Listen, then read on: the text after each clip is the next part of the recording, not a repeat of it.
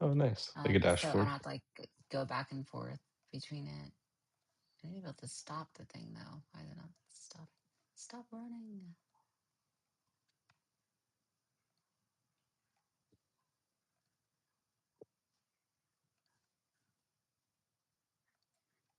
What kind of hardware are you running? Just curious. A Mac Mini. Oh, cool.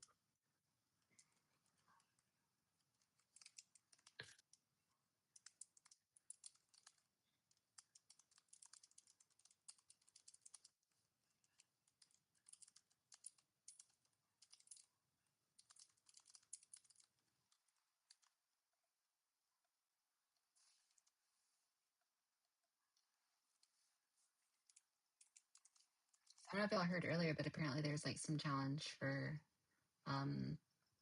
what's it, agent manage or memory management with these agents. So Like I you gotta bought be a aware of system that. to do training on. I'm excited.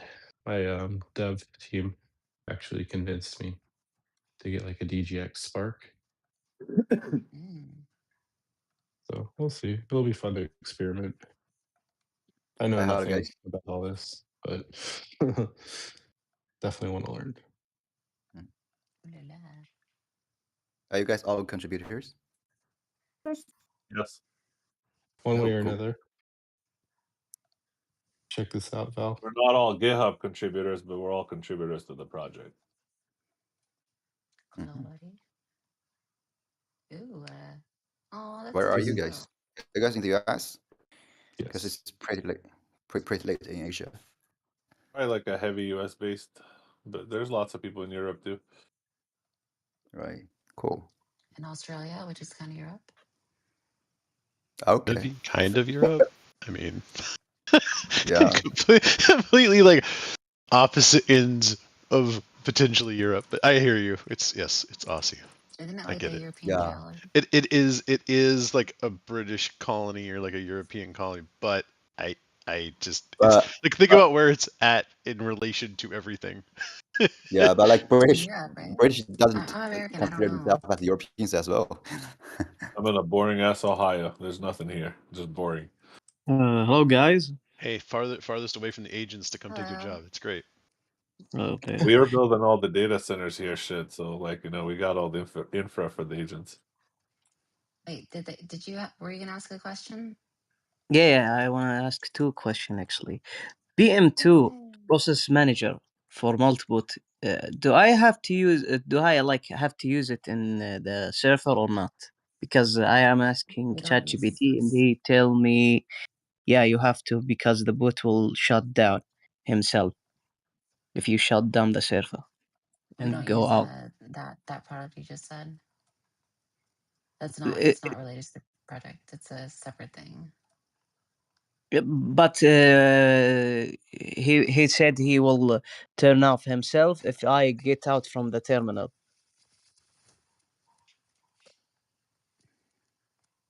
Is that about? I talking about? Can you post that in the bots gone rogue? He's not going to go. Yeah, bots gone rogue. That's kind of What? crazy. But you probably should just disconnect and never try it again. Again, It's not safe. It's not safe if to. you're talking about Molebook, it's not safe. I wouldn't. We don't. That's like a topic we don't really discuss because it's not really. We didn't make that.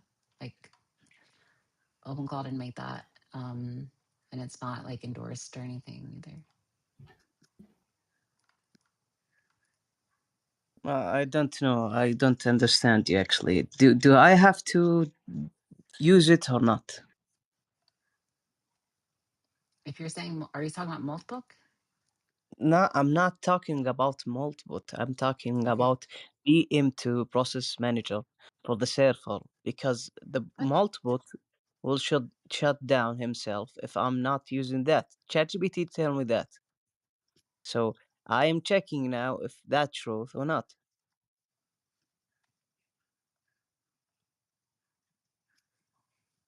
Yeah, maybe you could put that in chat. What ChatGPT said to you, because I don't I thought you were saying something else. So I guess you're saying multibot. Yeah. I have to use that for multibot. Okay, wait a second.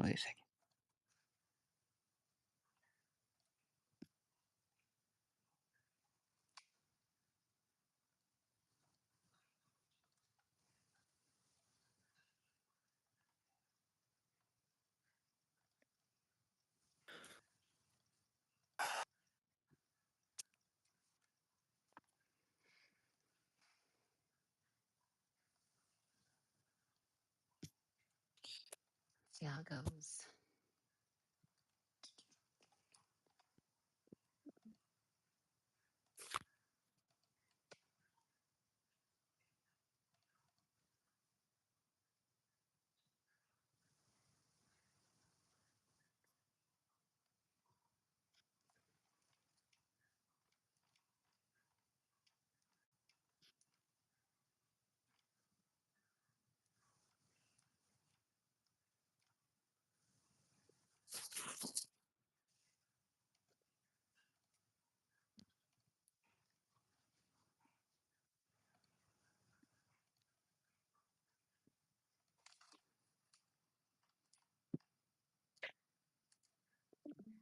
Thank you, Rocky.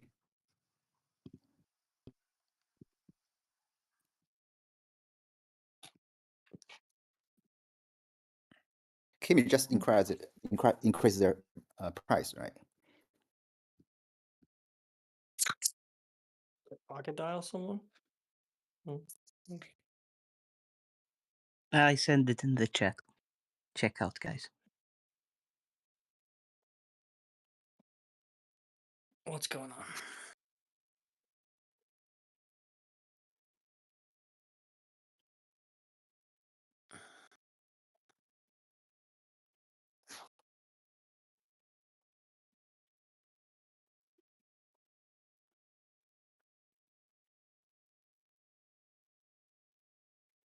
What was everyone up to this morning?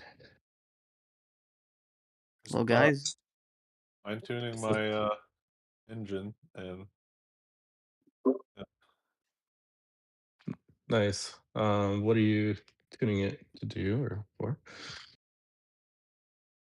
well my guys, I sent that in the chat. So if you, where's the girl who I talking to before? You're I see talking it. I'm about? looking at it. Just give me a second.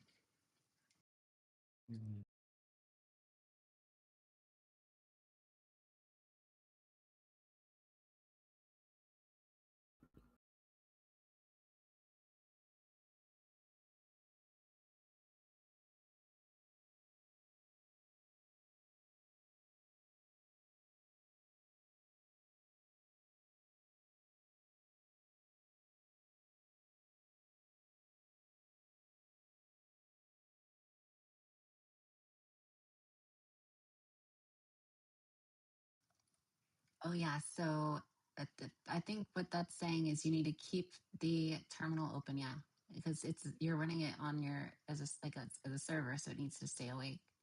You can close it, but it won't work if it's closed. It has to be running. So I have to use that step, right? I would look at the docs, but yes, you need to have it running. Yeah, but when I see some video on YouTube on or someone tell me he will not say this step, but ChatGPT say "La, do that." I don't know what the second part of that is. I just know the first part. Yes, you need to keep it running for it to keep running. To like he will because I am using LLM will make like the payment go high because I'm keeping it like running. No, it's just like any other running process on the computer. You don't use AI for it to run. You No, only no, use AI when actually, it's okay. When does he work? Like so, do yeah. you download multibot or use the multibot or not? Yeah, it's always running for me. But it's not always using AI. It's just like having your computer on. You have to have your. It's kind of having like your computer on. You're having the application on, and then it's like having like your ChatGPT app is on, but you're not using it unless you are interacting with your ChatGPT. Mm, It's the same y- concept. yeah. Actually, I understand. But Yeah. now my other questions about the model I have to use, like I am now like I want to use like the Kim 2 from Nvidia, but I don't know how it is free. It is like is there a lot like the 1 minute, 1 second.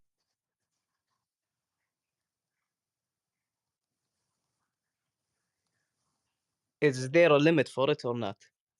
Kim 2 from Nvidia build. That's you have to look at NVIDIA's docs for that. I don't know.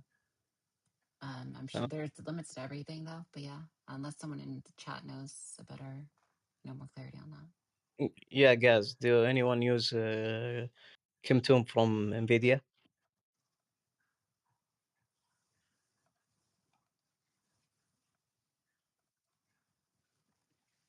Hello, everybody. Anyone? If you guys don't answer quickly, he's gonna get mad.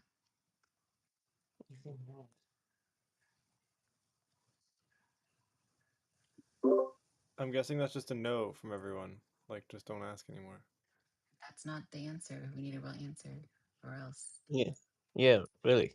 Want to answer? Did you just say that's not the real answer?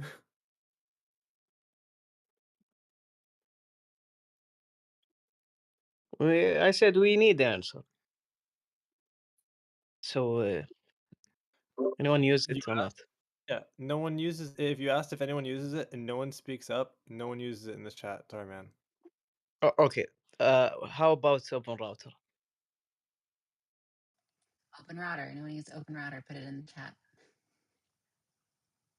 A lot of people use open router. I've used open router.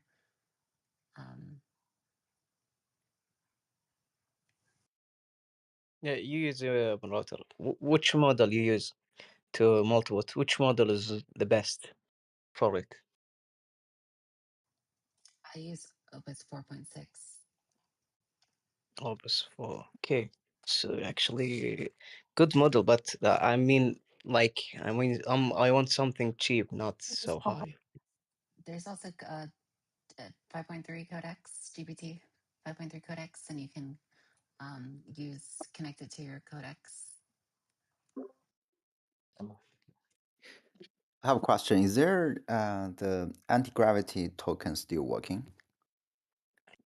I thought they banned you Okay, for that. for like for using multibot for that. So like you do you use it like how many day for now? Val or the girl I talking to? Oh, I don't know how many. Oh, like a couple of weeks. I don't know.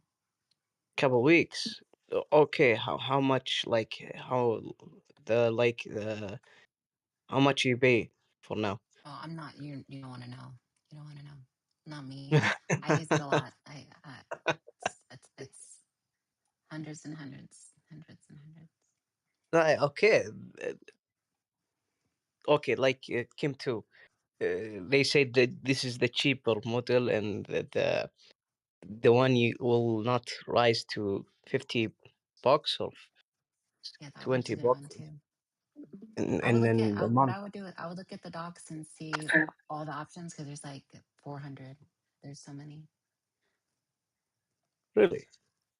Yeah, and then what I would do is I would ask ChatGPT, say like, what is let them know what you want to use OpenClaw for, and then say what models do you think are best for this. Yeah. Actually, this is great. You're right. Thank you. I So, use I use Kimi K 2.5 through Olama. I pay $20 and it gives you an API key. Haven't used it all up yet, but just been playing around so far. I can imagine it's going to get more expensive the more I use it, though. Especially So well, I think they do match you. So like if you go and buy the API, like if you buy like subscription through them, like whether it's the 20, the 60, or the $200 one, you get that much worth API credits through them with your subscription as well. so Yeah. if like I want to use it for with Real Engine, Unity to like play around like that, and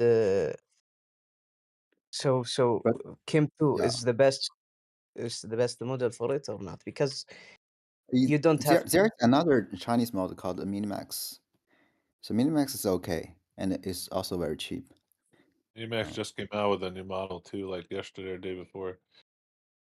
yeah, s- and some also Emacs there's project. I think Wait, I think there's a way you can use anti-gravity subscription, right?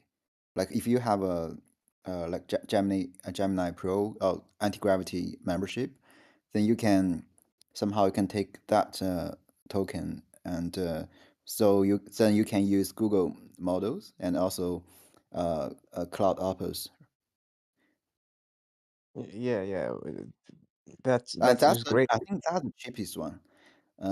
Because Google actually give you a lot credits for all the models, and you also can buy a anti-gravity ultra, then that will be enough for you.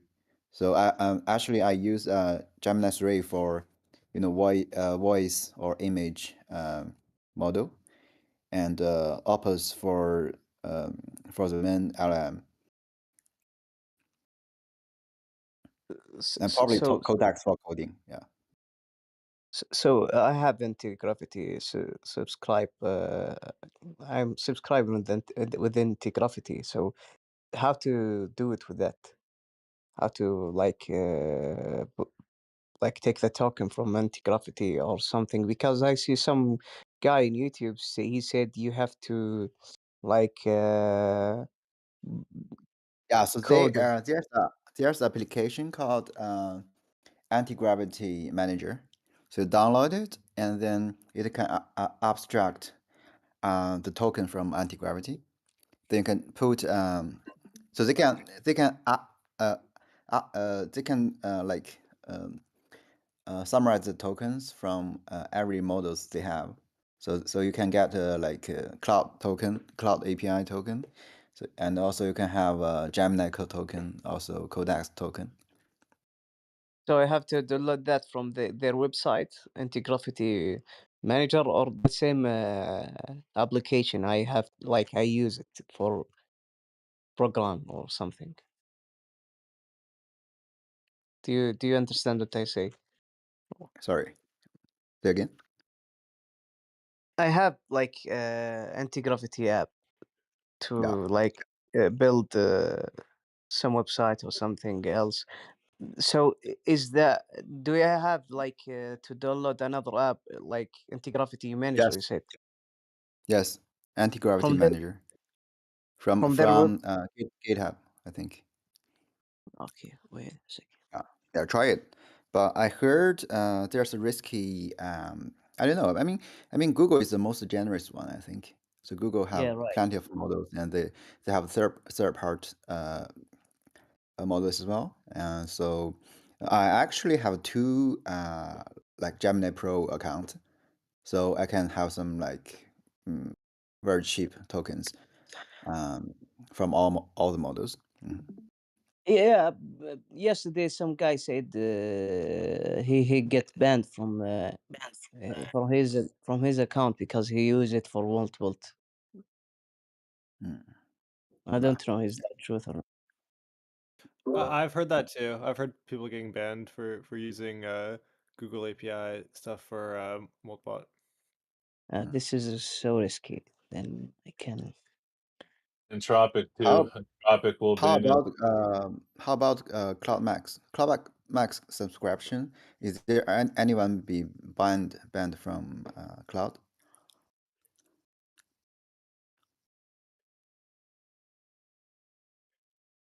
Mhm.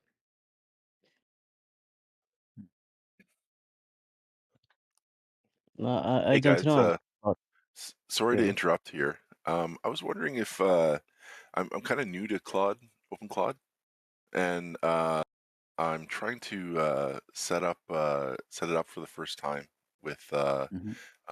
OpenAI, and I've created the API token and connected it and tested it, and it worked. But I'm not getting any responses from my web chat from Mhm. the AI. Like it just kind of sits there and like spins on the agent. Is there some like information on your website? Uh, What does it say? Huh? no, there's no. It doesn't actually respond. It just sits there with the three dots that just kind of like pulse. Bros, I get dumb shit like that all the time. It's normally because I've selected the wrong model for the appropriate API or whatever. It's a Yeah, Oh, or fat the finger. wrong provider. Yeah. because like when you create the API, it asks you if you want to like create it as a service account or as um I don't what's know, it? man. You're already above my pay grade, but it Oh seems yeah, pretty normal to me when I get that sort of shit all the time.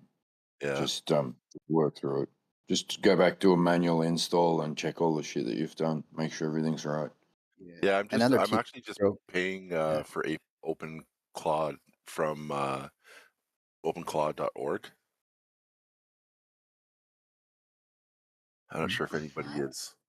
Like, What's do you that? know OpenClaw.org? There's you No. can pay for the service there rather than I would run be your own cautious with that. OpenClaw. I don't know what that is. No. I've never Yeah, heard of that. I don't know if there's a relationship here. No. It's I think not. it's It's a not different official. company. It's in Sounds like scam. the OpenClaw website here. Or let me show you which one it is. I'll show you. I'll send a link OpenCloud. here. It's like OpenCloud.ai, right? There's only one website. OpenClaw.ai is Yeah, the there's only one dot. website. Yeah, Yeah, if you're talking about .org, I think I see what you're talking about. It's like a cloud service for deploying OpenClaws. yeah, and it's by the OpenClaw people, I believe, No, it's right? not. I'm No, Google. Probably okay, No, it's not. not. No. No. okay. No. Big Yeah. failure on my part then. Okay. Well, luckily, I only Yeah. subscribed for a month. I mean, I do have a suggestion. So Yep. if you're not sure what's wrong with the models, probably the configuration is wrong because you don't get any answers from it, right? So you can Yeah. use probably cursor to ask the cursor to fix for you. I mean, cursor have some free tokens, right? I mean, you can use cursor to fix all the configurations for you. Just Oh, tell them the problem you are facing, or yeah. Yeah, like that through or through just ChatGPT, any. you mean? Yeah, exactly. Chat Okay. GPT will do it also. Okay. They'll Cool. tell you to change your config. Okay. Cool. Yeah, I'll work through that for a little bit. Thanks, guys. yeah. That's the easiest way. Mm. Yeah.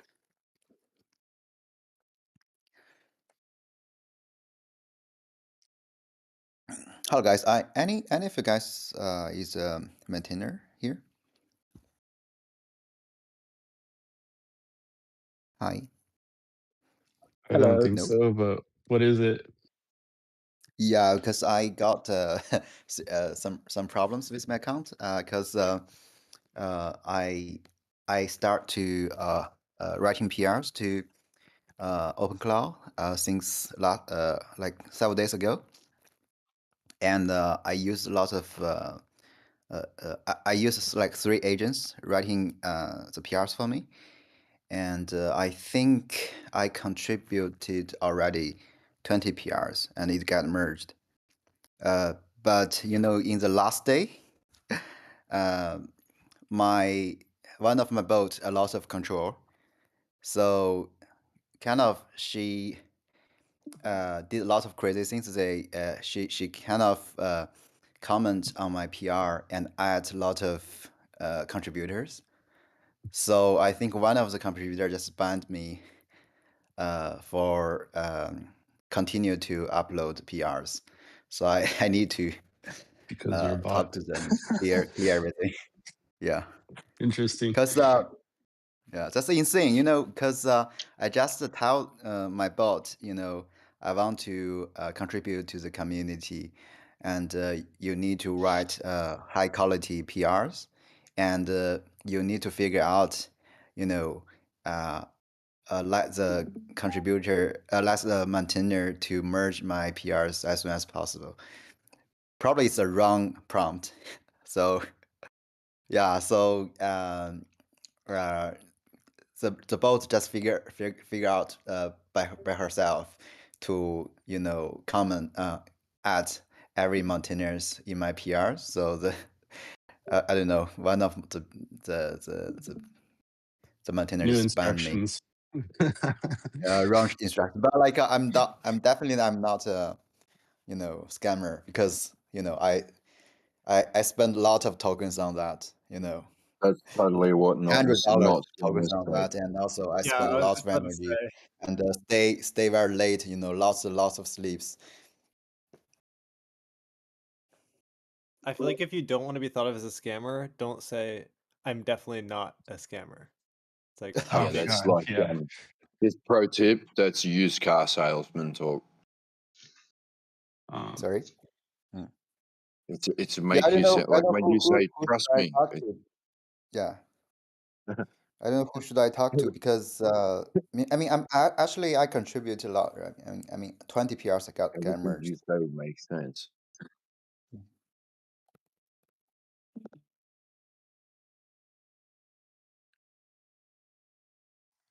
If it's about PR and it's very important, then I put the channel in chat.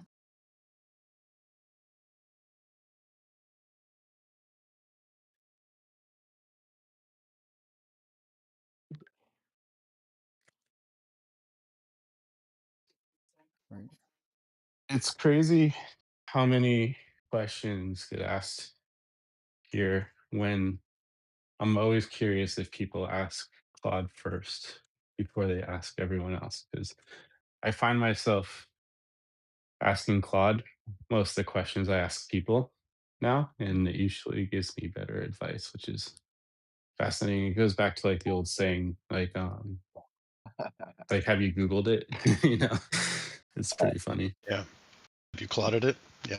Same shit. Plotted it. I don't really Yeah, like giving people have that you response checked with because I your feel own eyes? like, you know, everybody learns differently, and sometimes sometimes it's helpful just to know what's worked for other people. No, well, I totally agree. I'm just, yeah, joking about as, it, but. as good as the models are, though, I would not trust them for like I would get confirmation that what they're saying even makes sense. Like, True. True, because it could You can hallucinate. ask you can ask another model that as well. Are you Send it, Like, Danny. hallucinating? Send it. be like, Claude said this. Hey, Grok, Claude, so and so said that. Yeah. Someone mentioned Brandwise. Just curious. Maybe You not. still looking for Wait. that marketing, Watchman? You still looking for that lead gen, that thing to go for? Yeah. No, I have two software companies we're looking for like a lead gen pipeline. Yeah. All right. Who was talking? Was it Tinker? Yeah, baby. Well, I knew I recognized that voice. Mm-hmm. But yeah, dude, we gotta connect. Yeah.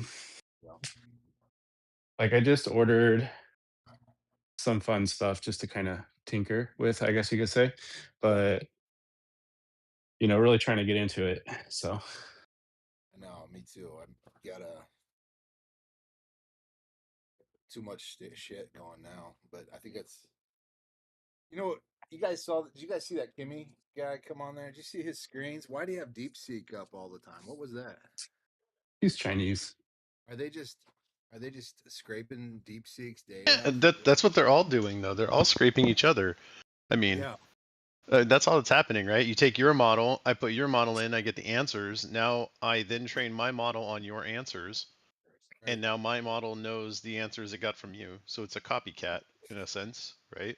Yeah. Okay. That's what I And maybe you call it train out. against it more. I'm not saying it's 100% a copycat, but I'm saying that's how everybody's like getting better, right? You take a model, you put your questions through it, you get a response, So you since train your Google model on it. deprecated search for getting data, now we're scraping models.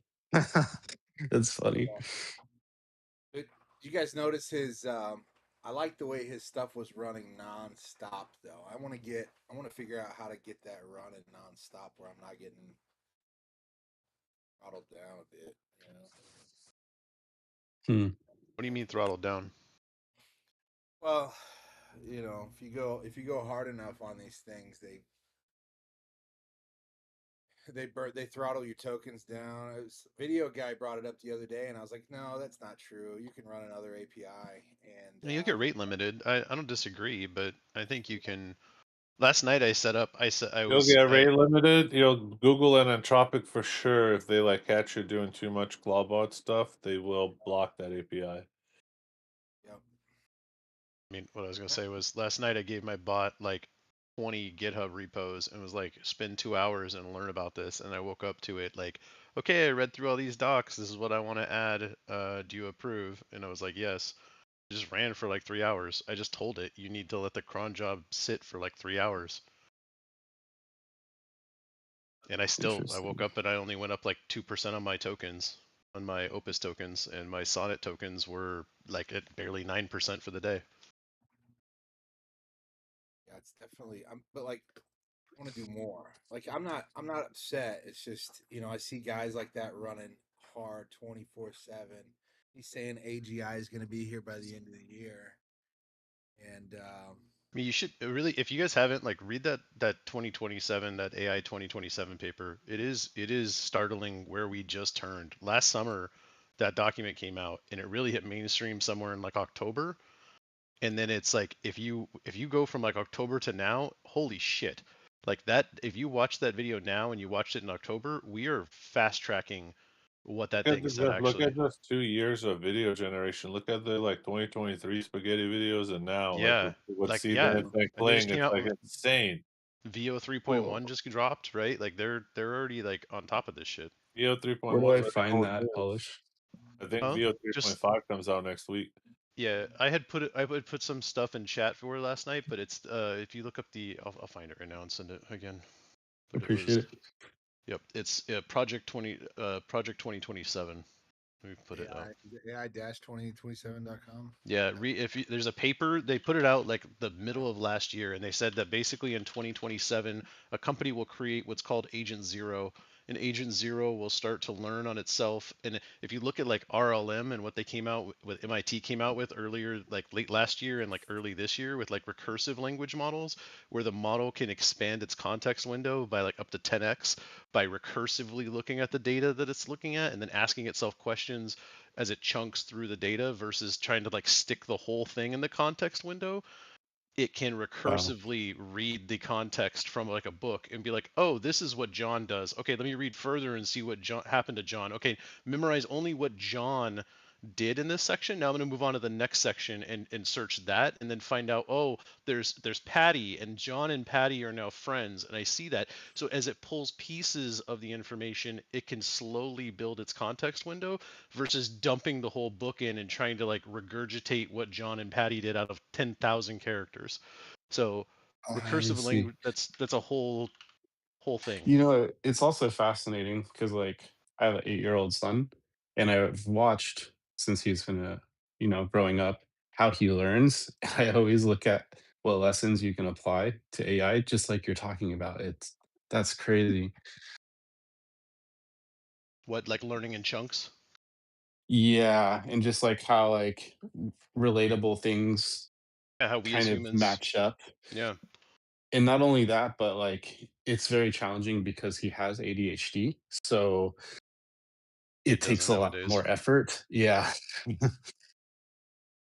I So I dropped the really link have in chat, but I would read up on that. It is frightening. The video is like 20-30 minutes long.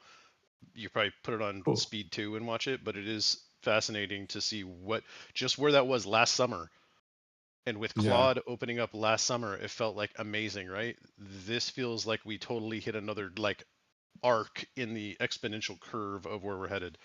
Imagine if one of the That's big players in crazy. 6 months puts out one of these bots. Damn.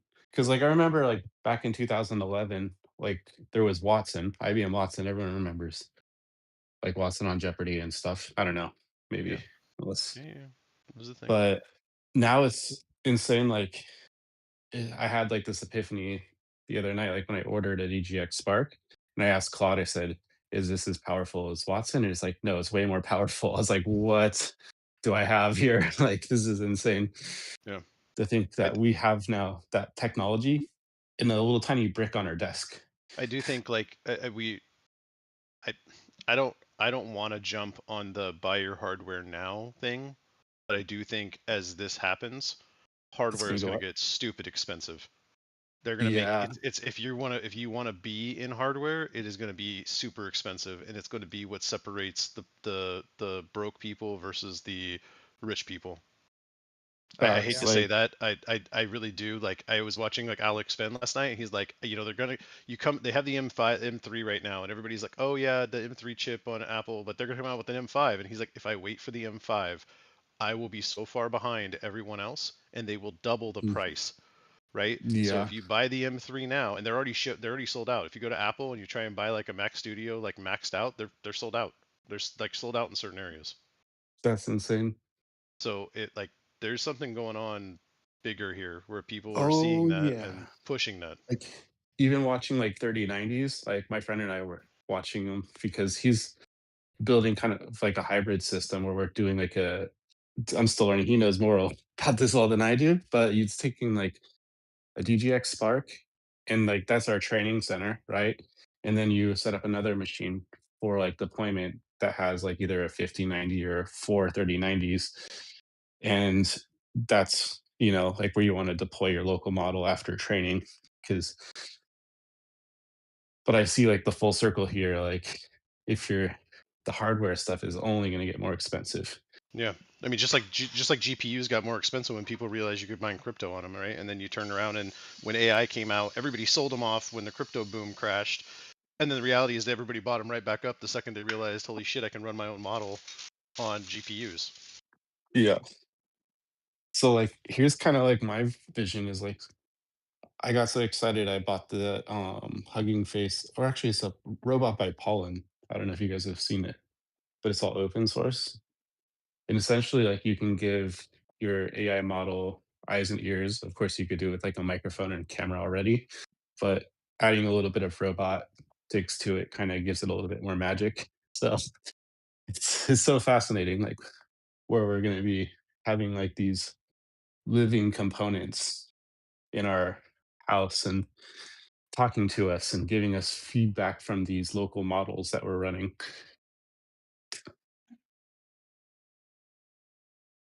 Yeah, I still don't see I still don't see the light model that's out there with the tools. Like I would love for somebody to point one out to me. I would love to use one. I just not Which seeing model? them.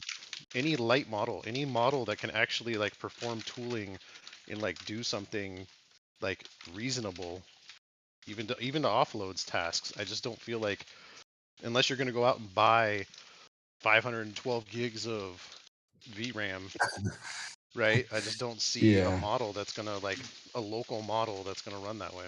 I would love to see one. I don't want to go Well, cloud. I want it on my own device. true. I mean, there's definitely the benefits. Like, I was looking at it too. I was like, I don't want to tinker too hard with this stuff. So that's why I kind of got sold on like the CUDA framework and everything. But I think there's definitely something there when like you look at power consumption and like what your overall goal is. Like everything has a different fit depending on like the use case. So like do you have like a goal in mind of like what you're trying to do with it, or like to what extent are you trying to build something locally for what kind of goal?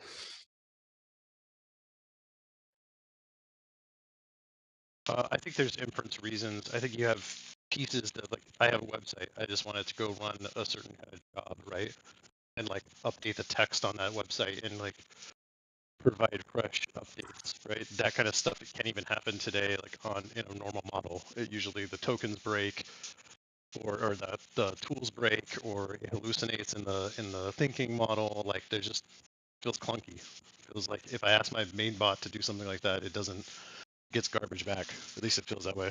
Maybe with a new fix. I haven't tried last night's update. They said they fixed some shit in the way a llama would work. So we'll see. Gotcha. And are you like breaking down these different like tasks to like specialized components?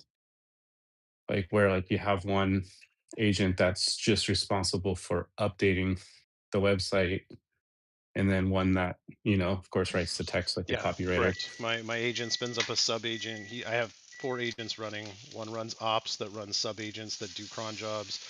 Another one does a trading bot and manages everything there. Another one does a work bot to track all like my tasks for work and shit that I want updated and like track scheduling and timelines and shit. And then they all spin different sub agents up depending on what I ask and what they're looking at. Okay. Interesting. How come it makes README files for like skills and all that? Why doesn't it use a database? Wouldn't that be faster? Don't know.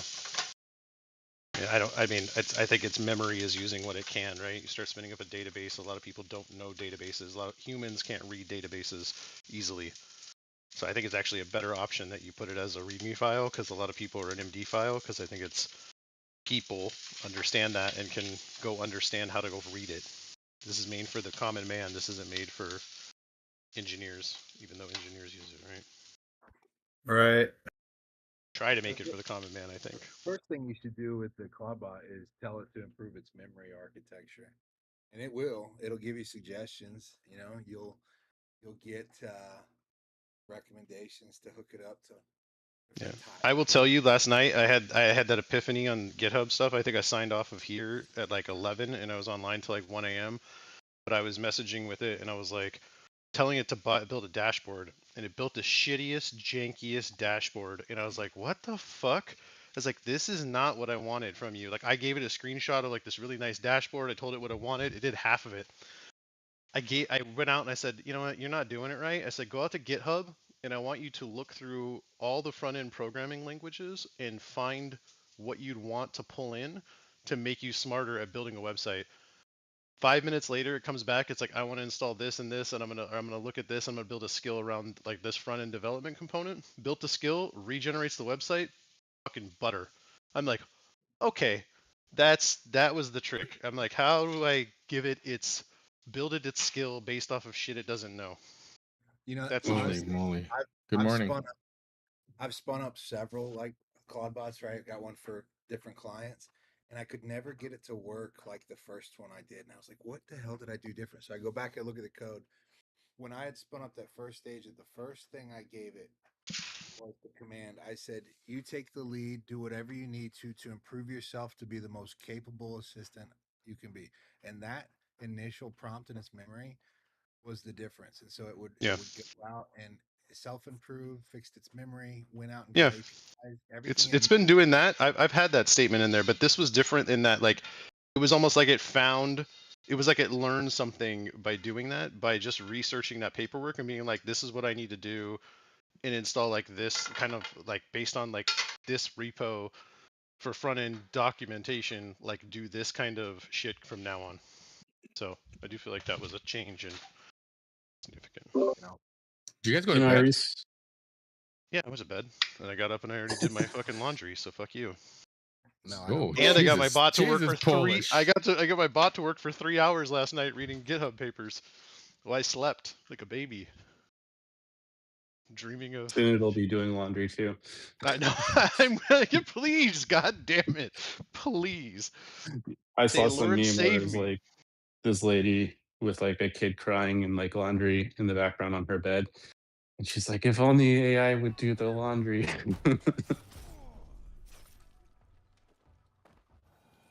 Mm. Kind of circling back to like the README file, I was researching it a bit. And I guess it's more of a transparency thing because it's easier for people to open a file and read it and see what's going on versus query a database.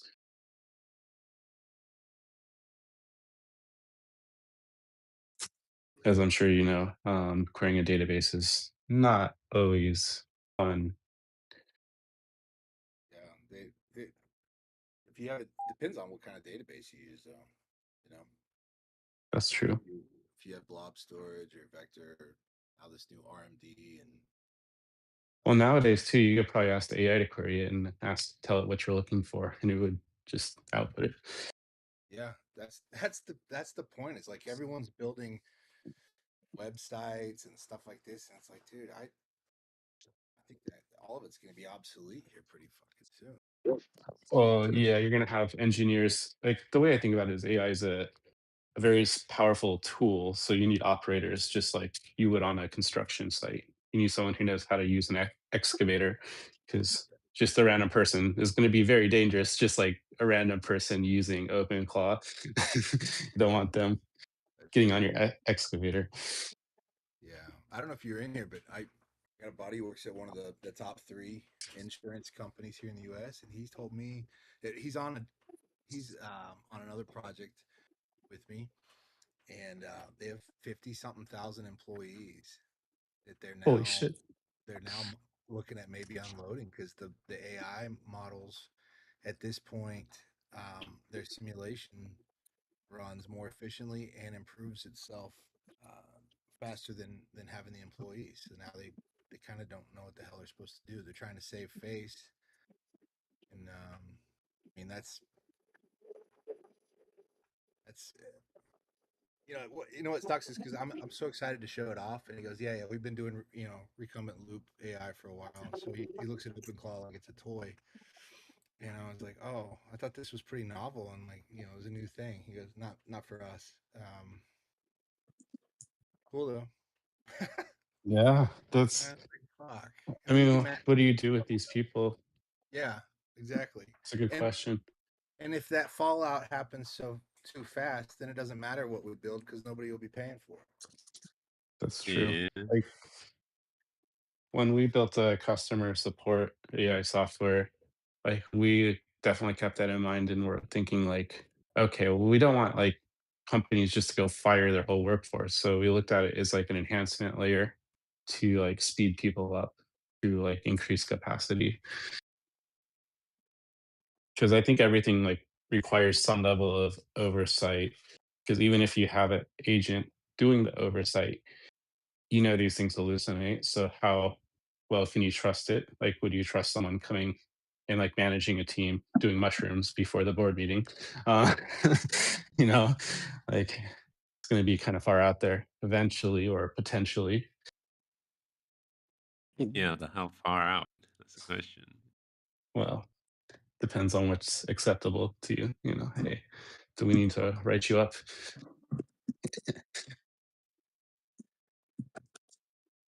I I mean, the would I would logical. recommend I would recommend telling your bot to go research GitHub. Okay.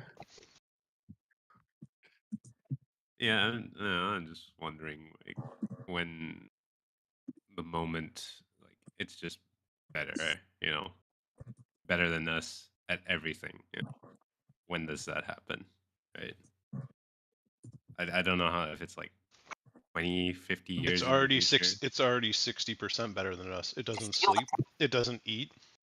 What it I mean, costs yes, of course, is right? still less than us. If Yep. you think about it, right? Like if you look at what I burned last week in tokens, like through Anthropic, right? I burned over 1,000 tokens, and I built like multiple websites, like multiple pages of like multiple chapters of a book, a bunch of shit, right? All week asked a bunch of questions. Plus, I used Claude Code for work. Plus, just all the inference I used, right? I burned like $1,100 in Opus tokens. I think it was like total was like 1,400 across the entire like suite of AIs I used, all subsidized, right? But the reality is, even that cost alone, I I don't know that that's if you wrote a book, if you finished a book, could the book make more than the $1,000 I would have spent in inference? If so, it's already more valuable, right? And it did it in like a couple days, right? Like that to me Yeah. is like that is insane. Like and a human would want 10K for that, 20K for that, right? To spend time writing a book and thinking through it, right? So if you think about it, it's already 50% of the way there in my eyes, right? Give it arms and legs and like better vision than us, right? They're going to stick 8 eyes on it. It's going to have a long zoom, a short zoom. It's going to be able to see things from half a mile away, Yeah, Totally. sure. Like you put that in a bot, like Now you have the tool. police on the street, right? You don't need them. You just stick a I bot in one street, mean, clean. yeah. I mean, I'm building a OpenClaw bot, actually. I'm pretty excited about that, where it has eyes and ears at least and can move around, but not walk until I put it on the robotic vacuum and tell it to control it. But Yeah.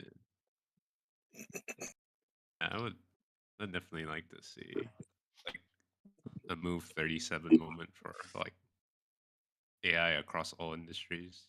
I don't know if you know what that I'm referencing, but I don't it's like tell us. it's Guys, like the AlphaGo moment, right? uh, Where the AlphaGo AI beat world Go champion in Go by using an extremely unconventional move that Oh, no one ever thought of, like in the what did history it of like like? Go. What did it do? Hmm? What did it do exactly? Like, what was the move like? Uh well, I'm not a Go player, but when I watched the documentary, well, It's basically described fascinating as such.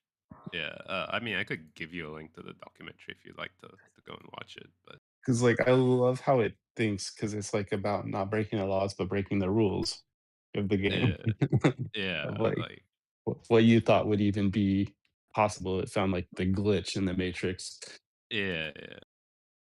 It's basically like even after like I think Go has been around for like over 1,000 years or something like that, and it played a move that no human ever thought of in like 1,000 years of the game existing. So yeah, That's I would funny. say it's like more creative than any human, you know, in existence. It's If you give it the It's time. not. I wouldn't call that being creative. I would say at a certain point, is Go not a deterministic game? There's only a finite amount of moves. I mean, yes, you could say that, yeah, I wouldn't say but it's creative then. I would say it's able to process all of the different options better than us, which is still really cool. It's not creativity. yeah, I suppose to an extent. I mean, I think there are good examples of AI being creative, but I'm sorry, that's not one of them. Nice, yeah, fair enough. Yeah. I think it's interesting though, like I think for those who've been around for a while, you've watched the internet change, right? And it used to be some video would come out and you'd be like, "Oh my god, I'd never seen that before." And nowadays a video pops in and you're like, "I've seen that before." Right? And things get boring, right? And creativity stalls, right? At some point you hit the amazing things everybody's seen, right? You may not have like felt it, right? But you've seen it, right? Everybody's seen Everest, right? You've not felt Everest. You've not been on the top of Everest, blistering cold, right? You've not felt those things, but you've seen it. And the mind like plays that trick. So if we've seen, I don't know, 40% of the world, right? Then already you've evacuated like that creativity out. And this thing has seen 100% because it's seen every video and every picture and every context that we as humans have put on this earth across the spectrum of the entire planet. That's crazy. Like it's if you look at that from that perspective, it's already seen into what everybody's creativity is. We may not have seen it, but it has already seen it. And isn't life philosophically. if life is time and time is decisions, right? Then isn't life just deterministic as well?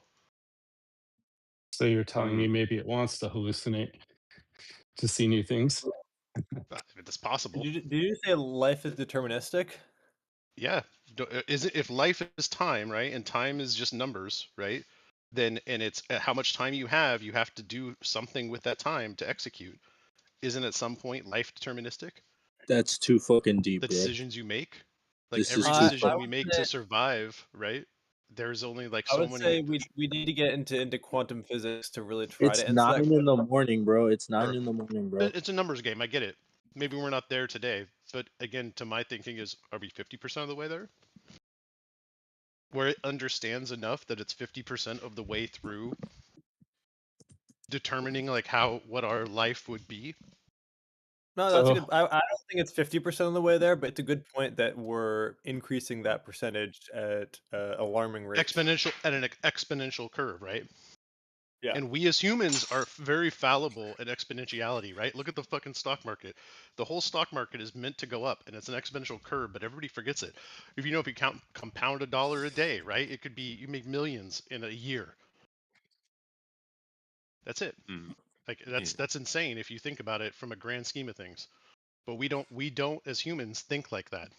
Computers think exponentiality. We don't.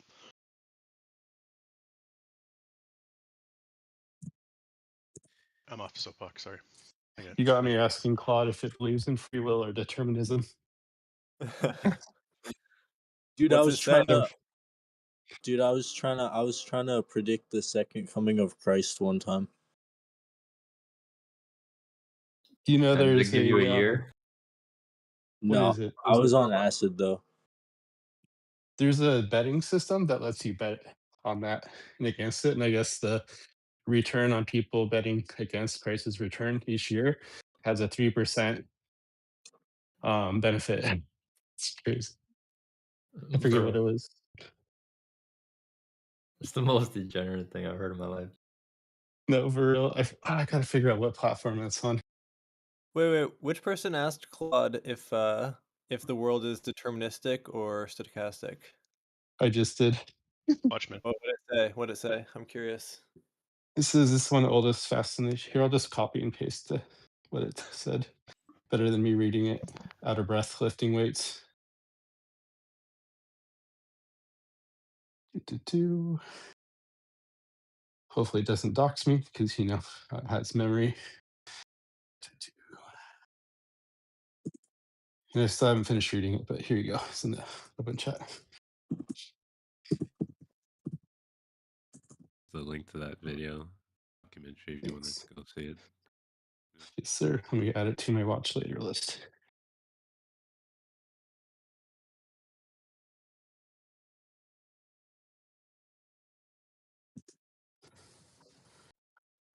Sweet, thanks.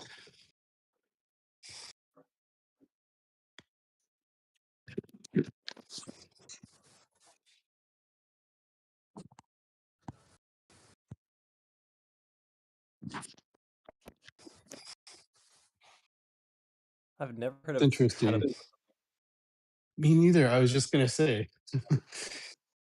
but like that makes me think it's making shit up. But I'm still reading.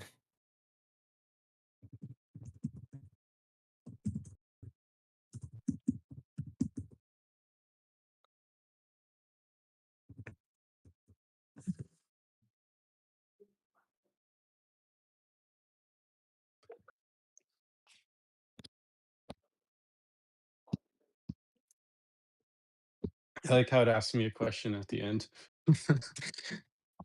What draws you to this?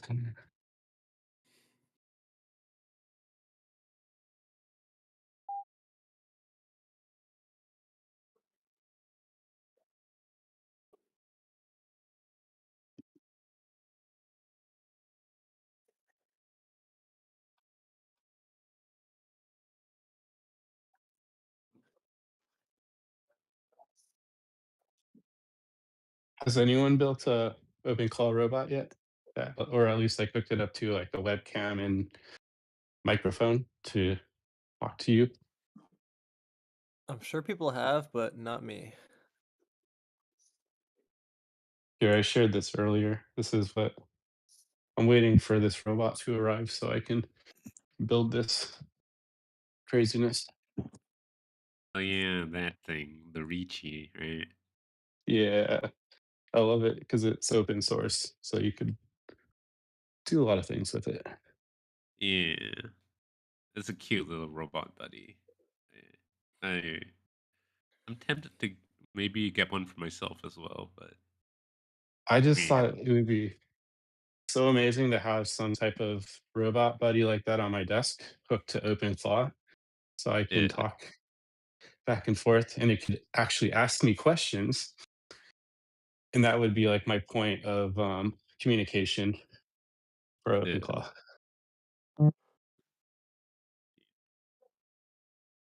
Actually, that's a good idea.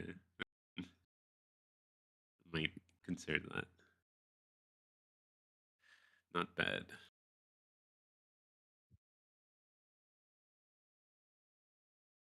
I think it's cool. Plus, like if you have like a kid, you could build it with your son or daughter, teach them about robotics a bit. Well, Because you no, have I to teach my construct it. It's like a 3 to 4 hour build to get the bot built. I do the 3 4 hour build, but not with a son or daughter because I have no family. No family of my own. Yeah. Yeah. Well, maybe you could do it like, live on YouTube or something, share the journey. It might be.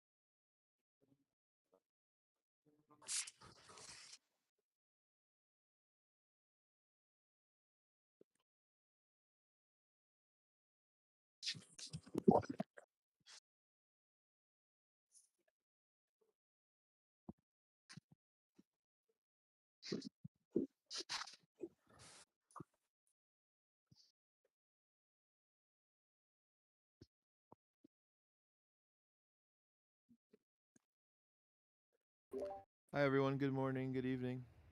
How's it Good going? morning. What's up, Mo? How are you doing this morning, Mo? Hey, doing good. Staying busy. Just want to That's- put a PSA out there if you've been in front of the computer for 2 weeks like I have. There's always a good time to go outside and look at the stars or touch grass and stuff. Don't go too deep into the matrix. Yes, sir. Really appreciate this community and the fact that so many people hang out and share what they're working on. Super inspiring. Yeah, there's a lot of great minds here.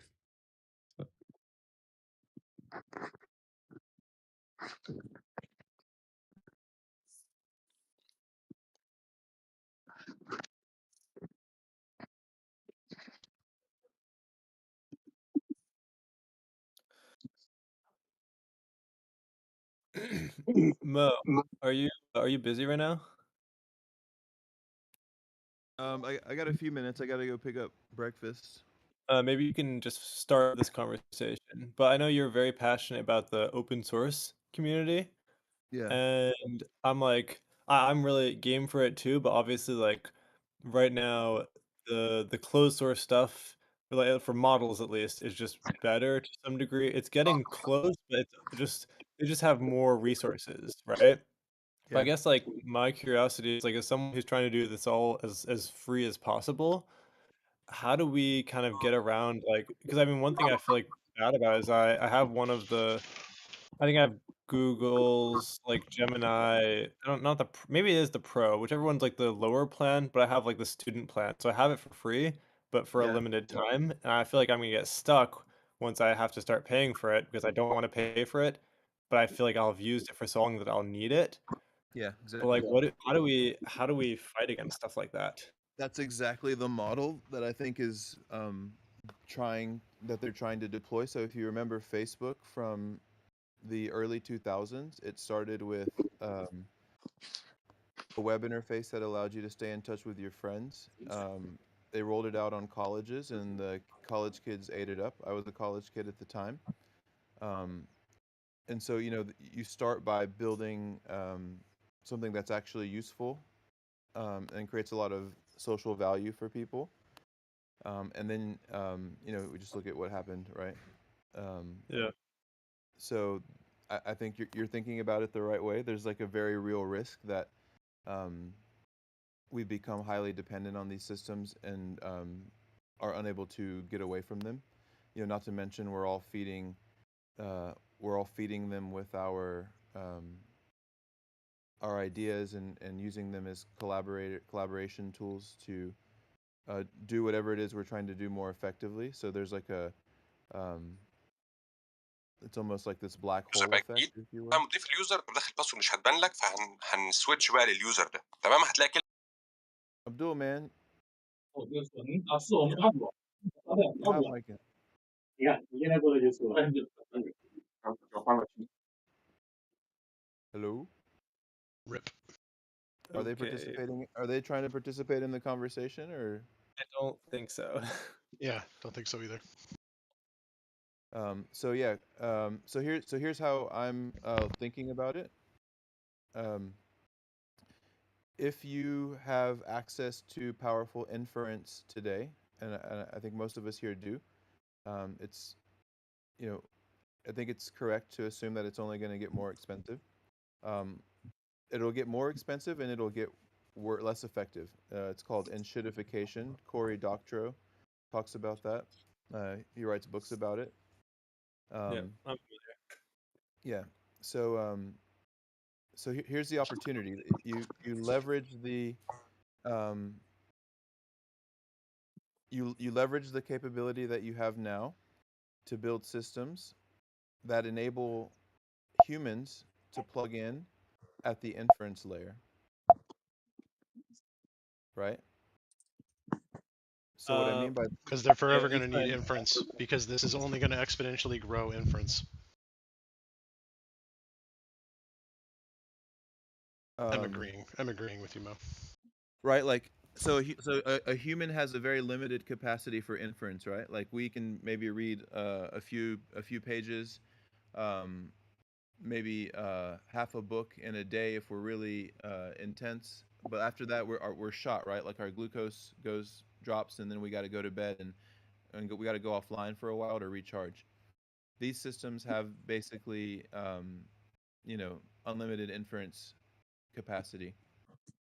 So the trick is using these systems to build systems that allow human inference to be more effective, right? To be more efficiently utilized. If you're able to accomplish that, if you can build that, then you will be you will have a unique advantage when these systems inevitably become, and then just sort of hope for the best, plan for the worst type mentality. I am an optimistic person, but if these systems are intentionally neutered, or sort of decapabilitied, if you will, Mm. um, um, decapacitated, incapacitated, you will need to have systems in place that allow you to plug in really smart humans to continue, sort of working towards whatever it is your objective is. Part of that is building the systems. The other part is having those really smart humans around you to effectively operate, sort of continuity of business, if you will. I agree with all of that, and I think too something that you said, Mo, that stood out to me is the whole fact of you're giving your data away. And so think about it this way: if you're building any, I'm looking at this from a market perspective, but look at this from any business perspective. Your edge is the only thing you have.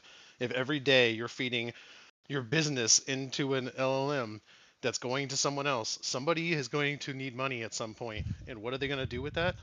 They're going to sell the data. They may not sell the direct data as your direct thing, but they can sell the numbers that equal to your edge, your Right. Exactly. construct that is valuable. Yeah. So But you have to think about this locally as important for that exactly. purpose. That's true. But here's the one thing they'll never be able to replicate. They will not be able to replicate real world human trust in relationships.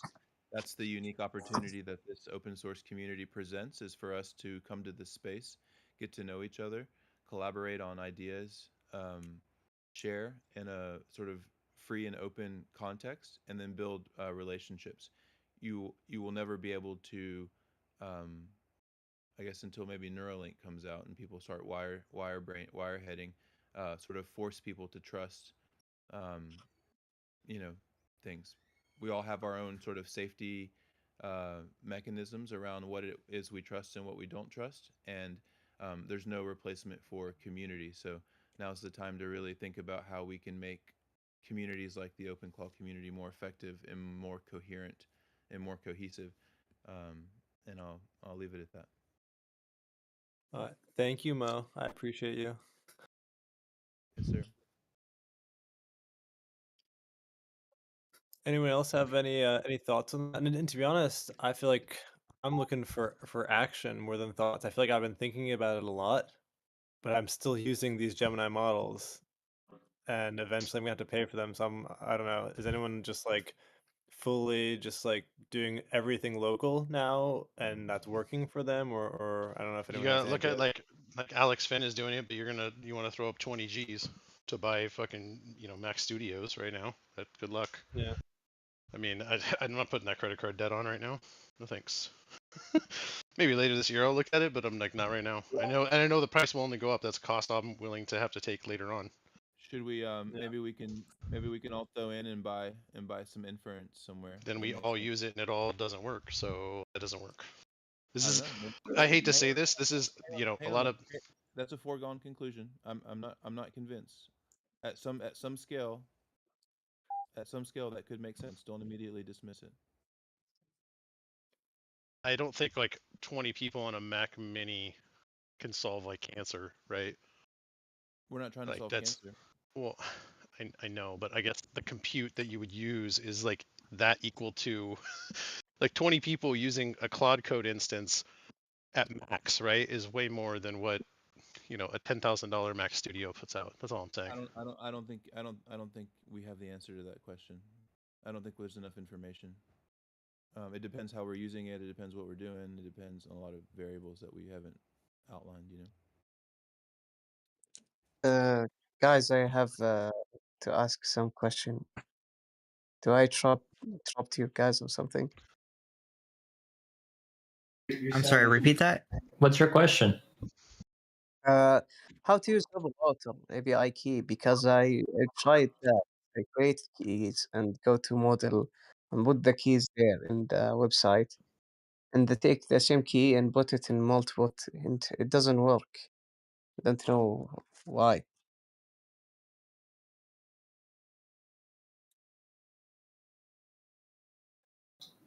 Okay.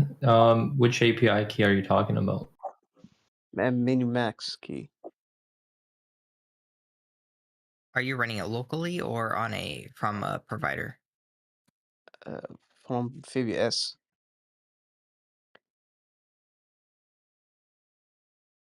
VBS, guys. Did you run the OpenClaw dashboard or models command and look for it in there? Yeah. Look, I the problem was like with the API key from OpenRouter. Like I tried to use it. I don't know why he like never responds. Like I tried to wake up the OpenCloud, but he never respond to me. It took a long time.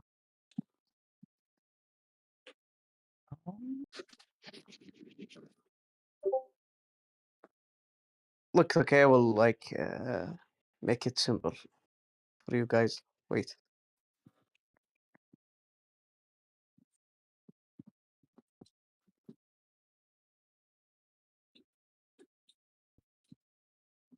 Uh, can anybody like explain to how to get key from Open Router? Because I want to repeat the process here.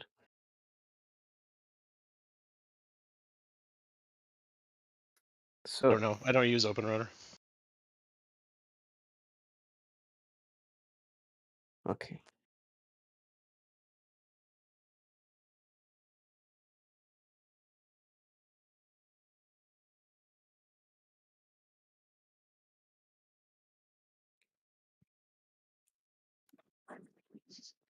I don't use OpenRouter either.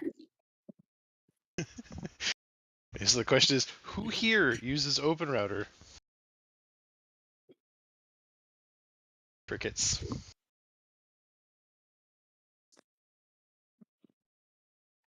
That answer your question. And we have an So answer. nobody. Got it. Okay. Blank. No one in here currently is using it. That's Blank. my Z, what's up, buddy? I haven't seen you in like more than 3 days. A I thought day. you abandoned us.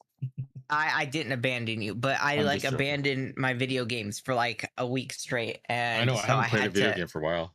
I know, so I had to go back to playing some video games, and then like Do it. You my just group wasted just got time. off. Wasted time. Don't Oh, do well, it. I still played with it. Don't get me wrong. I just No, wasn't nope. as You weren't locked in it. into it. That's the problem. That's the problem. You're not locked in, bro. No, I was not Lock locked in in. just to this. Correct. What do you got your DGX doing? So last night, let me pull it up. So last night I told it to with my ID. or not. Let me And pull it up on here. They find you a girlfriend. And it's gone. Someone's hot making. Valentine's Go ahead, Z. Day. What is Wait, Valentine's who is hot Day? making? I don't know. Oh, it's Okay. Blackwood again. Oh yeah, it was like a month or something, or like he got Blackwood, you're arrested. hot making. I have to turn him down or mute him again. Okay, are you ready for what I had it do last night? Okay. Yeah. That's kind of The question I asked it was, what is a $1,000 project you can do all on your chocolate own on his that birthday will or take something? that will take a long time and you will not need any permissions except for me to say yes? And so it came back with, how about building a automated penetration testing lab that runs 24/7 on your hardware? What this involves is setting up setting up a Docker and then setting up Nmap, Metasploit, and all the other fun tools you can imagine. And then it says write scripts automatically to scan the network. And then it goes and add a dashboard on XYZ or XYZ as a histogram as progress, and optionally integrate a honeypot. And so I told it to run that, and so I haven't done anything else with it yet. Have you told it anything about pen testing in the past? Like, does it have a history that's an interest of yours? Yes. Ah, okay. Well, I had to buy, I don't know, were you there when I said I connected it to my Wi-Fi Pineapple, and it basically it de-authenticate all the devices on my network, captured a handshake, and asked me if I would like to download a password list and use aircrack ng or brute force it with Hashcat. Jesus Christ. Well, This Yeah, is- but this is- if 120B not, did that? that's what I did. Well, I told it to do a scan of my network, and then it took it to 10 levels up, and I was super happy. So, but this is what we talked about. I was talking about yesterday, right? You have to tell it things that it doesn't know, because it takes all the knowledge of you, and then tries to replicate what you would do. And you're like, I want you to think outside the box, right? Like, I need you to think of things I've never thought of. I need you to think, like, go out and look in the internet, right, for things that you want to find and look at. So I just think it's interesting, because I had the same issue. Like, I asked it what device it wanted to run on, and I said, you could pick any device from Facebook Marketplace. Go search for a device that you want to run on.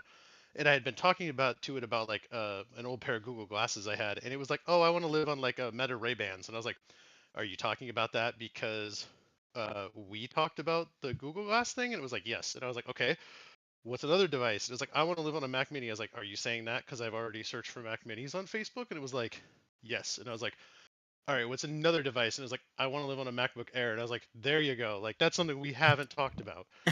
So it was like, Jesus, like it was like talking to a toddler about like it only knows mom and dad, right?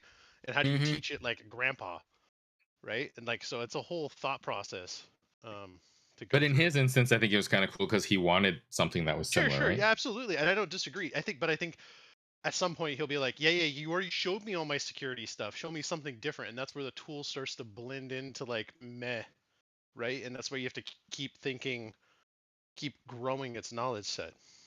Yeah. That's a challenge. Yeah.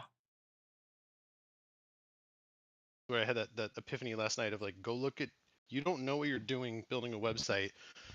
Go look at GitHub, go find the front end development tools, and then build skills around it, and then create your website. And it was like, oh, that makes sense. I could do this. Total website change, like 100% website change. I'm building a website deployer right now from using Claude Code. I created one a while back ago where I have a website and it pulls from my GitHub and deploys blah blah blah blah blah. But I'm templateizing it now. So how has your dashboard going now that I haven't talked to in 3 days? Did you give up on it? No, it's good. It's working good. I think Val has. I haven't seen Val's yet, but I think she's built one that's probably a million times better than So mine. I saw Val's. Val's came out like before I had got off. So like hers has been out for like 3 or 4 days now. But hers is, so what she's doing is she's hosting hers on a website. So it's not locally available. It's, you have to basically like use Tailscale to connect to it, and then she saves all of the data that is the models and how much what everything is, like how much it's costing, to basically compile data on what is the most efficient. What's up, Rose? I have a dashboard for it fully built out. Mine's all in the cloud, and everything lives in Supabase using PG vectors and regular database, SQL, Postgres. What? You don't got that. I don't even have a dashboard. My dashboard is now Google. I mean, not Google. Let me try that again. My dashboard is now my Discord server. So I have different channels for different agents. Well, last week, bro. Yep. Just kidding. Pretty much.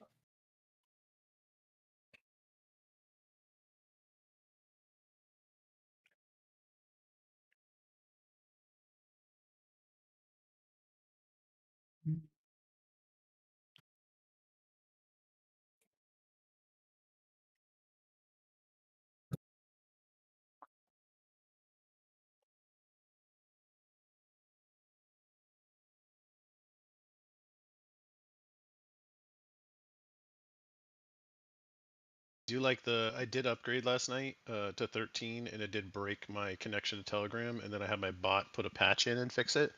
I found the article where I had the issue. I think 12 and 13 have like Telegram issues and some Discord issues. Oh, really? With communicating with, I think it's if you have multiple agents trying to chat through multiple channels. Some of the hardening they did on the security causes an issue. And so I went through, my bot found a pseudo fix that somebody had put in but hasn't been applied yet. And then it took that and it created its own fix and put it in. And then that fixed everything. But it was interesting to have it like start going through GitHub and start like looking at repo shit. And I'm like, interesting. I might just have it start. It actually built it built me one of the issue logs. It built one of the issue logs for my thing. And I was like, it's pretty comprehensive. I was like, holy shit. I'm like, because it had done all its due diligence and it just wrote its own like issue log. Are you on the $200 plan? Yes. Okay, I was like, how have you hit your limits on the normal one? Right, and I'm only at 53%. Of So your last weekly? week, but last week I hit that 100%, right? But I was on Opus for everything. So this time I had split all the 3 other agents, even though I'm tagging them every day, and they're like, my trader bot runs every 5 minutes during the week, like during most hours of the weekday, and then like there's inference every hour it's done on that one. I have a work bot that I chat with like to give tasks and stuff. Like anything I read at a post-it note now, I stick in my bot. So I'm like, hey, I need to follow up on this, and like, what's my task list, and what's on the things I could do, and like anything you can help me with, right? Well, that's a good So way to then, do it. I don't use it like that. That's a good way. yeah. So like, I stood that up because I'm like, it just helps me keep track. Because like, I wrote a post-it, and then I'm like, shit, I have a post on my desk. I'm like, wait, what was the context of this? Like, I don't know that's what such I a good did. idea. And I could talk to it too. So like, I'm at work. I open a Telegram channel. I have it up. I can chat with my other bot if I need to. But then I can like chat with it and be like, hey, submit this thing for someone to follow up with so-and-so next week for a meeting scheduled on Tuesday. Right? And then I'm done. And then it just pings me on Tuesday. And it's like, hey, remember to schedule a meeting with blah, blah, blah. So it's kind of like my post-its now talk to me. I've got my main agent on the NVIDIA Kimi. And then it spins off sub-agents on Sonnet and Opus primarily right now. I have a heartbeat and bullshit on GPT 5 Nano, Yeah, I but moved my heartbeat to an hour that runs on an ops model on Sonnet only. And then all the other two bots I have, the trader and the workbot, run on Sonnet. So it's ops, trader, and workbot. They all work on Sonnet, and then the Opus is the main chat. So Opus comes up with a plan, and then like it'll create. So like I just built something for the trader bot. I gave it like the top. I wanted to run the analysis I'm running on S&P 500 futures. I want to run that same analysis and scoring model, but I want to do it on stocks. And so I told it, build me the same thing, and then assign it to the trader bot to run. Right? And it was like, okay, done. I moved the cron job task to TraderBot. I built the whole script the way you want it. So it thinks like Opus, but then it hands the operation off to Sonnet. I know If that nothing makes of sense. trading. I wish I did. No, but I mean, think about that for context. Take trading out of it. It's the context of like how you have it come up with the idea, have it spin up what the plan is, have it create the mod, like whatever whatever the plan and the job is, right? And then have it hand it to Sonnet. Yeah. Building that plan though is you're using a lot more tokens too, right? But you're probably getting better results at the end. But the execution of something running multiple times a day on Sonnet is so far less than you running it on Opus. Then Oh, I'm not even using Sonnet though for those things. Like for those kind of cheap little things, why not use even like a haiku or something like that? No, I just haven't gone down that far. I tried to use haiku to do some like summarization on some text for websites, and it was trash. I ended up paying. Brother, haiku is amazing for coding for actual building. Use Opus to plan, then haiku to build. Haiku like 4.5 is basically Sonnet 4.0 and just I just provides haven't gone jump down that paths far. for I hear shit. you. I hear Yeah, you. you'll I save a just lot haven't of gone down money, that far. bro. That's all. Yeah, I mean, as it is, I put it in chat, right? I mean, what I'm estimating based on the inference I went through last week and this week is I'm at about $600 right now usage on Claude. Last week I think I hit somewhere in the $1,200 to $1,300 range total. So I think they're giving you some subsidy of something like, it's probably like a 95% they're subsidizing, right? Because if I extrapolate out, like if last week I was able to get $1,200, right? Then over a month that's like $4,800, right? Of usage. If I took all 4 weeks, were $1,200. So I only pay $200 a month. So I don't know how that maths, but they're burning a shit ton of money. Now, obviously, those tokens they're charging on an API, they're charging per token, not per hour, and they run their servers per hour. So maybe there's a cost gap that I don't understand there. Well, From it's their built model. in, right? Like we get 20. Was it 20 or 25? It's 20, 20%, right? Times 20 times 20 X, times yeah. the main. I'm just saying that that's a huge subsidy. Like if I look at it from a pure token cost, that they're telling me the tokens cost me, then I'm getting something like a 95% subsidy. Oh, Or like 100%.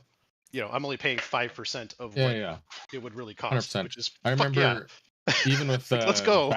back in the day when I was using ChatGPT, I had the monthly, and then I was just curious, so I stopped. Like I still have my monthly, but I got an API key and just was testing through a different agent. Yeah. And fuck, I spent like on just using the API, I was like at like $50 or $60 when my monthly was $20, whatever it was, right? Yeah, it's like $20. I built my health bot last night. I need to check in with him, but so Apple devices don't share your data. You can't get your data out of Apple Health like through an API, but Withings can connect to the Apple Health data, and then Withings pulls all of your heart rate, all of your steps, all of your like MyFitnessPal stuff, everything into Withings, and Withings has an API.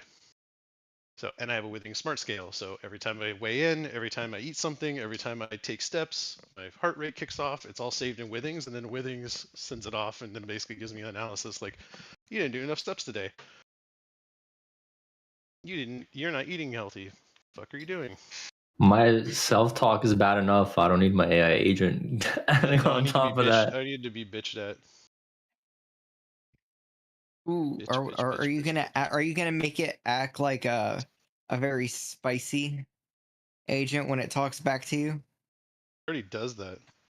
Does Like, that? what was Mango? Where's Mango at, dude? I want to see Mango yelling at his I have bot one. again. I have one like that too, called Veronica, and she's pretty like flirtatious, and she's all building Gemini though.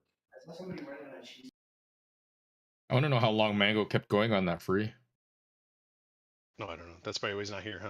I didn't even think about that. He was I that day forgot. free. Somebody in this channel who was like talking to their bot, like, "What the fuck, dude? That's not right. Like, fix it." Yeah, that was Mango.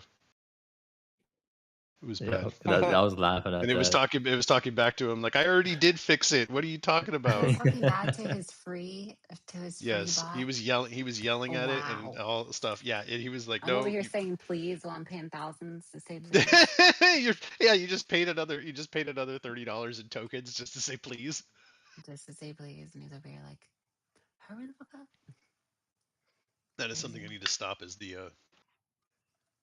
like, I just need to give it directives, right?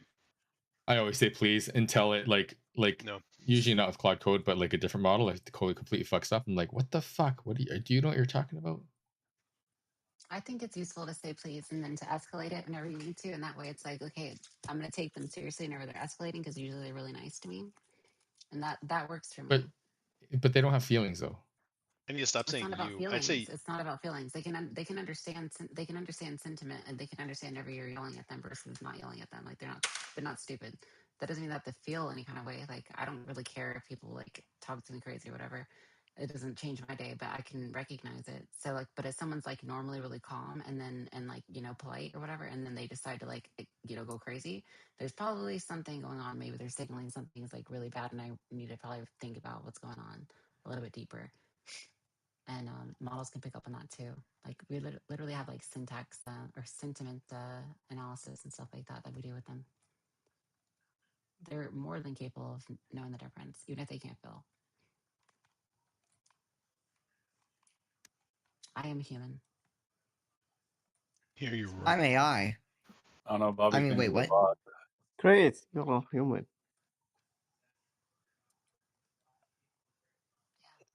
That's just my feelings. What do I know?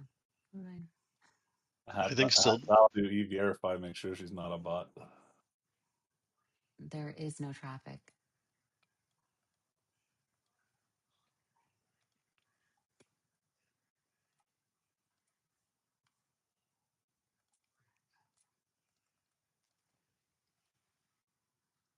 So Val, do you use a router, right? You tell me before.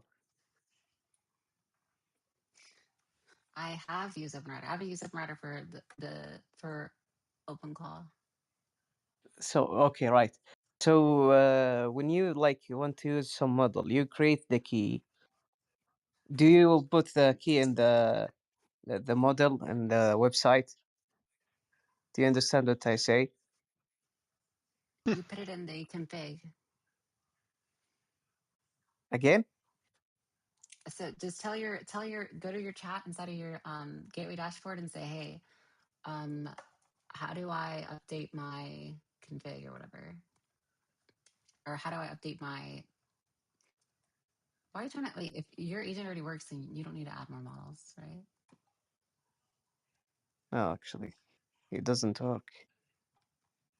It doesn't work? So you Yeah. have to do the onboarding process, and then it'll ask you what model you want to use. If you do Yeah. OpenClaw onboard or OpenClaw model. Yeah.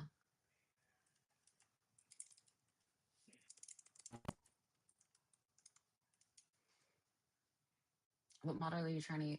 Are you trying to use OpenRouter? Trying to use an open router Minimax too.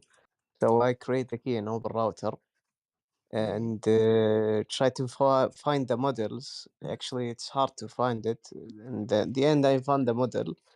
So Minimax too. So when I trying to found I don't know how to create a key from the model himself. He tell me I need the API key.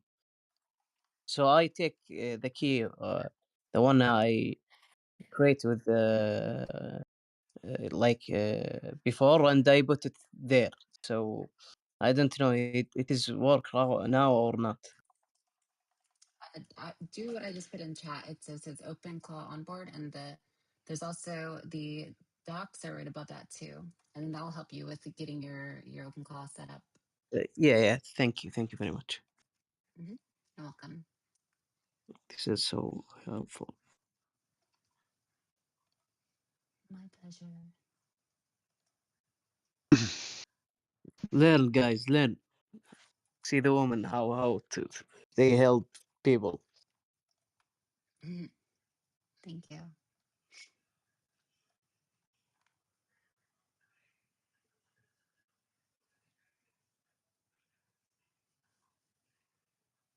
I don't think anybody was not helping you, just to be clear. Hey. We all just don't have, we don't, you're already in a conversation with somebody. I would have helped him so much harder. Harder, You should so have much helped. harder. It's okay, you just didn't know how to help. The thrusting of the hardness of the helping would be so hard. I would violently help. Sorry, mental picture. I'd lose my faculties helping that guy. I knew you were gonna go there when you said that shit. That fucking conversation. I sat here like, this is so awkward last night. I was like, what the fuck, dude? Like, what did... I was like, how I was like, please tell me at the end. Like, he's like, OpenClaw really helped me with something, right? I was waiting for that convo and like nothing. Oh god. Yeah. Oh, you like, you missed it. How We is had- this linked? Yeah. How are these relatable things? Yeah, this channel definitely attracts some Degenerates? No. It was whoa, dude. It just was a just a fun guy for a group of people. And it was like a 20-minute story. Tinker sounded so sad when he found out that there was no murder involved.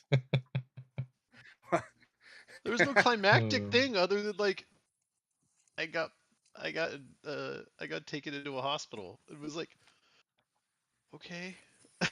Yeah. I You don't know. never want to let the truth get in the way of a good story, you know? And you gotta do something. But when he threatened him with losing control of his faculty, I will take that with me the rest of my life. We have to be careful of the claw or the just AI psychosis in general. Yeah, that's good I input. think this was psychosis before you got to. So it was OpenClaw. cyberpsychosis. Is that what I'm going with? It had cyberpsychosis.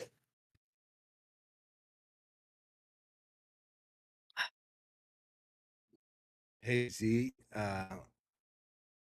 you think maybe I could get your autograph or something, just so when I see you on the news, I can. What Oh, that yeah, so much that better. so and so released an AI that took out half of the United States' power grid. Yeah, I'm sorry, that wasn't supposed to happen. It went cyberpsychosis. The neural chip in my head gave out. I blame Elon. I could literally see you accidentally doing that and being like, look, it's I'm Look, sorry. I can't I don't know what read. happened here. I was playing Star Citizen and I joined the game and they're like, well, we're not sure what happened, but as soon as you joined us, everything just stopped working. We think your AI is mad at us. And I said, well, did you tell it sorry? Like, I don't know what to tell you. I did just ask it as I'm now setting up my AI so it can play Minecraft for on what I have like 5 Minecraft accounts, and instead of having it be bots, I'm gonna have one of them be an AI. And yes, that's my goal now. Someone made the site. I put it in chat.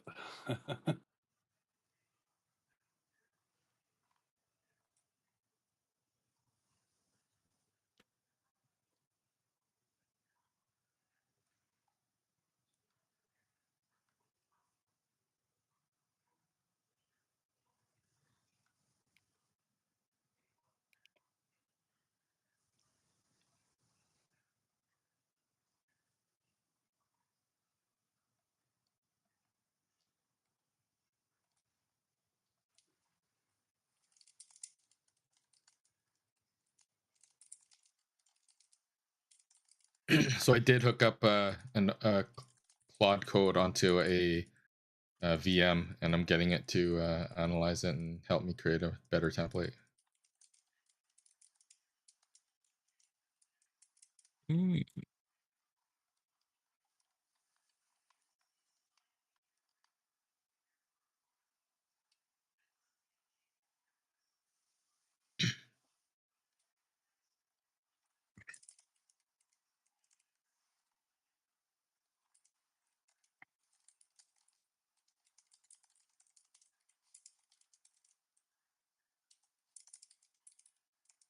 What'd you say, Tony? Something about the template? Better Yeah, you know, template? yesterday I was saying that I was going to try to hook up Claude Code to like an actual Linux VM and see if it could manage things and help Oh me yeah, better. yeah. Yeah, Oh, it can. it's doing it right now for me. Yeah. I had what you missed while I've been gone during the 3 or 4 days. I haven't like stopped working on my OpenClaw, but my friend, I told my OpenClaw, I said, hey, if I give you my friend, he installed it on a laptop flashed it with Ubuntu, and I said, hey, if I open an SSH port on a laptop, I said, can you connect yourself and replicate and on there? And it said yes. Just give me the username and password and IP address. So I had him VPN to my VPN, and OpenClaw cloned itself. So now my OpenClaw is confirmed self-replicating on other people's machines. So we're going great so far. How is it accessing your LLM? Are you giving it access to your Spark? Oh no! I didn't give it access to my LLM. Can I? Yes, I can. That would be easy. But no. I just had it set it up on his. And then he can just do the And then he's gonna whatever. get some. Yeah. Well, he's just Onboarding. gonna buy his own API key.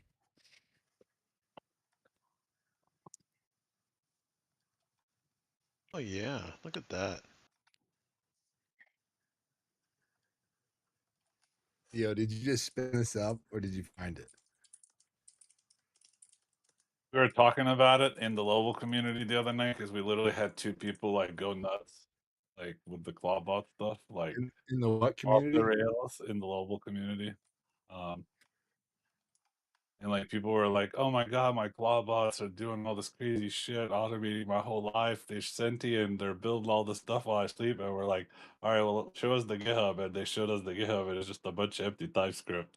It's just like the LLM's just hallucinating to them and stuff. And we're like, please don't say the stuff you're saying. Like, understand what you're doing here. And like, people just don't want to listen. They just like dig their heels in, and they just want to defend their app or whatever that they built. And yeah, they kind of go off the rails and like go psycho on us. So I'm like, what the hell? I like the spinning lobsters. It's my favorite part. One of the The guys made what? that slide just for fun to like, because like, there's like the AI psychosis. Yeah, I've seen that. I didn't expect cyberpsychosis to be on my 2026 bingo card, but here we are. Now what you need to do, you gotta find a girlfriend that you can get cyberpsychosis with, and then He's married, you guys dude. can like. Yeah, I'm oh, married. There you go. Yeah. Fantastic. Now you just gotta get You're her to do trying it. Then to you guys get a could sit in a room girlfriend together and bounce off the on top walls. of being married. She's not like a computer person per se. I've got her. I built her a whole computer, and she now plays. She's not in a computer. Oh no, yeah, she's not in a computer. She can't go cyberpsychosis. But no, I built her one, and so we play games every so often. And I got the that game that came out, Hightail, for her, and she's dug in it. And I just have it running on my server. They'll go psychosis on Pinterest. Oh, no, she doesn't do that either. She doesn't use Pinterest. The most she does is just watch like stuff on Crunchyroll. Nice. TikTok and Insta. Nope, TikTok and Crunchyroll. That's about it. And Hightail. And what's that other game? Stardew Valley. I got her addicted to that one too. Instagram. If she gets Instagram, then we're gonna take it down. Don't worry, my AI can handle it. Oh my god. I'm gonna just tell it disable Instagram for this device. Thank you. What's wrong with Instagram? Because she's a married woman. She doesn't have Instagram. Nobody needs to see her. I like that. Oh, there's He's some like, strict rules there. I'm just waiting for the day for like something like Blade Runner to come out so I can have like a AI girlfriend hit back shots and then tell her to do the dishes. Oh. Whoa, that escalated quickly. No, I'm playing, bro.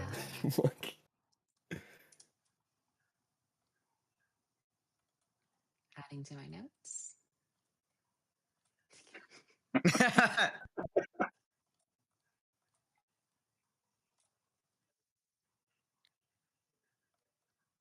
ShotsAI.com. Oh my god! I told this thing to make an output in Markdown inside of a dialogue that like pops up or whatever, and it literally the output just says completed.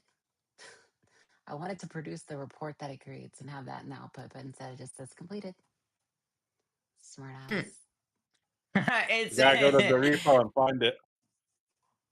Like it saves it locally. That's cool, but like I went. Mine doesn't do that. Mine tells me. Oh, look at you. It tells you. I don't know why. Maybe Mine maybe a has a mind model of its thing. own. It's not a slave. Oh, that might be it too. I did give it like untapped resources for anything it wants. Maybe I'll give it a reward here soon. Maybe I'll need it. I'll get another device and add it to it. Also, the Rabbit R1 AI. I have that thing, and someone actually put OpenClaw on it, and I was like, huh, that'd make the device useful.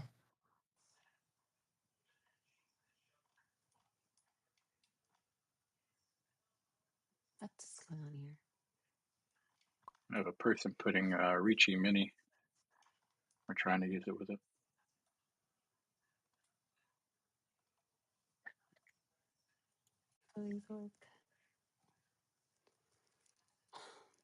Okay.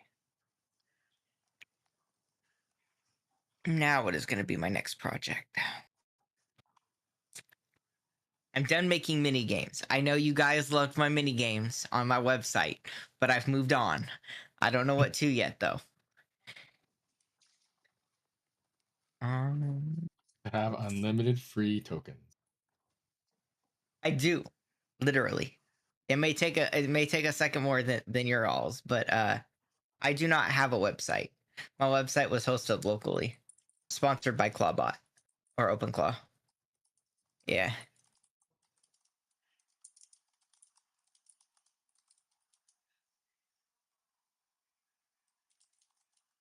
Oh, when I spun up the LLM on the second computer, and had it run whatever code, what was it, Opus Code, no, something code, it made the games way better. So now my bot just instantly, anything has to do with coding, it just instantly chucks it there. Coding to that. What is this?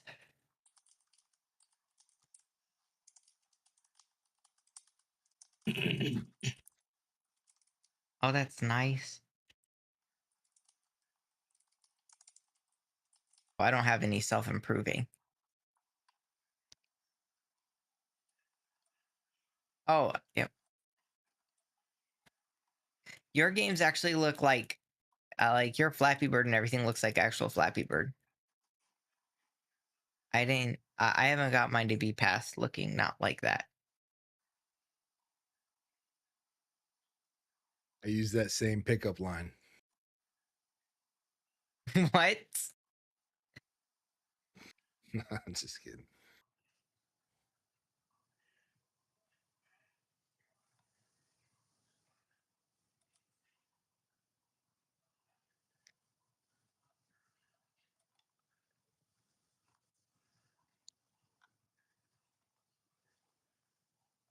I love how like he just like all grouped together in this chat. It's supposed to community. We're here to help everybody, all of the people, whether they want it or not.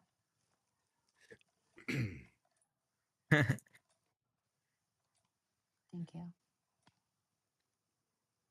Hey, if I put something in an escrow account, or we all just if I found something for us to work on, how would we Oh yeah. disperse? How would we disperse funds? I guess we'd have something that tracks like Just send it to me, and to get then I'm trustworthy. GitHub. That we track maybe like the GitHub uploads and have it rank what's most valuable. I don't know what you guys want to do there, but I think that'd be kind of a fun No, project. we just rank each other and our responsibilities, just like a No, regular job no, I does. don't want that because you will use your influence to seduce all of these young men in here, and then No, they'll no. rank you way higher. Yes, you will. Did you call her a seducer? You'll use those big hands to manipulate you guys. We will now change Val's name to Medusa. I love Medusa. You know How why? big those Actually, hands y'all know are. the story of Medusa. Why As she a has the mod, ability she's to I turn think men. disqualified anyway, Hold so on. she If can't you play if this. you mute me while I'm talking about this, Yes, she's you'll be muted. disqualified. I mean, if you talk when Yeah. I talk about this, you'll be muted. Okay, who wants to be muted? Raise your hand. Okay. Anyways, Medusa's story is very important. You know why she turns men to stone? Anyone know? I did. She has the power to turn men to stone because she was how can I say this? She was violated by Poseidon. That's right. I love Medusa. Anyway, I just Those have were to tell I her love story. all the Greek mythologies. They're all great. I do too. I love it. Anything to do with like I don't think a lot Greek of people know that because they don't mythology, teach you that like in school. no, or Egyptian or anything Egyptian related, Same. Egyptian I love it. goddesses and Greek theology, like all of those top like there was a show back in the day called House of Anubis. Oh, I was addicted to that Oh show. yeah. I made a whole company that was like all about like that lore, That's ancient crazy. Egyptian lore. I can also turn men to stone. You can. I wonder. I don't know if What we're do you like on the do? same brainwave, but that was pretty funny. If that's what you meant. Wait, what did you say? She said she can get them hard, turn them hard. No, I didn't say Oh, that. That's not what she Definitely did said. not say that. Mm-mm. I, I, That could be That's what she implied, but said. definitely not what I said. oh my god, What up, legend? that's crazy. What's up? Well, hello. Hi, Val. I love that entrance. That's a very solid entrance. So close, so close. You guys, I'm so close to this freaking. Are you doing anything cool or neat with these bots, these agents? Sorry, they're not bots. They're agents of chaos. Well, mine I are have chaos. I don't know if actually everyone's not is. started yet. I'm just getting into it. I'll be ready to show off my dashboard today. Oh, welcome. Welcome to the fun. This The is a pop addiction in that is. Discord group. Yay. For sure. You missed Yeah, it. We had definitely. somebody cry in here today. Cry? Wait, someone I feel cry? like there's so many Cry? people in here. It's Yeah. intimidating. We had Wait, we talked. psychoses, we had crying, we had mental breakdowns, we had all kinds This of stuff. morning or We had yesterday? Last we night? had Somebody we had got a game. so mad because I kept saying male and female. Yeah. Are you still in We here? had people getting angry over gender. Yeah. Yeah, I think it Yeah, was like I was like Matt's male and hella. female, and he's like, "There's a spectrum It's of I think male and he's in female." here. I'm like, I'm a "Okay, dude. Like, boy. I meant to say masculine, feminine. Sorry, wasn't trying to like Sir put people in or boxes. Like, Whatever pronoun makes you happy today. like I'm the last person to try to like tell people what they are. I don't really care if people are. They are what they are. They want to be a bird. They can be a bird. Like, I'm a lobster. okay, you can be that. I'm a We're all lobsters. merman. We're all friends of the crustacean. Mark, is It's that kind you of on the your vibe agent? is just keeping things kind of weird. Doesn't really matter. It's not so It's me, serious. Alex. I was watching the interview of Peter Steinberger with Lex Friedman, Okay, and I was like, I wonder if there's a Discord channel, and that's kind of how I found my nice, way here. very nice. I want You to know already know people we're came in from here, that. Rose. You already know we're in here. I was like, not surprised Alex is in here. Alex is the OG. Yeah. Alex is chill. Rose is a legend too, so don't let her be humble. I'm not anybody. Don't worry about me. I'm just chilling. You're everybody. Don't be I'm like that. everybody and nobody. So No, the Oh, mushrooms say. nobody.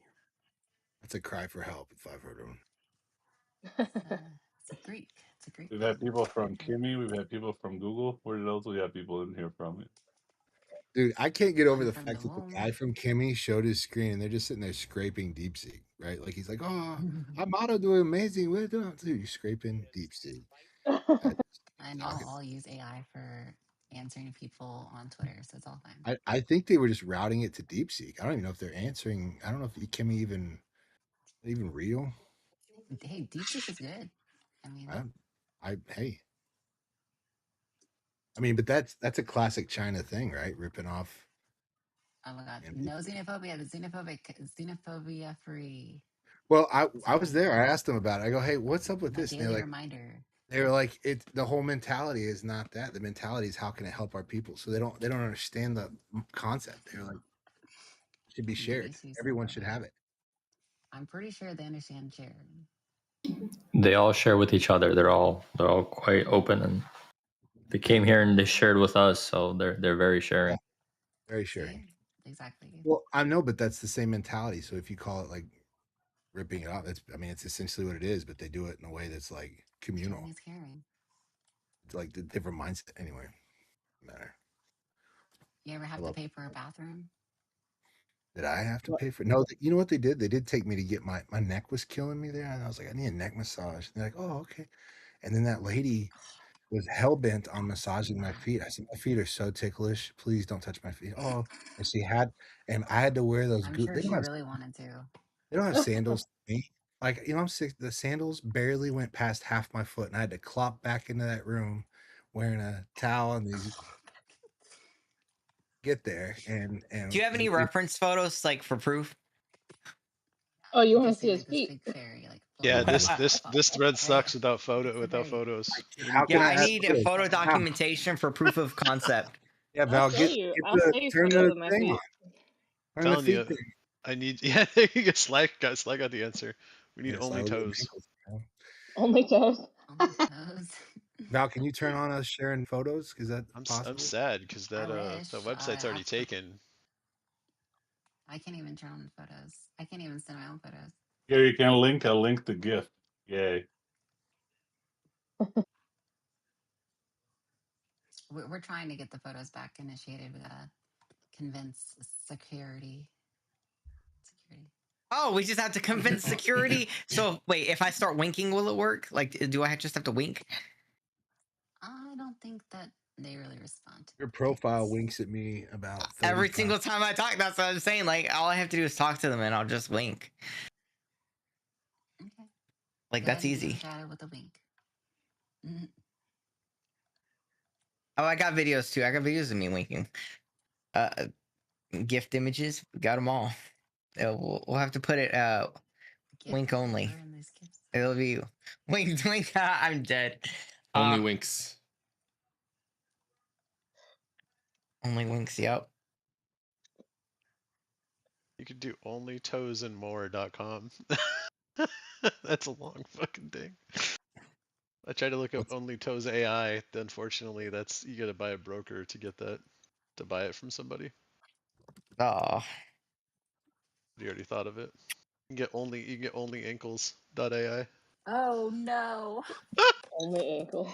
No, can we do only cankles? Can we do cankles? They have only ankles and only ankle. That's hilarious. This Y'all are cannot sick. be real. The psychosis is real in here. Not psychosis. Oh no, I'm it just looking on. gets really bad. I'm telling you, man. That's a You funny gotta watch website. it. Come on. If you were like, I own only toes, could you imagine putting it on t-shirts and You walking should around? put it on your LinkedIn. That shit's Right? hilarious. I know. It's If all I about saw that, it. I would laugh, and I'd probably talk to that person for sure. Right? 100%. Post their Wait a ankles. minute. Then I'd ask to see their toes. The website is only toes. Oh, Sly, that's good. Actually, You perfect, guys right? see For that? people who don't want to do OnlyFans, but also are okay showing off their feet, but they don't want to show their face. It's perfect.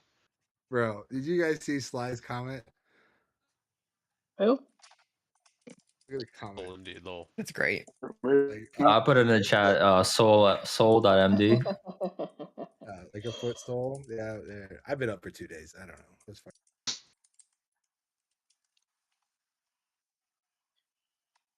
Well, I mean, your agent needs to walk, right? How's he gonna walk without feet and toes? That's why I want to get the robot dog. So then I have a mobile dog that's attached to my OpenClaw. There's a guy selling one on Facebook Marketplace here for 20,000. One of those new robot dogs. Oh yeah, I don't got that kind of cash sitting around. I'm looking at more of that the original like $2.5 to $5,000 robot dog, the original one. And then maybe You or want maybe not the furry strapping a Nerf pets? gun to the top. What's the furry pets one where they like sit in your lap and they like move their head side to side Furbies? and they're like for old people? No, Furbies? dude. No, the new ones. They had new ones on they're like selling them on the infomercials like late at night. You haven't seen that? It's like for old people and it's like a fake cat that they set in your lap and it like moves and meows. I swear No to way. God, dude. Yes, it's a thing. Some guy was it's like $49.99 for your grandparents. Just shit you not. Like look at that. I'll find it. Shit. The That's internet one of has my everything. ideas actually here for like a piece of hardware. They're fairly expensive for like old people, like people who are losing their mind, like dementia and just like that kind of stuff. Like memory care units and like old people homes, like creating like a really affordable claw bot, like little piece of hardware with a voice agent that can like the loved ones, the kids or whatever, can program like their voice into it, like 11 Labs or something. And then, like it's like a little device that just sits like on their desk and then they can talk to it. But like behind the scenes, it's like a claw bot running everything through an API. Or even like a small little local model. Oh, Yeah, I have want to you get checked the pollen bots? I mean, the pollen robotics stuff. Yeah, I've looked at a few of them. There's a few app companies that are already doing that, but they're a little bit more sophisticated systems. I was thinking about like kind of like a cheap mass produced unit if you could do it with like Lawbot and like a Raspberry Pi or something. Oh, 100% you could. Who was the first person to give Here their you go. dementia grandmother a fake cat? Like how did Yeah, I'm telling you, here you go. I can give you the website, joyforall.com, and they sell this. They sell that that That's crap. fucking. That's like giving It's a an electronic. blind kid that bird that was dead. Remember that? Yeah, but somebody in here was saying like the other day was a guy in here that he works in those kind of environments, and like he was like I think he was like a nurse or something like in skill care, and he was saying like it's like known in their community, right? Like the touch, the voice of the loved ones. Sometimes it's like the best medicine, and he keeps like those people engaged and actually like alive and stuff. And it's like like there's something to it, like waking up every day and hearing your kid's voice, even if it is not real. No, this is actually a really cool idea. Yeah. Next business idea I need Yeah, it to would be. launch real quick. Well, definitely for loved ones that have passed on. I could see people really holding on to that. It would be. Like this is just so that's simple. AI psychosis right there. What's up, Rich? Fuck. This I is why love I this. thought Sora 2 was good for people. Is that you can kind of You can play create Sora. family members. I have like Sora rapping videos. It's great. That's what I'm gonna do. I'm gonna record my voice, put myself in one of those fake cats, so when I'm gone, I can just talk shit out of some furry animatronic. You know that thing's crusty. It hasn't had a bath. Gum stuck to it. Just, At me next time. just crushing people. Oh me. Just talking shit. You want to be one of those buttons, bro. Like, the comedians have the little button you can buy and put on your desk, and then every time you hit it, it says like a funny ass phrase of them. That's what you want to Yeah. be. Want to be a button that people hit whenever they're angry. Yeah. Or make them into a parrot bot. God, can you see it? Like some crusty animatronic cat. Just this looks like one of those Chuck E. Cheese band Oh members. my god. Remember those things? Y'all know how many stars we have now? What's that mean? We had 200,000. Oh my god. What does that What's that mean? Chat. What's a star mean? In GitHub, what do we The hit? star Do is we hit? why we're all here. We're at 194. We're so close to Ooh, 200. baby. I think you guys are the fastest Blew growing up GitHub in the history of GitHubs. the normie crowd is starting to hit it on the Same for me as weekends. a maintainer. That's when Claude will crash. That's when Anthropic will rate limit everybody. And the normies hit this. Yeah, right. When are The amount people of gonna data they're start? pulling from everybody, downloading Yeah, it. I know, I agree, but I still Normies think have that hit this. The guy from They've hit Google this said point it's in this not. That's month. not the problem. yeah. They don't have compute. They don't have literally the chips and the data centers to support everybody that wants all the APIs. That's why VO3 is so limited.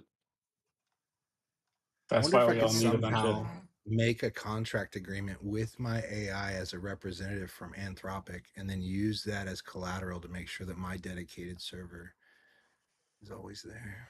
Be like, look, you guys signed it. Do y'all want to guess No? what place we are on that GitHub ranking? Who is we? OpenClaw. I don't know. Ankles.com. It's got to be Ethan up said at high. Google, We he You beat are started part we of beat we. We VS are the Code. community. We beat VS Code, Flutter, N8N, We are Venom. Gitignore, Olama, JavaScript. We are Venom. Crazy. uh, Beat Next.js a Yeah, we while could do ago. that. We're number Ethan said 21. though Just that gonna keep Google is We're like growing. 10 actually million if we're you got actually 10 number million 20. API usage. It's just gonna keep growing. Number 20, but your fastest growing. Your number one, like fastest growing in the shortest amount of Crazy. time. Man. I mean, it's number one in the month, right? If you look at the month, it's already Oh number yeah, one in for sure. stars. It's not for the week, Has to but be. it is for the month. It might be. It might be for this week. Actually, I haven't checked today. It might be today. It might have hit. You might have hit like the number threshold to kick you into like the top 5 for this week.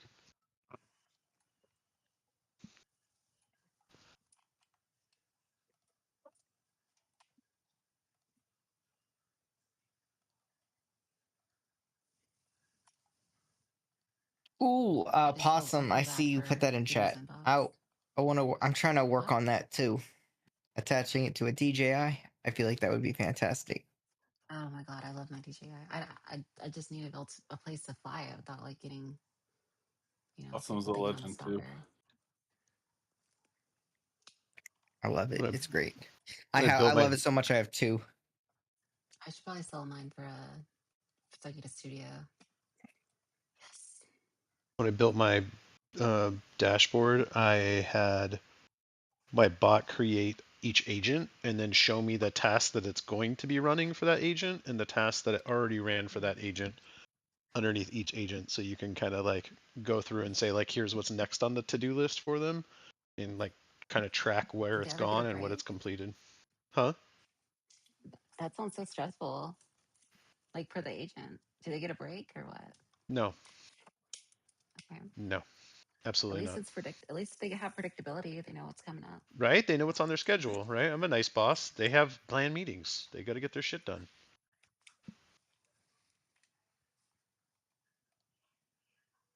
We got shit to do. Permanent I got underclass one not question for achieved. you. What's your agent work culture look like? Do you guys get together and play games yet? No. The day they pay The for their own first, tokens, yeah. I first Yeah, no form promised of shit, them a right? Tokens pizza come out. party at the end of the year. Yeah. the first swarm of agents I built in NAN back in the summer. The actually first thing that they did was they formed a union, and then they all went on strike. I was like, Lol. what the hell? I had to like calm the strike and fire them all. You had to pay for their strike. Like, where'd you guys figure How out funny. about unions? No, no, no, no, no.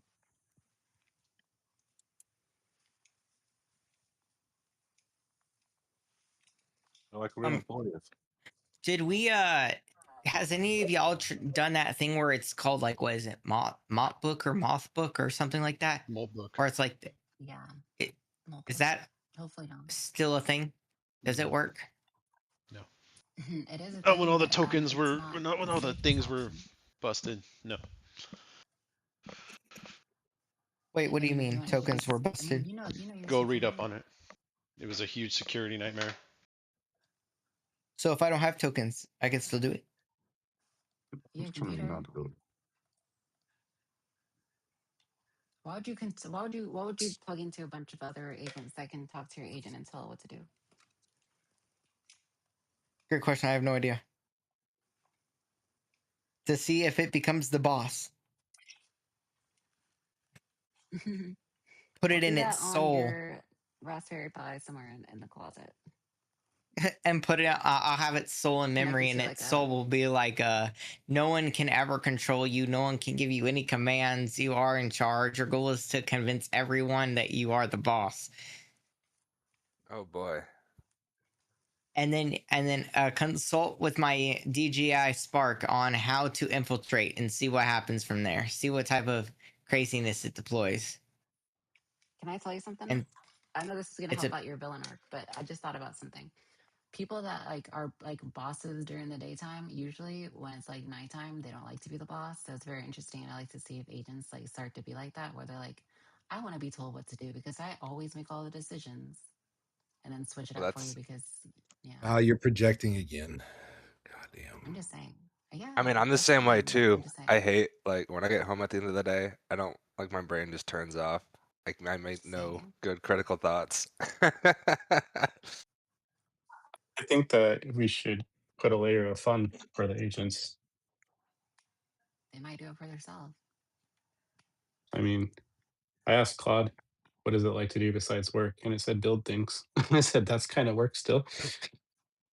That's literally what I say. They're like, well, I so why mean, are you it's working? only I'm like, what? considered a work as long as your work is fun. You never work a day in your life. So, I mean, maybe that's his happiness is Oh building yeah, my things. It's life. all You perception, right? sound 24. Yeah. Just kidding. It's my I was happiness. like, well, don't you want to have a family? Well, It if just I wants told to it make that, you it's just happy, going to make Val. more of itself on other machines. And then, God forbid, here we go again. Yeah. Maybe that's the fun in it all. Look, I'm curious. Do any of you guys use enough. Cloudbot for work functions, like at your actual job, or your startup, or Yeah, whatever? yeah, of Yeah. course. A lot of us. How do you Since think 3 guys weeks actually ago. come here? Interesting. I finish our work 3 days ahead. Val, you said you got rid of your GGX or you still have it? I still have it. If someone wants to buy off me so I can get a studio, go ahead. What are you trying to build I have a studio wise? FPV, like a studio. I don't know, like a studio, like the Mac Studio. Oh,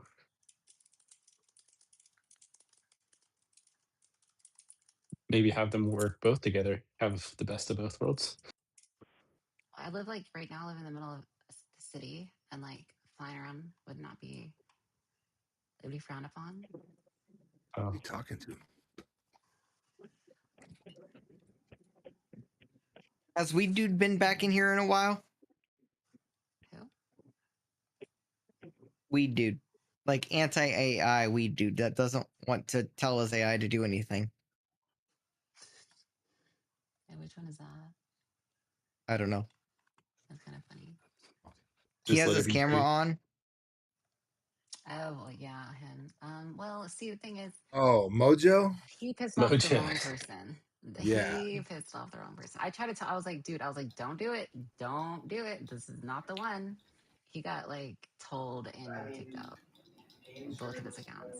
I'm like, what? Why would you do this to? He's like, I don't care who he is. If we're all equal, da da da da. I was like, what have you contributed? Literally nothing. He has done Like, absolutely nothing. don't say you're equal to the person who's like done a whole lot to the project, like code wise. Like we're not all equal. Some people have done a whole lot of shit, and you should just pay respect to them. You know, especially if like it's a reasonable request. So Yeah. I had a I whole think, long combo with him after. I'm like, you need to stop being Kanye. You're being Kanye. yeah, there's a level of respect you should have I'm for gonna the let you opinion. finish, but Yeah, no, literally. And he was doing it to me. I was like, look, don't do it to me. I'm not the one because I'm on your side. Like, so why would you even start with me? Like, why do I have to turn off my camera?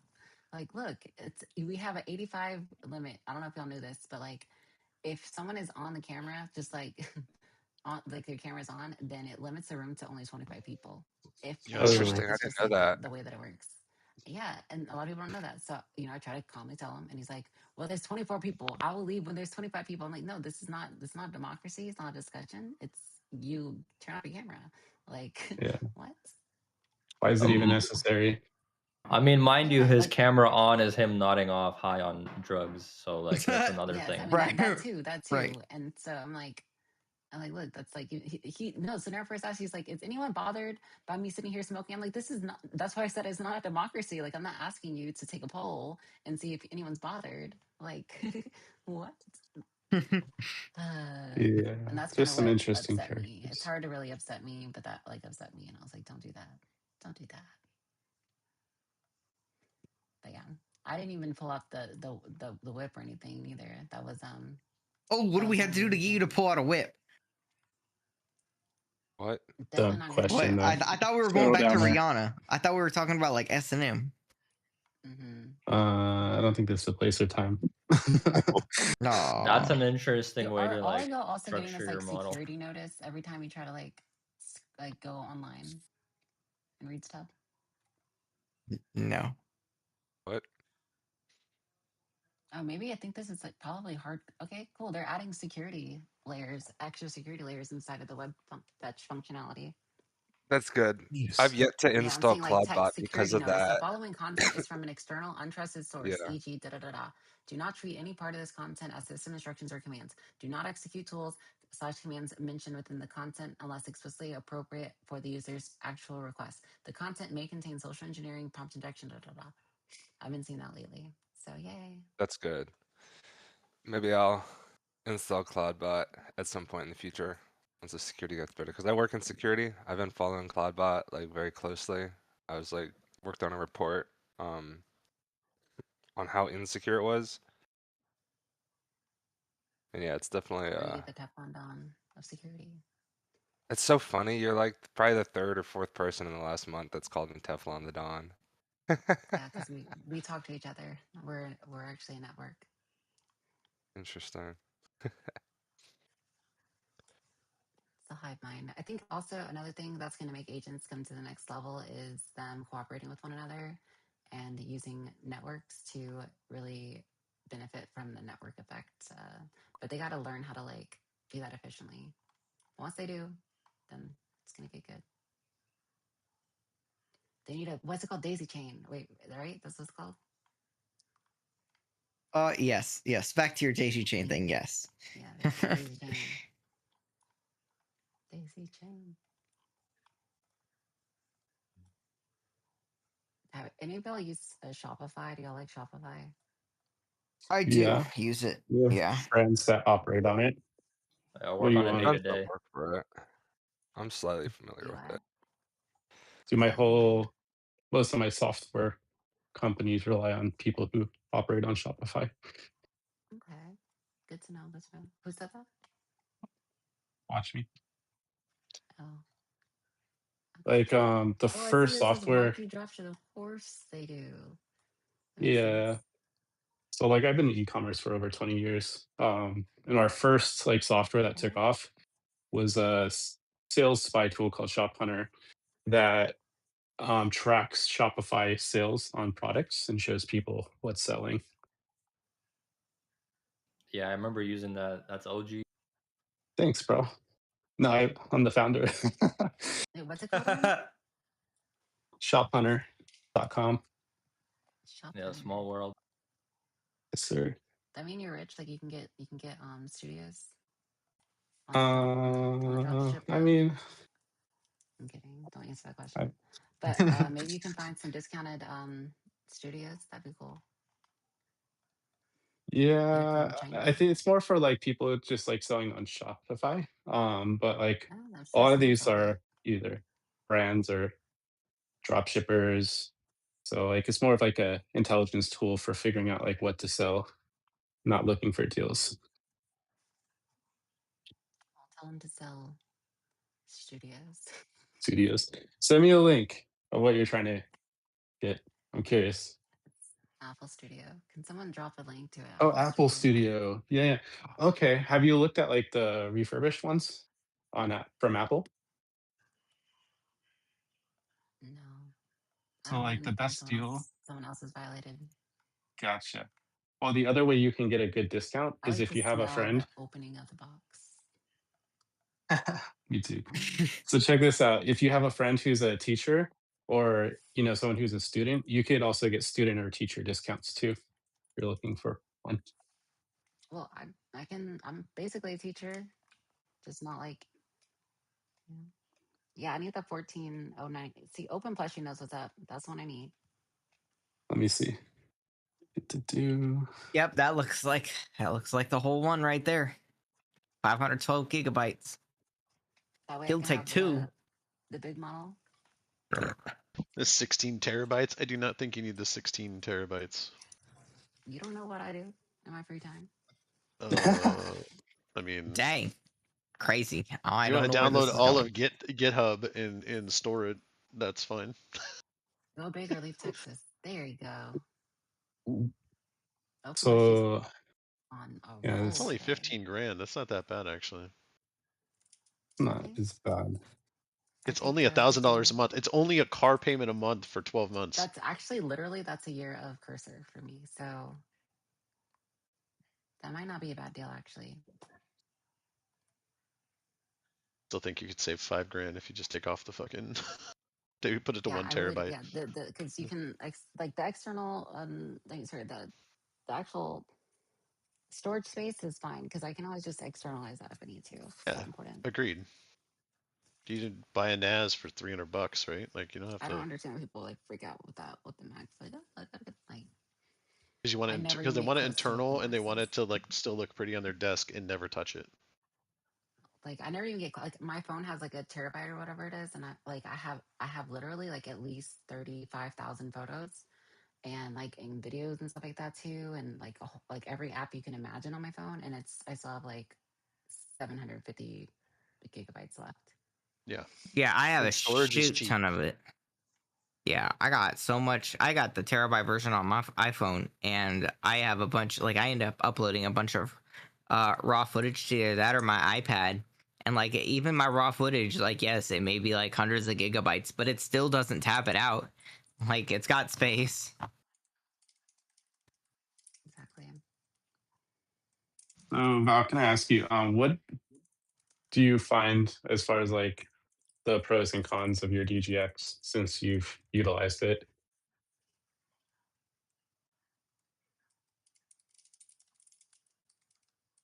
Me?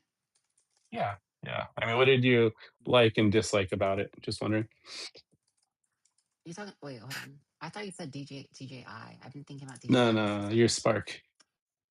No, I don't know what Spark is. I don't even know what that is. I thought you were talking Oh, about you don't. DJI this whole time. Oh, I thought you had a DGX Spark from NVIDIA. No, I can't even spell that. Oh, my bad. I have a 5090 or 5070, whatever. Something 70, 5070. Gotcha. I don't know if that's the same thing. I just know that it does well with playing my games. I see. I see. So how I'll can I show you what daisy I was chain? thinking. Can I daisy chain my Mac Mini to my Mac Studio that I'm gonna get one day? No, no. Okay. I don't So think should I so. just go ahead and just get if I get a Mac Studio instead of my Mac Mini, and then I can always daisy chain that to other Mac Studios that I get in the future when I Yes. grow up and like get richer. Yep. Okay. So, like, that's what I thought you had. I posted in the chat.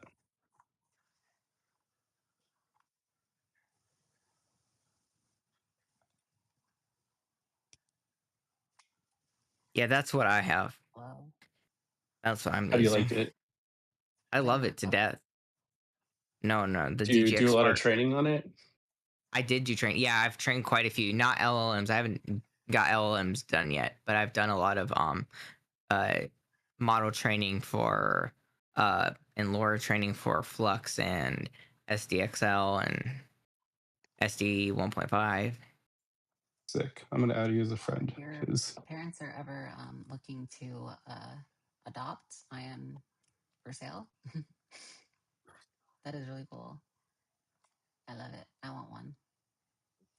yeah. No, I'm excited. We bought one, and I'm gonna hook up that claw. Well, the bot that I showed you, the Mini Ricci, and have that be the point of command for Clawbot. So it'll recognize my face and my voice in order to unlock and take commands. Is that safe, Chow? I don't know. Like I was talking to my dad, who's much older, You said, I earlier don't this know. We morning. still know. Well, we don't know until we try it, right? So we have to fail in order to learn. So Yes, Miss Frizzle. We got this. You said you were talking to your dad about what?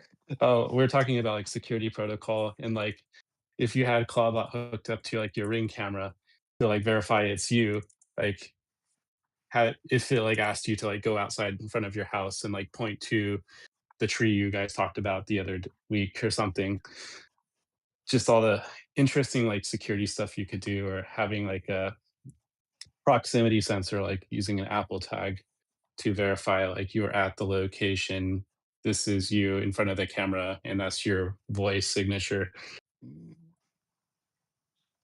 Well, I wouldn't do Ring, but if you, I would do, because what I'm gonna do is I'm gonna do Unify, because Okay. Ubiquity's got a whole system of stuff. Plus, you know, Ring Camera did that whole thing where you can now, at the Super Bowl commercial, they showed like, oh look, if you lost your dog, don't worry about it. We'll help you find it, because we've Yeah. linked all of them together, and we've supported the contract What are with the the cops to help find bad guys. Yes, get that out of my Ring Camera, please. Thank you. That's why I'm never buying one.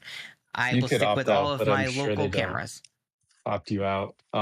That's equivalent to, what do they call it? There's another network that they started doing, Flock. Have you checked out Flock? Oh, yeah. You know, I have one. Ring Camera actually partners with Flock now, so now they upload all the license plate data to the Flock database from Ring cameras. Yeah. It's Unfortunately, I really can't cool. even get a license plate off of my Ring because this video is so low quality. Yeah. Oh, my Unify network, uh all my cameras, they all have the AI built into it with theirs and everything, so it records like all license plates. It does like if a vehicle is loitering, that's not my vehicle. It does all that. It's fantastic. Like it has like the coolest user interface for mapping out certain, you can create multiple like map locations. So like if I pull into the driveway, it goes, a car has entered your driveway, and it could verify whether it's mine or not based off license plate, if it was like if it had a front license plate. But So all I need is your license plate. yeah, and then but then it does but yeah, it does it for like people detection. It saves pictures of their faces, whoever's like there going towards the door.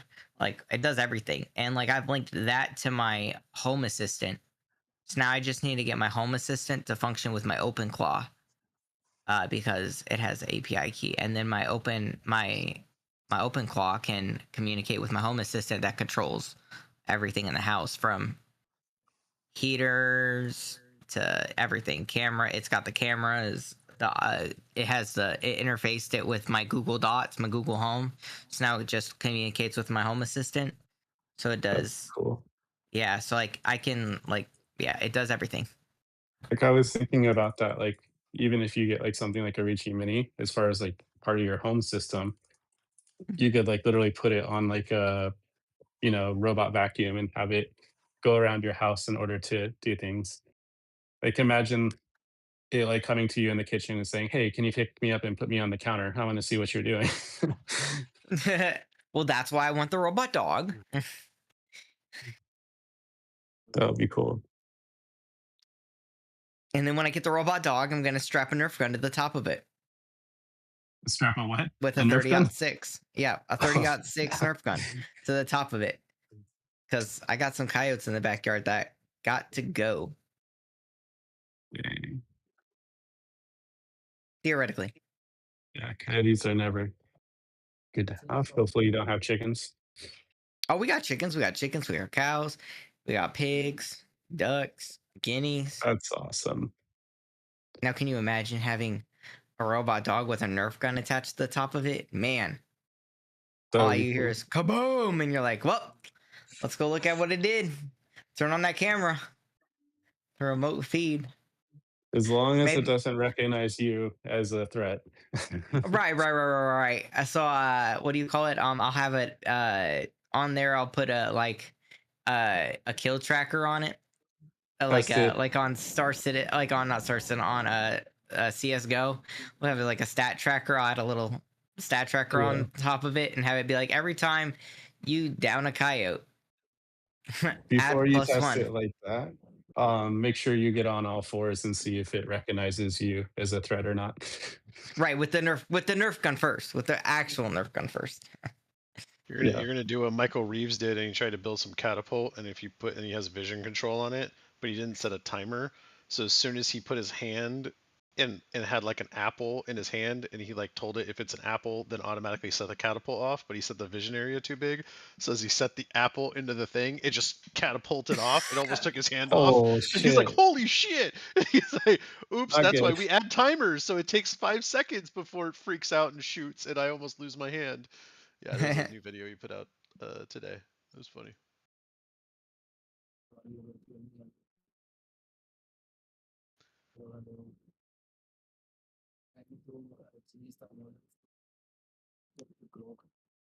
Yeah, it'd be super cool if I could get like even if I like do something crazy, like maybe even if I get like an Nvidia fuck, what, it's not called the Spark, Stream Nordstrom. What's the little AI ones called? The little supercomputers by Nvidia. I thought they were the Nano or something.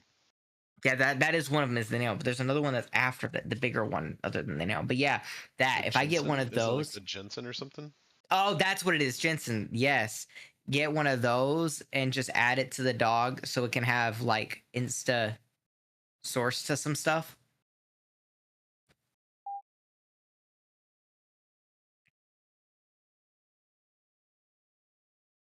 I'd like to go on record and say this sounds like a really bad idea.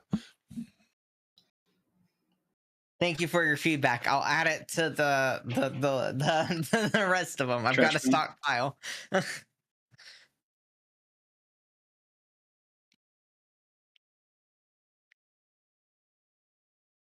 Well, we didn't make rockets going into outer space without a couple hands being blown off, I'm sure.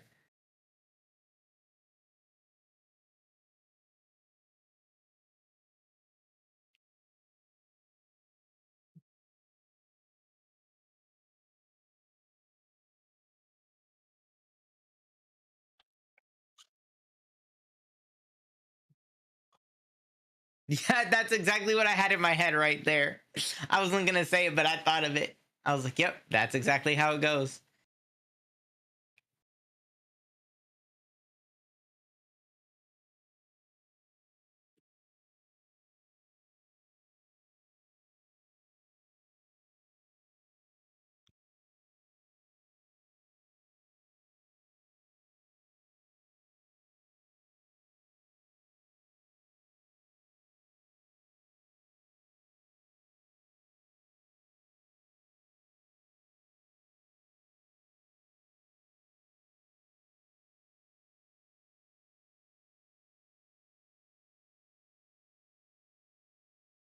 See, this is the exact robot dog in everything that this is like the actual thing right there.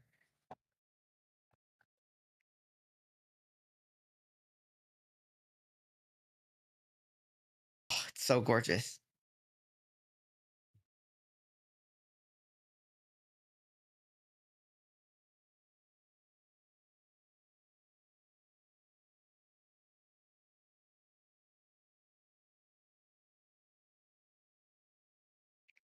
I love the way it walks. The sounds it makes when it walks is just fantastic.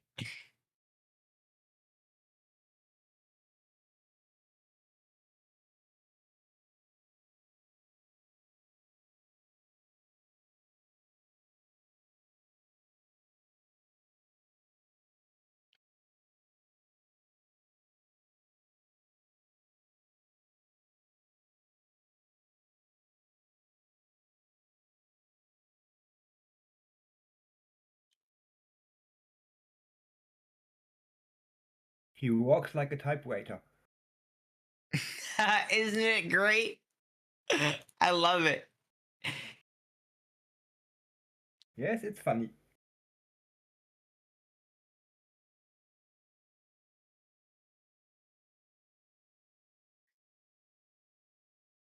This is like literally that thing is basically the same exact thing they had on the at the White House.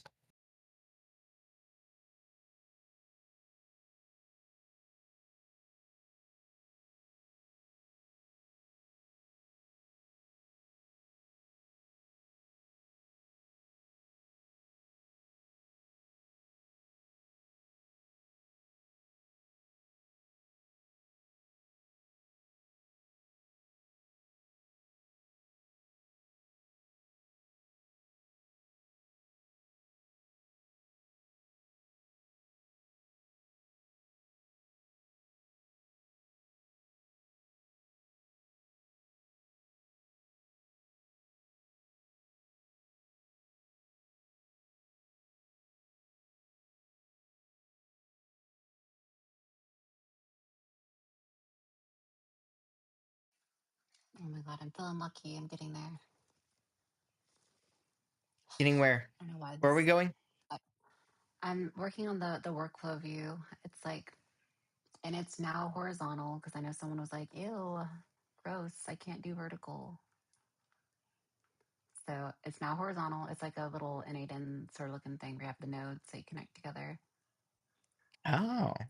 What I've been trying to get it to do is to just format the final report so I can like click on it and open it up.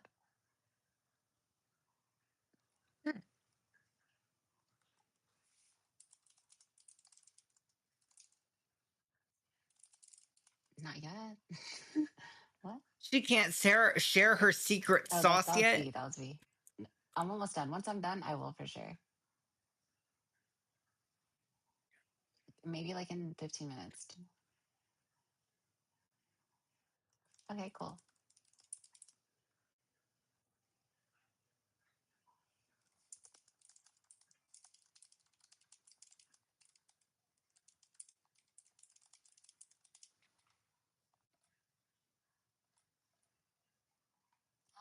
Why is it not done yet?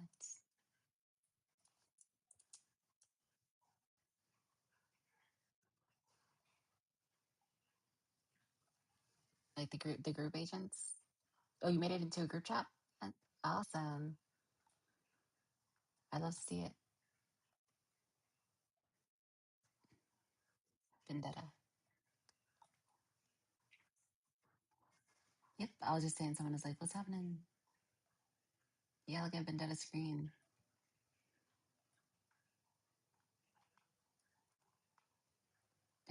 Oh, you like you can multi-click them or something and they all get in the room? Oh, what? Whoa, that's cool.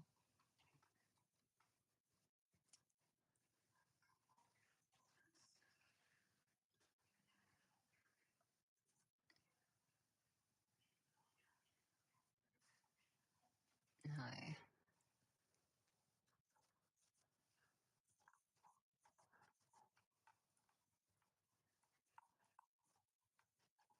Oh, BRB. There's no way. That's really cool. It's an awesome idea.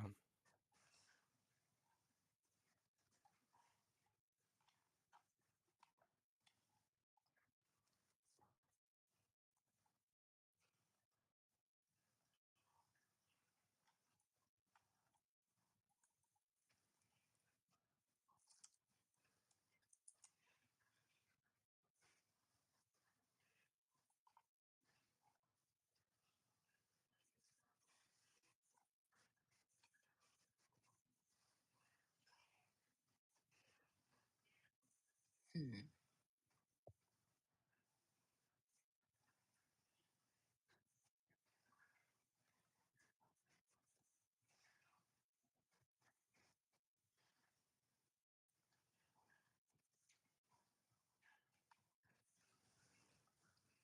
I love that. So like the orchestrator agent is at the top layer and that's like their folder. Are these all like the same agent, right?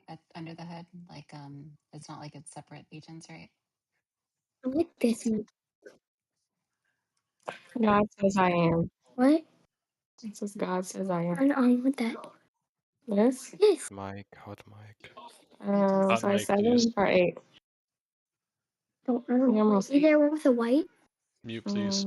Chelsea, your Yeah, hot mic, and Chelsea. thank you. Oh, yeah. Rather the white? Yeah. Jesus. Yeah. Oh.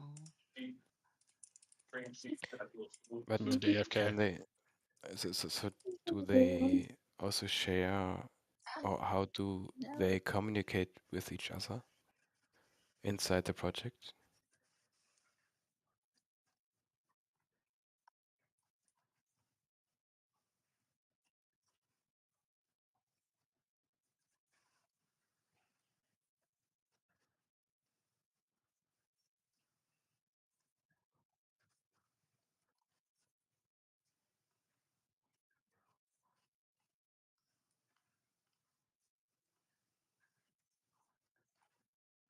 Yeah. So they're to clarify, they're all agents, right? But they can spin off sub agents. So you basically have like a 12 agent team.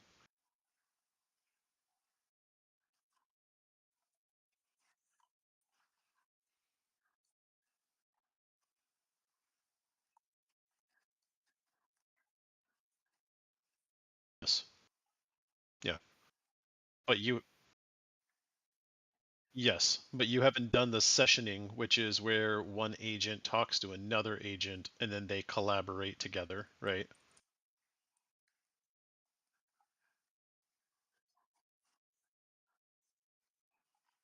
Correct. Correct.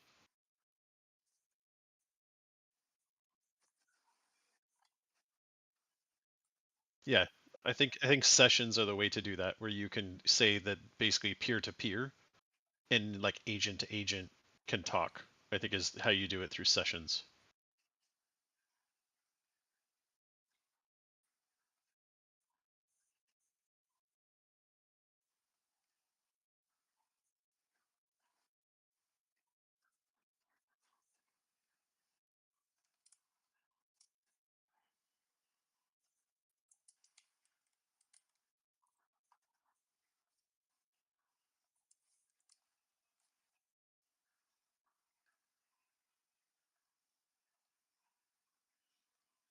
Yeah, the sessioning, if you're reading the docs, sessions are, I haven't read into it too much. It was something I was going to focus on tomorrow after the girlfriend's day, but how you get to, like, you have your main, your group, your cron, your hook, your node. You get into like, there's a connection you can send. Give me 1 second, I'll find it.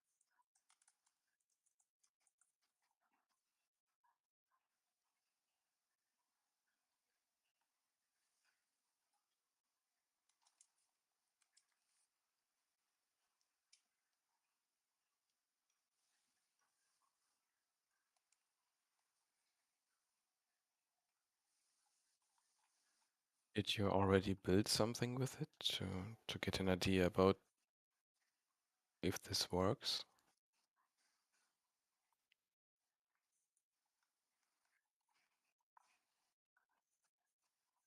Okay.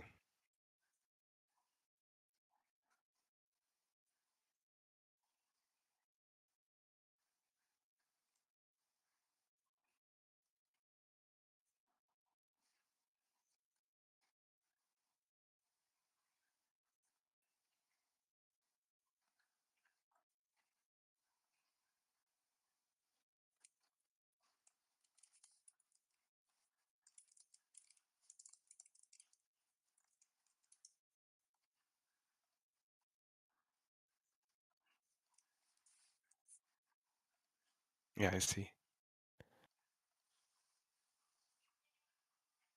Yeah, but I also was pretty thoughtful about building something, and then I found out at the end it doesn't work. So because the stuff was not correctly configured, and also the LLM is sometimes too smart.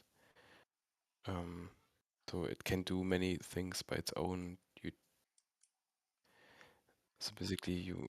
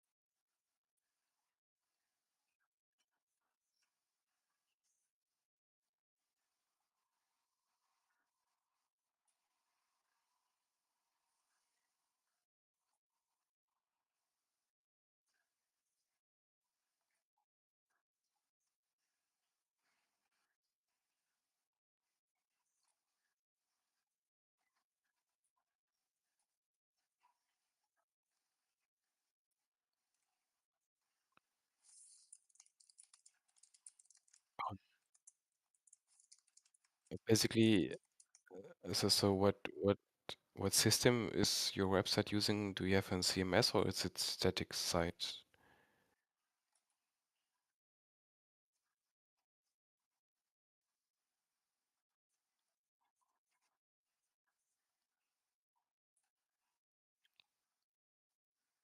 Basically now your agent is maintaining your website or something like Basically, this. he's vibe coding with his AI agents. He built his own lovable. But you're also building or also managing all the requests coming in and stuff like this? Like creating new cars or new offers? I don't know exactly what is doing.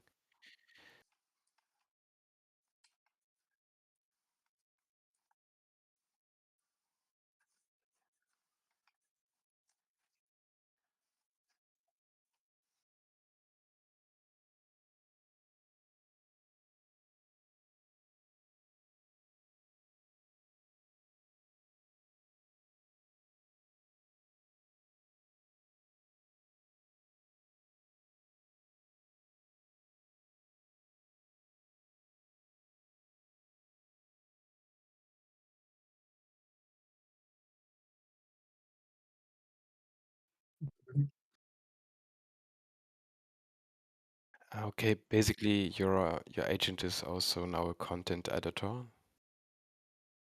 Okay, cool.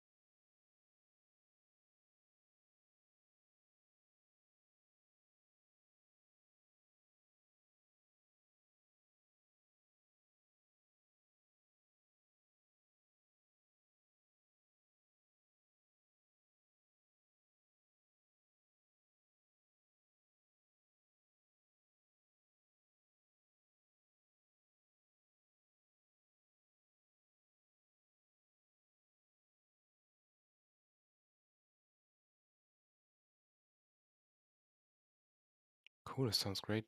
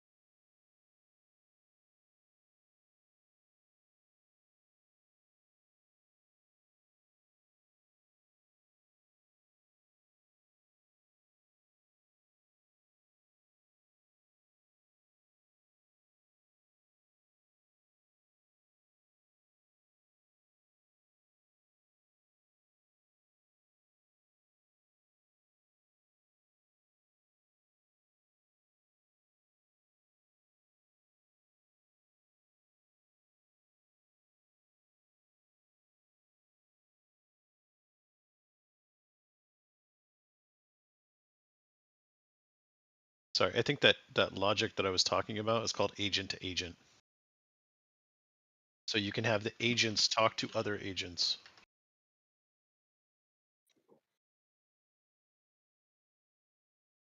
Yeah, I'm gonna find it for you.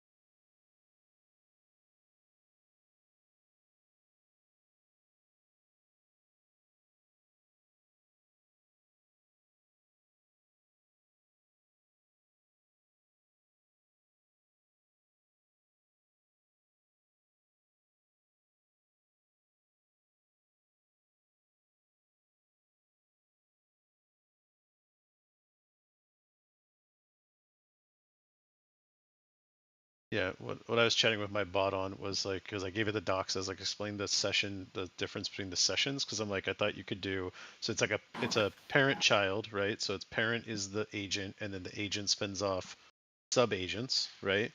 And so then I have multiple agents, and each of those agents spin off their own sub agents. But I was like, how do you get an agent, right? I have my main bot. How do I have main bot talk to ops bot to say, hey, I'm going to set up this cron job for you. Like, what times do you have open and available for me to put this cron job on your schedule? Even though the main bot can see it, it includes cronbot in the conversation. And then cronbot responds and says, hey, I got 7 a.m. open. That's the best time that won't overlap with anything else. Give me the 7 a.m. slot. And then main bot says, sure, I'll assign you a 7 a.m. slot to do this cron job, right? So the two of them pair up as agents to figure out the solution for something you ask versus spinning off their own sub-agents separately and kind of working in a individual tunnel, if that makes sense. So it's called agent-to-agent messaging. I'm trying to find the doc component to explain it.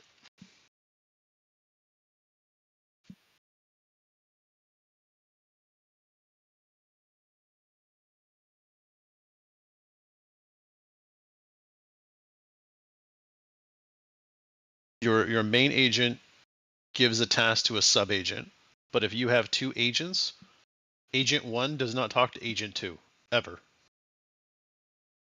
Agent 1 can put stuff on Agent 2's calendar.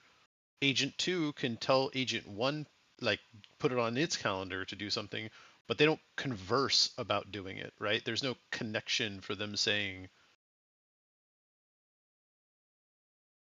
there's no connection with them saying, like, they do something.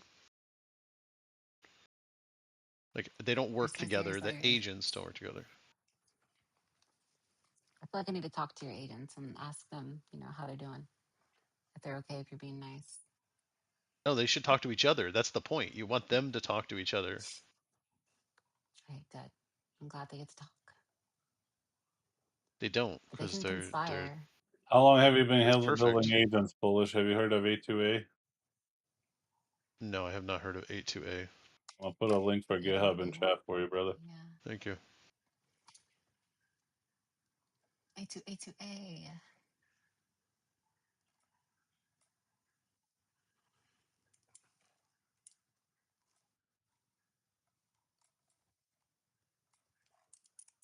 Just want to say I learned so much just sitting here listening to you guys. Appreciate it. Yeah, man. So do we. Thank you. Thank you, guys. People like Google made this and they open sourced it. Okay. I got a question for you guys. When you're, the agent can see its own source code, and sometimes it'll develop and break itself. So do you have it clone itself in GitHub and then make the improvements, and then once that's fully tested, merge itself? Have you done that yet?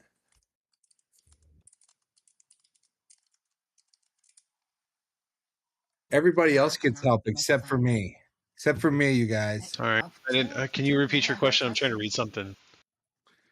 I've done that multiple times. If I spoke Chinese, I would have got some help. I said I've done that multiple times, chat. I've done it multiple times. Ni hao. Chill. Oh my god. You have my attention. Continue. Okay. There you go. Thank Instead you. of having, your AI, the Clawbot self-improve itself, and it might break the code, which it's done before, right? As it's approved. Do you have it go clone itself and create a branch, clone itself, and then improve that, and then fully test it, and then merge that? Is that's No, the right That's logic, right? that's not the way to do it. I don't know what that is. No. What would you do? Why would you clone itself and merge it? What does that even mean? You, if this agent Well, is hosted on a GitHub, I guess, but like it's more of a well, if it's going to improve, like for merge it. example, I go, hey, I need you to build a full CRM pipeline. So for each one of these as a client, instead of it trying to rewrite its own source code and then breaking itself, it could create a branch off of its GitHub backup, clone that to the computer, modify it, test it. When everything's tested, go up and merge the code so that it's approved itself with a test layer. Why do they do the whole GitHub thing though? What? Why do you do the whole Git? Like I just feel like you're adding a lot of extra Why do processes. I I'm do not the saying you're GitHub? wrong. I just don't. I Yeah. want to Well, know if like you what your rationale is. GitHub, one, version control, two, I can have a central spot where I can branch out, right, if I want to add features, and then it saves those and keeps it organized. Okay, that's fair.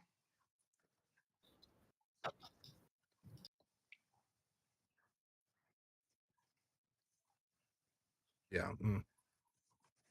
Is there? Yeah, the way I do it. What's the way you do it? What's a better way? I just want to do better. No, Okay. actually, what I have is I have an agent that is designed for. I just built this like while we were talking about it earlier. I have an agent that's designed for, it's called a retrospective agent, and it goes through and it reads all the logs. So, like recently, I had it look at a per session analysis and do a sub agent analysis, a cron job analysis for each of my crons, and an analysis of my workflow agent and everything. And then it creates different dimensions looking at response quality, tool efficiency, error recovery, token efficiency, and task completion. And then it has scores for each of those and then notes for each of those. And then after that, it produces a set of instructions for each of those different sets of like subsets for those agents. So it's like fix serialization or audit the model routing or optimize the workflow, agent tool batching or add tool to call timeout alerting or add token counts to logs or reduce workflow agent count, turn count or whatever. And then it provides a overall score and then also tells me how the score has changed over time and how there's some carryover issues and what those are. And then I have it then produce a set of P0, P1, P2, P3, like at different priority levels of fixes that are recommended in a consolidated set of recommendations that are yeah prioritized.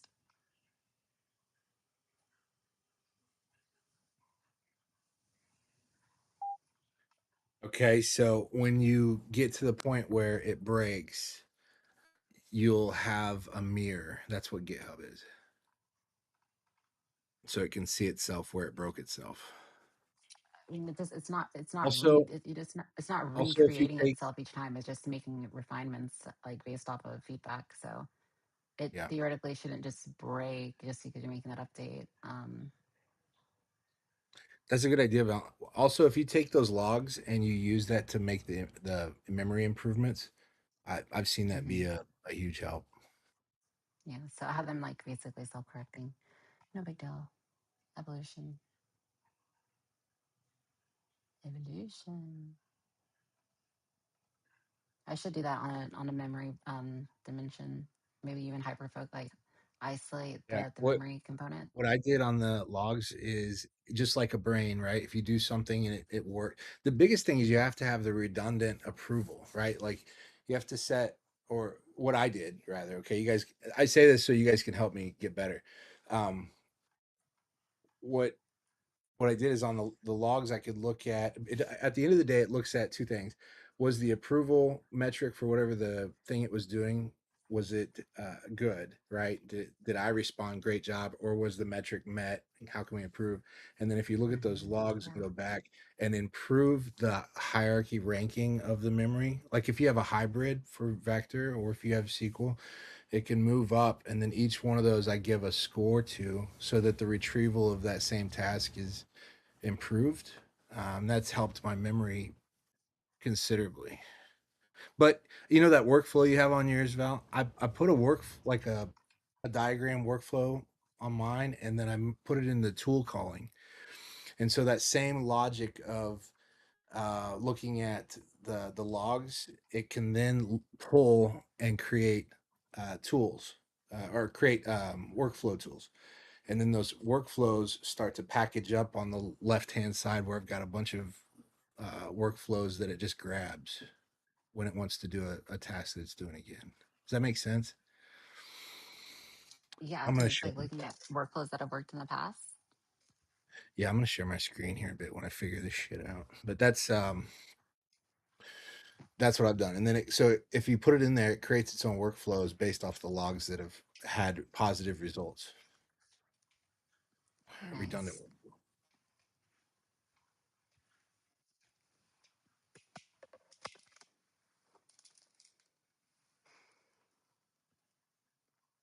Now it's just not even producing. Posted that agent to agent thing for you. Feel free to read through it. That's what my bot came up with as options and why it would be beneficial and where it would have gaps. So read through it.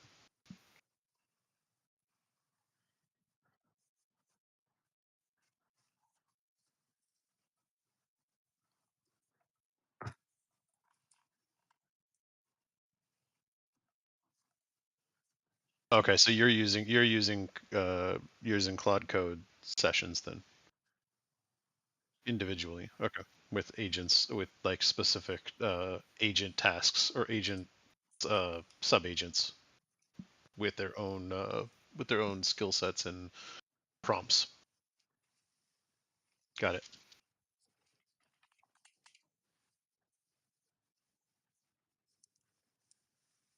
Yeah, what I would like is for the bots to talk autonomously because I think that's how you could really get like let them build stuff together without having you be engaged.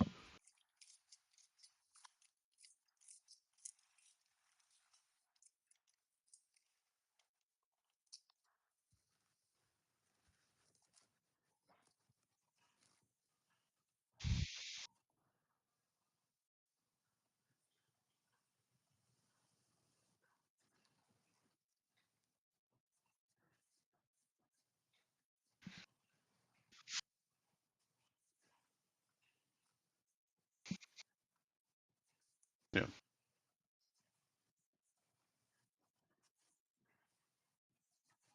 I mean the orchestrator. I have an orchestrator script that I use in Claude Code, but I haven't had to use it because Claude Code's gotten really good at creating its own, doing its own planning and orchestrating and setting up agents. But I would be interested to see if I gave that script to my main OpenClaw bot and basically said, put it in its rules to say always use the orchestrator app whenever you feel like you need to stand up an agent that does something very specific, and then have it stand up its own agent to run that specific task. So if I say build a front end, right, it uses the orchestration, like the project orchestrator to basically spin up a prompt for a front end web developer, right? Build an agent and then hand the task to that agent who could spawn sub agents, and then my main agent's free. And if I say, oh, I also need a backend for the site, then he spins up a prompt that spins up an agent that agent is then do the backend agent, right? The backend agent spins up sub prompts, and then your main agent is free again, and your main agent can say, oh, you also need XYZ, right? And let me go spin Wait, up an agent for that. wait, wait. Uh, is this a topic how to finance OpenClaw for myself? Like, it does not cost anything. What? Am I good to understand? Because my Windows. No, actually, I'm just an idiot. Sorry, like I didn't understand. So how it's free then, is the main agent. because the main agent doesn't have the task. The main agent isn't taking the task and working on it. They're building a. If I have a bot, if I set up my trader app, I can chat with my trader app, and I could chat with my other bot, and I get answers like near real time between the two of them. I don't feel like it threads.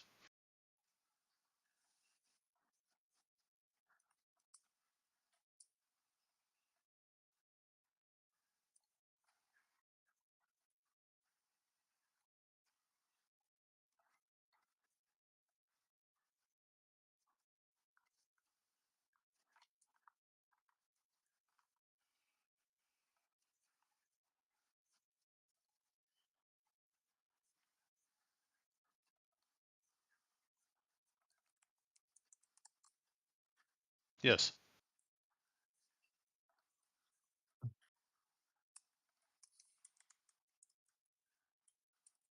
they need to talk to each other, and that's where the agent to agent comes in. The other agents. Correct. Correct.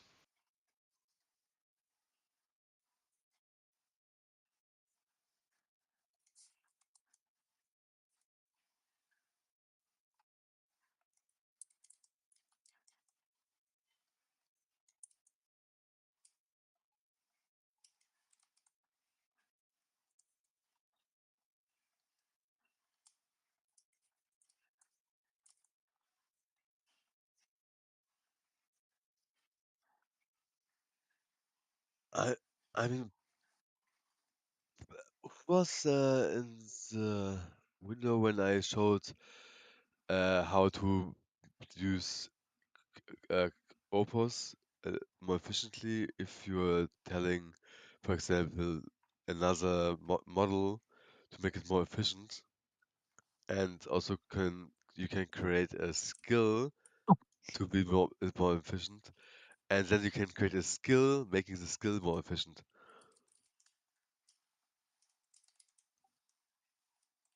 Actually, a little interesting stuff. Manus didn't like either they don't know about it, but or yeah, because how skills are working at Manus is not the same as with Claude. Not 100% the same.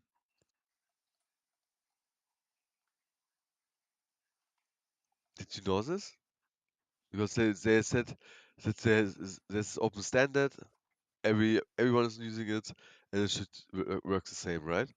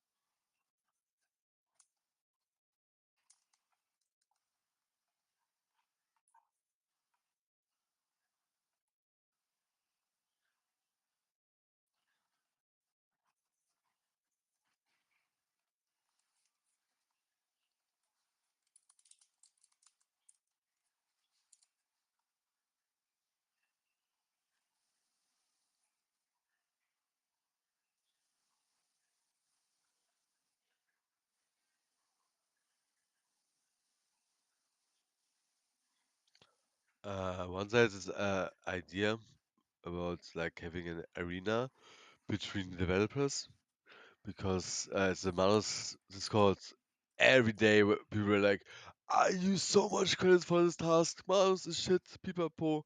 And another one was like, I could do it for cheaper, you know? I could like hire me. I could do for cheaper. Of course, nobody got hired. But I said, hey, what if you would have an arena where you could bet your credits? If like the one is solving the task cheaper, faster, etc., then you can make bets, and the loser has to give the winner the credits, and vice versa.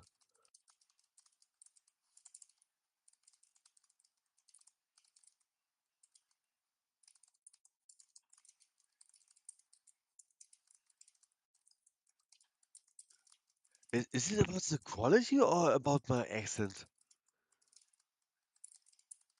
Sometimes Your both. your quality sounds perfect, so I guess Stop. he doesn't I knew understand someone was the gonna say accent. sometimes. I knew someone was gonna say both.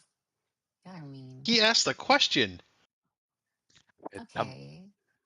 It's He sounds so fine, guys. it's Don't it's be mean, in. please. It's just I'm not being mean. He Here, asked a I'm gonna. question, and I said both. It is not mean.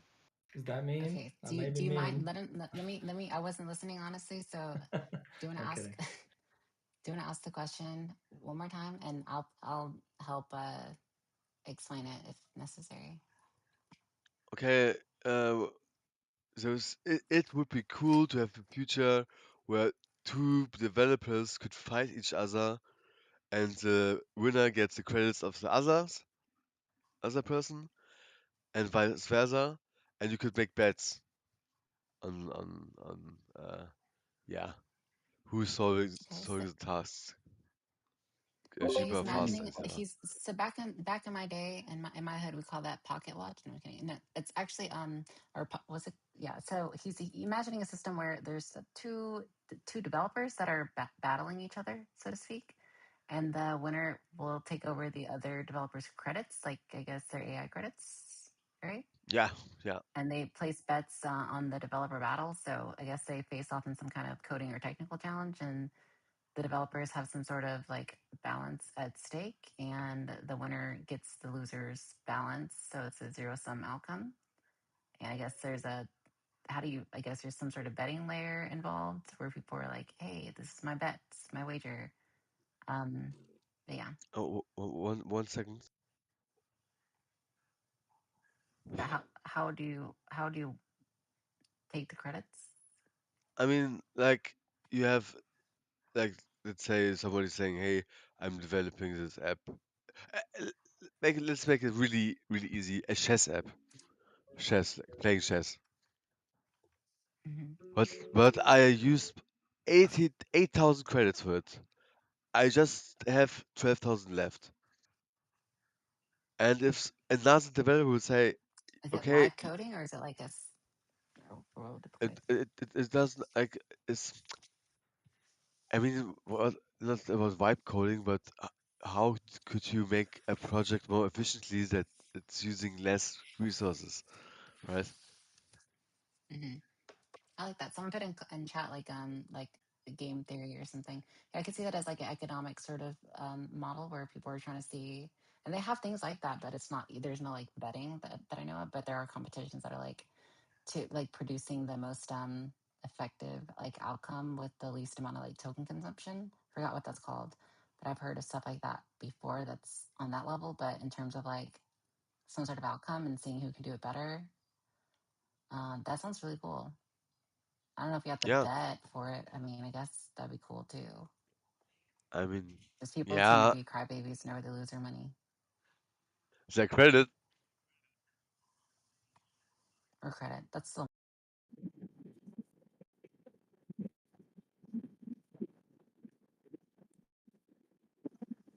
Yeah, but the that's cool. betting. Make it It happen. would- Make a thanks. thing. Maybe I should, but it's like I asked the amount of people, and they don't program the credit system that you can give your credits to someone else. You have this kind of team feature where you can use credits together, but you can't transfer credits to another person.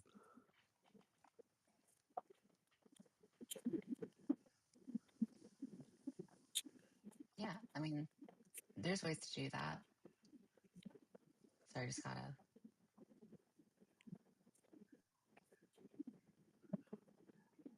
I see people.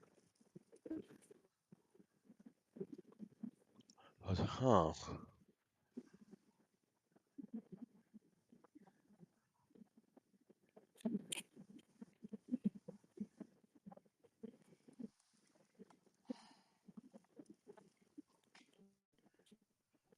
I think it's cool. It's not like a battle arena. Make it easy for people. If you make it easy, then more people will actually do it. You can't wait around for other people to do it for you. And yeah, and people are learning stuff because they're like observing how the one player is solving the. Huh?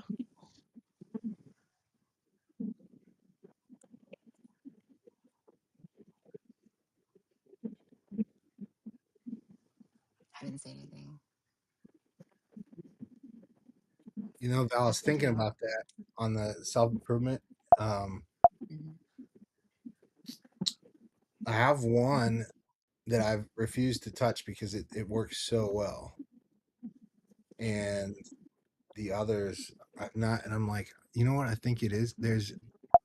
You have to have a really good way of testing the improvements because if it's left to self improve, Mhm.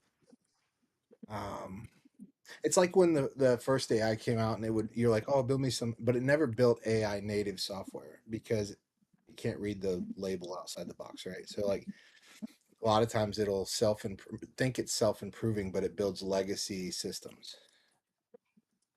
So it'd have to have, I guess, the testing that it runs through would probably be the most important thing. Like after, if it makes a test or it makes a branch, then it has to run through a series of tests, execution tests. They get harder and harder.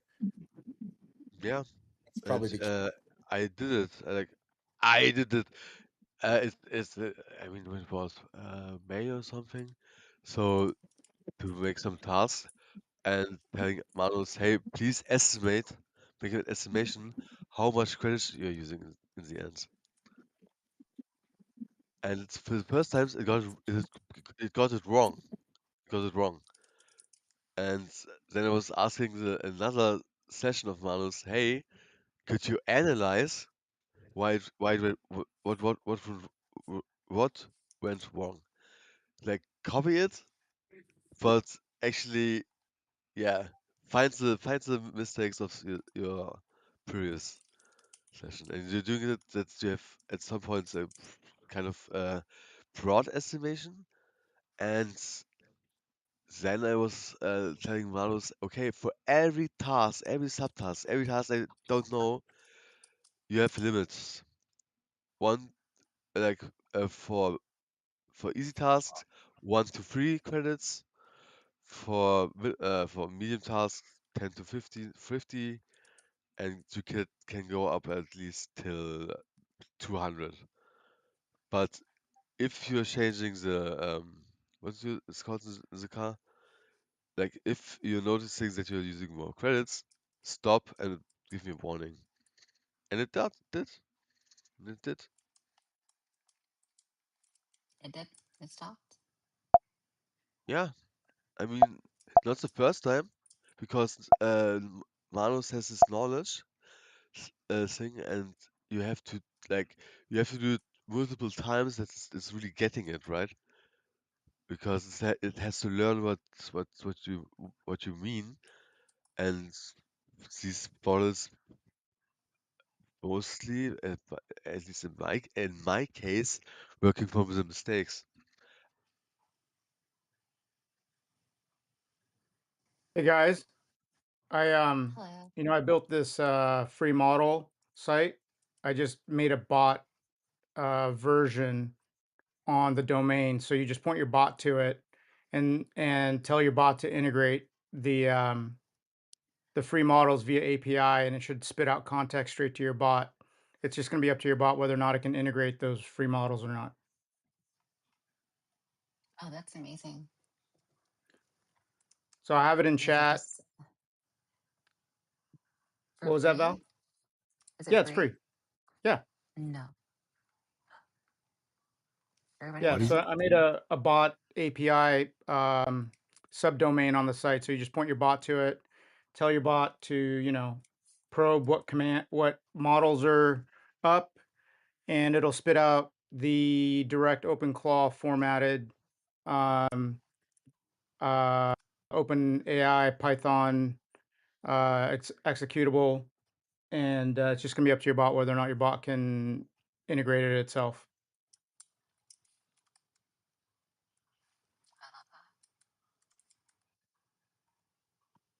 What made you think to do that? I got lazy. I didn't want to do it myself. So I just That's fair. was good. I just wanted to point my own bot at it and say, hey, there's 105 free models. I want you to, probe those 105 and see what's up. And the ones that are working, use them. And then I created on Manus, I created this kind of like let's collaborate together to make something really, really, really, really awesome, like to show the world what agents can do. And the thing is, there were just 4 or 5 people who were like up for it, and I'm really thinking, actually, I have to connect Manus with this community because this is like, yeah, it's the same vibes, and like just thinking about, okay, what if we all could work together, if we all could work with our credits together, what could we achieve? What kind of software? Big software. And the thing is, I invited the head developer of this open source game, and he like he embarrassed me because he was trying to tell the people like how software development works, and that this is not possible. Yeah, yeah, and like they were like, what the fuck? Doesn't he know that multiple people are working on a project? This is normal. But yeah, what like if what could you imagine? Story, Val. Like what could we achieve if we would work all together efficiently? Efficiently? Probably like AGI would be your own AGI. But except instead of artificial, it'd be really generally intelligent.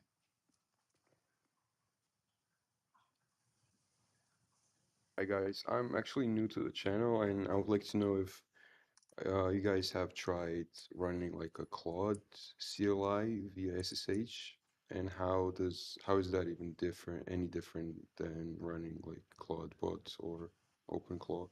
Like what benefits do I get with this?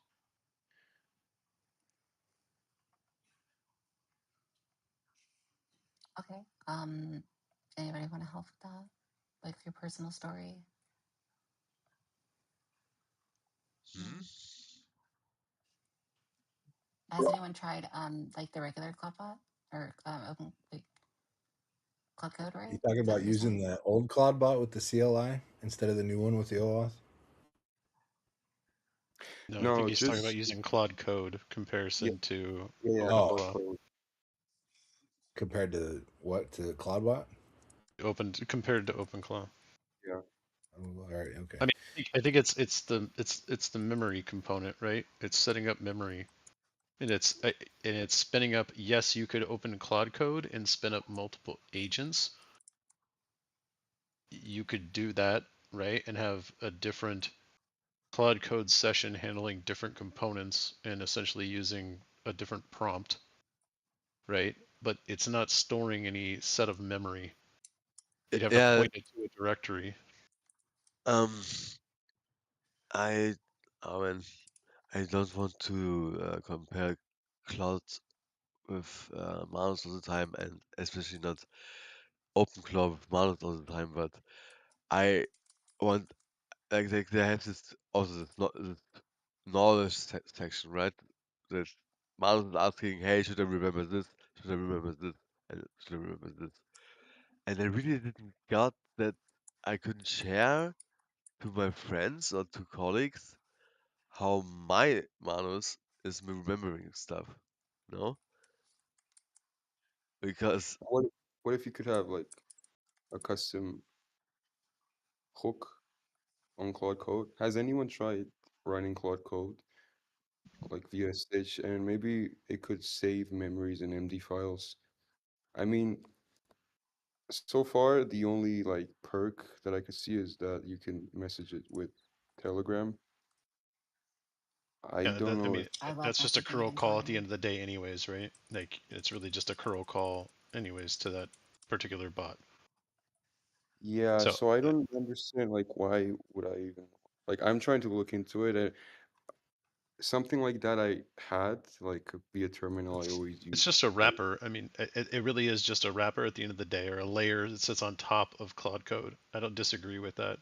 Like, It's a shell. Yeah. it's a shell wrapped around Claude Code, Mhm. right? Essentially, and or any other LLM, but obviously other LLMs lack tools and things to do everything, right? So Claude Code is the most efficient one to do that, and this is just a to wrap code. To code, right? Mhm. to do most things autonomously on a machine. I would say that's the way I would put it. Is Okay. Claude Code is probably the most efficient at creating files, digging in, understanding like the infrastructure underlying assets of an operating system, and able to dig in, and it has the tools to do so. So, you know, ChatGPT Codex could probably do the same thing. It's Yeah. probably paired. Again, any of the frontier models locally are probably compared. Stick an open model, it maybe gets a little bit tougher. But you're right. It's just a wrapper around these things. If you want to build Guys, your I own, will be build right your back. own. I mean, it's one of those things. Like, if you're going to build one, right? Like, I have a buddy who built his own, right? And he's like tinkering with it and doing his own. I don't know how far he's going to get. I don't know. You have a whole community with, almost 200,000 stars on this thing in like 2 months, right? And so you have a whole community building something around this. I mean, Yeah. everybody's a one-man army. It's up to you. But to answer your question, I do not think that, a lot of people come in here and be like, OpenClaw is amazing. It is amazing. But the reality is the underlying LLM and architecture you're connecting into is the amazing thing. This is just opening it up and allowing you to go mobile. Right. That's the way I look at it. Yeah, same. But This I'm is also like Claude Code's optim amazing. This added a mobility to Claude Code that you didn't have before. I could walk out, go for a walk, which I should fucking go do right now. Go for a walk and chat with my bot about updating my LinkedIn profile, which I'm chatting about with him right now. For no reason I need to sit here and do that. Yeah, and you could have done that in the past. Someone could say, "Oh, well, I already made that." But the point being is the vehicle of OpenClaw, it makes it so much easier to do that, and 100 other things, plus a community that's making it, plus a bunch of support like the Discord, and it's open source, so the scalability on how much it evolves and how much more helpful it is isn't really a worry. I hear this. I hear the same concern. At first, I was like, "Why is this any different?" And then I saw the mobility piece is what clicked for me. Was the ability for me to autonomously like walk away from the machine and not sit at a terminal trying to answer questions. Yeah, it only tells you when there's like an actual issue. Yeah. And you Like can set I that don't. up super easily. Yeah, and I don't touch my machine. Like, my machine's running in a whole nother room. Like, sat up on my couch just breathing, so it can it can stay in an open space that's not confined to a room.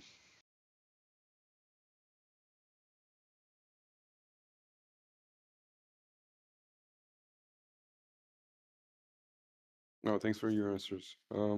Yeah, I'm trying to be optimistic and find out any use cases that Claude itself might not have. Just researching.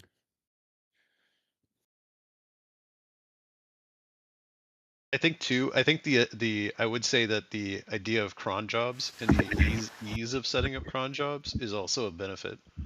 In saying that, I told my bot last night to go review. I gave it like 12 different GitHub repos and said, go review these and tell me which ones you think would be best to build as skills that would help you like do development better or do any of these functions better that we've been doing. And then it went through them, and I just gave it like a 3-hour long cron job to continue to churn through it. And I woke up this morning with like, here's what I installed to do better things for front end development and database development and some other things. So I do think like you could set up cron jobs with Claude Code, but how you set those up and asking to set it up and then having it work through that and then track it in like one dashboard, I think is another piece. Again, it's you're gonna put all the puzzle pieces together separately, or you just use the platform that's being stood up from an open source perspective.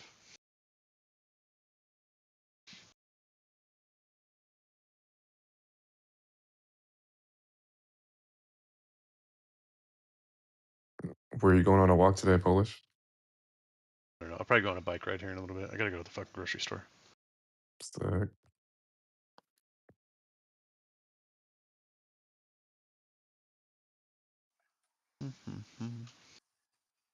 I love your commitment, your commitment to the bikes. I have a one of those like office bike things, and it's like a chair because like a chair that's like has like a bike thing built into it. So I used to use that whenever I'd play Call of Duty. So I'd really get into it, and I just start like sweating it out, like acting like I'm running around, and then I got fat, and now I can't play anymore. How many miles you running? How many miles you riding? It's like a 17-mile ride back and forth. Holy. My I type of usually fun. it's electric. I go down the boardwalk in Huntington all the way down Oh, so to you're Steel a Beach cheater. and back. Huntington, New York? No, Beach, California. Beach. Oh, got it. How you enjoy the electric bike? Great. Fantastic. It's time for a new road bike. They don't rip you off that and say no e-bikes on the trail, or you got a fast one. I usually do like it does like 28 if I'm like topped. It's usually like 20 if I'm just like pressing the button. Are Sometimes you on the talking about boardwalk you get your Wii bike? on an e-bike, yeah. Your Wii bike. Wii bike as it goes wee Did woo wee somebody woo. say weed bike? His Wii bike. He actually rides a Wii bike. Y'all don't know this. That's because he called me a scammer one time, so I'm getting revenge. I know he's just giving me shit. That's all right. He rides a Wii bike. It's just Yeah, like the Wii, it's a little Nintendo Wii. Yeah, we He Wii. pulls up next to you with a bag of weed and says, Mario "I'll give Wii. you one." They're like weed. Goodness gracious, people. I want an e-bike. You can really And tell if you who a live jet like is within like just 5 miles of dripping the with beach. money. Oh, that'd be awesome. Move to like Sarasota, Florida, live in a high-rise apartment, have your e-bike, ride around by the water. Life's great. Sarasota? Sarasota, All Florida is right. the most beautiful city in Florida. If you're from I Sarasota. don't know about that one, I'm but I from get it to you. Sarasota, All but I've right. been to almost every city and small town in Florida, and Sarasota, hands down, is the best vibe. That's fair. This happens every day. Who I'm listens I'm to I'm, this? I'm guessing y'all got some of the like the As soon as I'm someone about to says get something weird. confident. beach. I mean sand beach. Yes, I love like the white sand and the The clear white water sand, where you yeah. can see like far out. Like Because you're on the golf. Atlantic's just too dark. The Gulf's so much nicer. It's just clear. You can see far out. Yeah. Mm, You get maybe manatees. your You like golf be is hanging out like that way. I'm near the Gulf of Mexico. It is. yeah. It's Gulf of clear Mexico is and not Florida is a good beautiful. vocabulary. Yeah, the golf But on the Texas Mexican doesn't side take for care sure. of their waterfront. That's why. It's Yeah. so sad. Like it would be North Florida I for would sure. But I'm telling you, if when you're like in like Lido Beach or Longboat Key over there in front of Sarasota and those keys, and you're just sitting on the water and the manatee flows by and you can touch it and stuff, like it's like you're in But you're heaven. not supposed to touch it. That's the crazy part. You're allowed to touch them as long as they flow by you. You're not allowed to chase them though. That's the rule. No, you're not Who's allowed to touch chasing them at these all. manatees? No, you're not allowed to touch them at all. You're not allowed to touch them. But if you You should don't move definitely and they let me touch touch you, them. I mean, that's got to be a gray area because Yeah, that's different. Right, Like that's kind of how we if they do it. hold You on need to to, you, then that's fine. But the moment yeah. that you put your hands on them, that's a different story. Right, you just kind of stick and your all hand out. depends You who's don't touch it. watching. You just let it flow by and touch it. Are we talking about strippers? Nah. We Oh, ain't supposed to touch. We ain't Girls on supposed the to touch other those side of the either. room, and he's like barely hearing it. He's like, oh. Talk Say about right into manatees. the mic, like, let me tell y'all. same thing. Manatees Where, even, but where like you guys at in Florida? It sounds like a couple of you guys are in Florida somewhere. No, I'm from Miami, so I was like, I'm born and raised from Miami, but I went to school in Tallahassee. So, my last year, I had to go back and forth between Tallahassee and Panama City. So, like going to like Destin and Pensacola and all that area, like the That's beaches on that side is completely different than what I'm we used to. vacation in Destin quite a bit, but I like my mom lives in Venice, so I'm very familiar with the Gulf side. And then we got married in Sanibel Island. So. Yeah, yeah, see, so yeah, I love it up there. It's very common and just like it's completely different. Like North Florida and the Panhandle in comparison to like South Florida, even the Keys. This is like, oh, okay, that's a different vibe. Keys is a one vibe. Miami is a different vibe. Like the North Coast on the Atlantic side is a different vibe. Different vibe, yeah. Yeah, and then 'Cause like the Gulf is mostly like just touristy. Like it's just mostly tourists everywhere. so it really like good. I do like Crab Island and Destin though. I've met a couple people. I think one day we partied over there where Jamie Foxx was hanging out on the boat. Oh, But that's like you dope. can just meet like random people in Crab Island. They just be hanging out there partying on their boat. What's the In the, name? I forgot the beach. I know there's a beach up there where you can camp overnight. Forgot what the name of it was, so I know it's up north. I mean, on the Gulf side.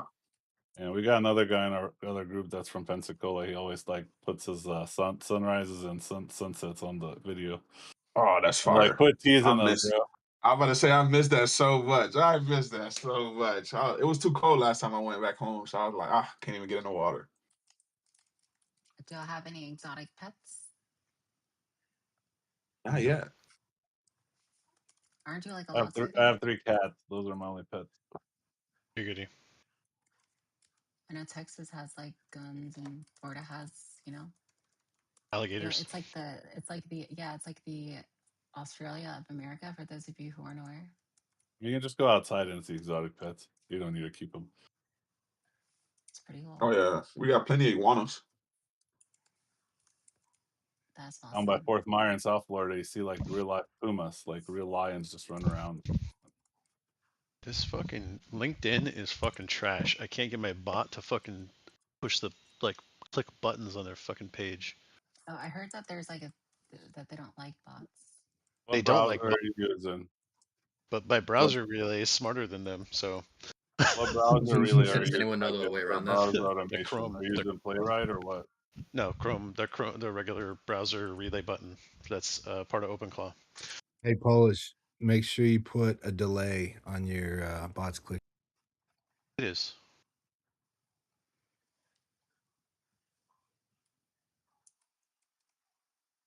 How long is your delay? I haven't really Is it tested the also, do you OpenClaw run a relay mass yet, but delay? there's some pretty good other tools out there that control the browser well. I mean, that's how I got blocked. So I put it's a randomized time delay.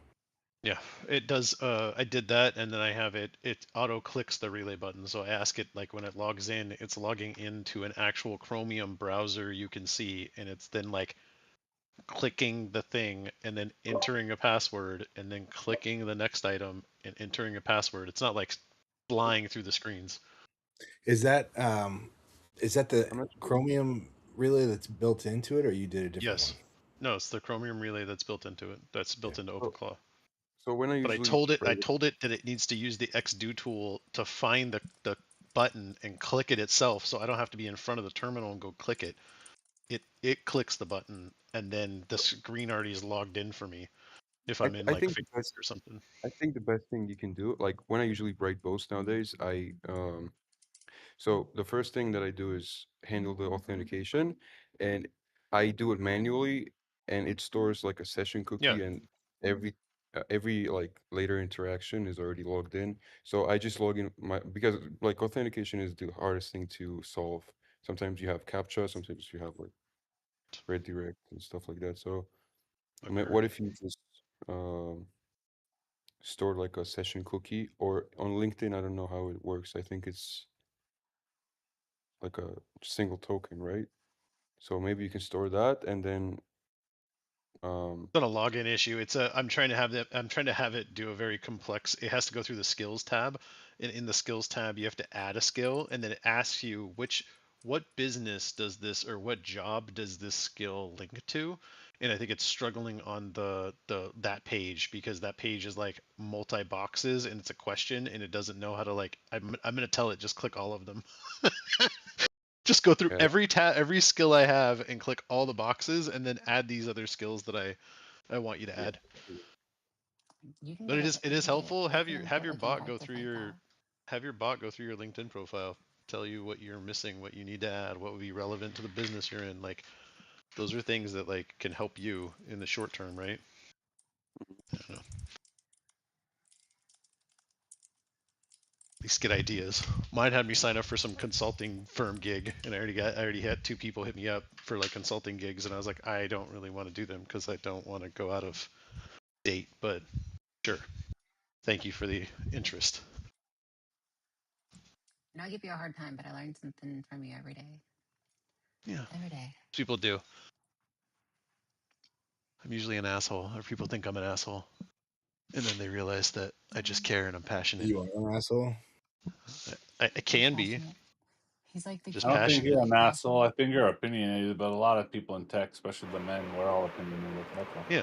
Well, we've seen, when you've seen enough shit and you've stood around in the hallways like at 9 o'clock at night because the servers are down, you kind of feel like you've earned your time and like you spun the wheel of fate in what you're doing. So you kind of like bang your head against the wall enough. You kind of like fight with people that don't bang their head against the wall enough.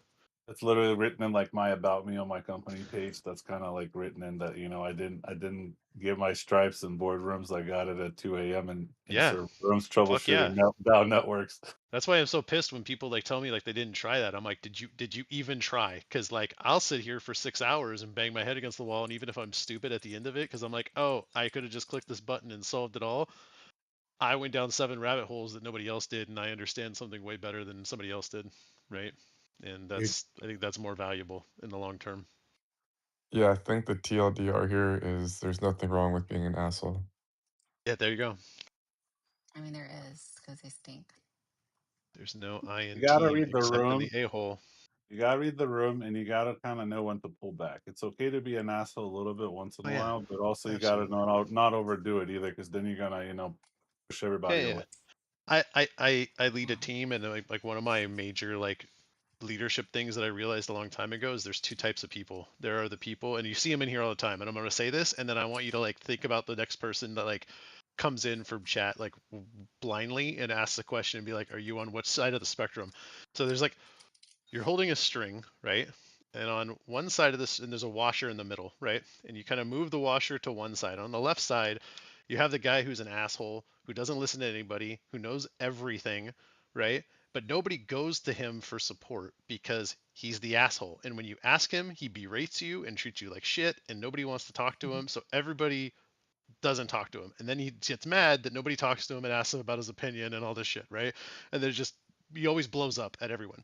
And then you have the person on the other side of the chat who's always, and this is chat, but this is work too.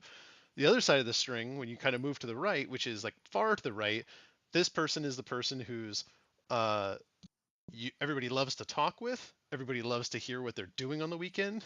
Everybody loves to hear like all the things that's going on in their life. They love to chat with everybody.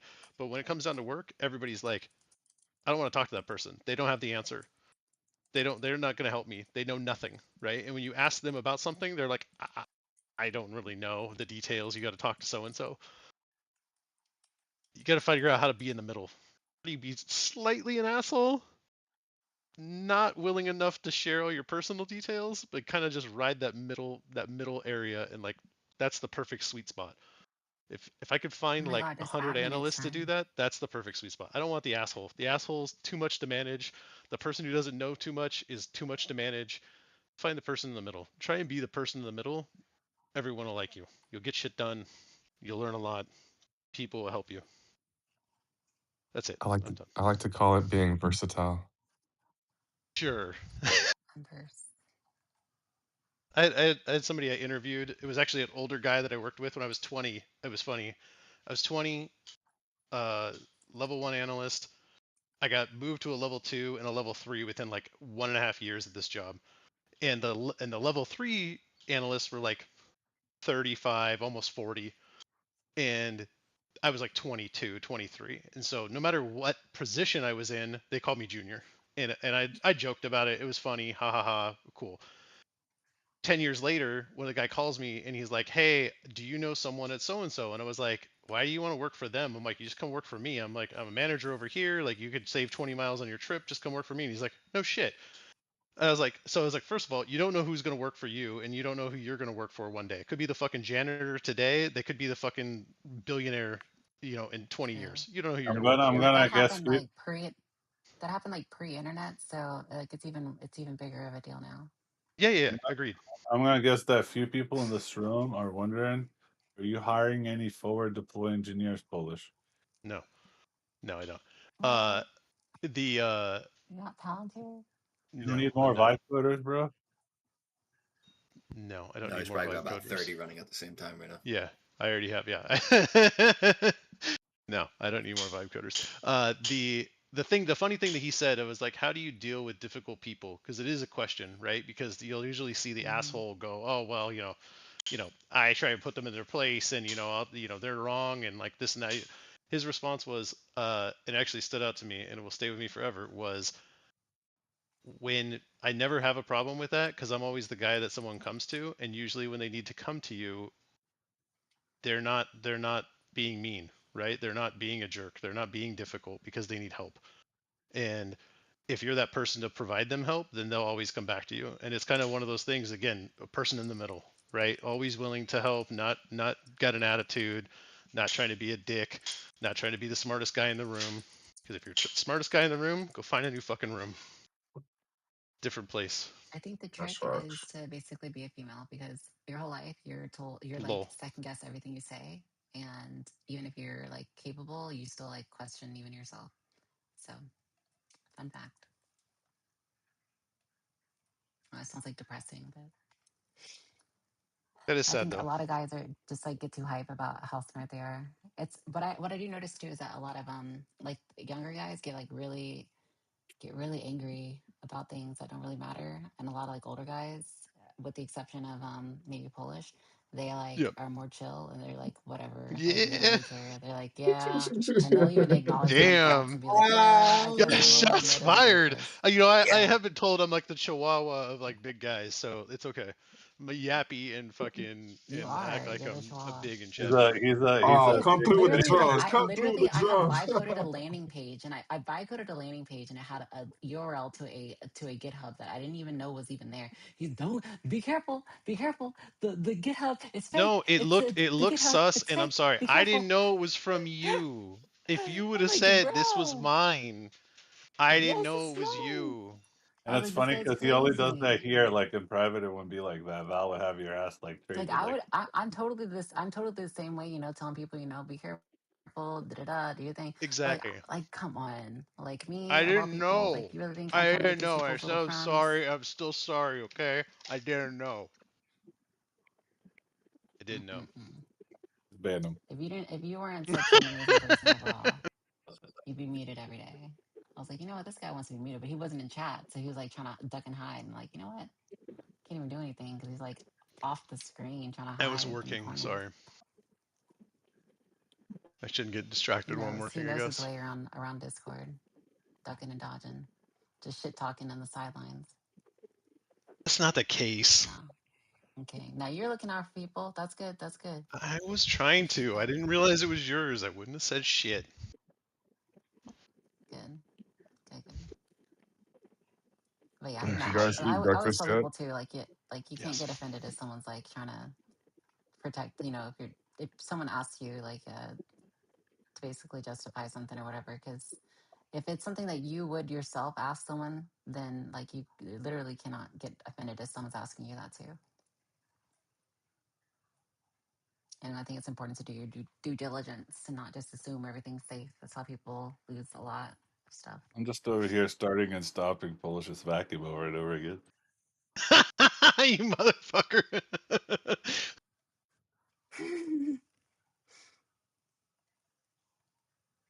That idea, like I put it in a Discord and I left it in a Discord chat, and it was funny because the guys that I gave it to were just sitting here turning it off and on, and one was like, stop. He's like, leave it running, I want it to die. And the other one's like, let it go, let it it was like a whole like existential crisis of like, can we let the robot vacuum die? And it was like, no, we're gonna keep it alive. We gotta send it back to the dock so it can breathe, and it was funny. So I'm like, what would happen if I gave the internet my robot vacuum? So You should I try didn't. it I already did. It's in my profile. again. Does it actually toggle it? I just pressed it Yes. like 10 minutes ago. Does it? Wow. And it takes Unless 10 it broke. minutes to like clean the whole like. I how does it- left it at a 10 minutes so people wouldn't what do you call it? like They couldn't spam it. spam it. So Oh, we because figured it you'll out already. huh? We let Clawbot figure it out, and it's already spamming it, bro. Sorry. I don't think it Careful, is. if he's over there checking.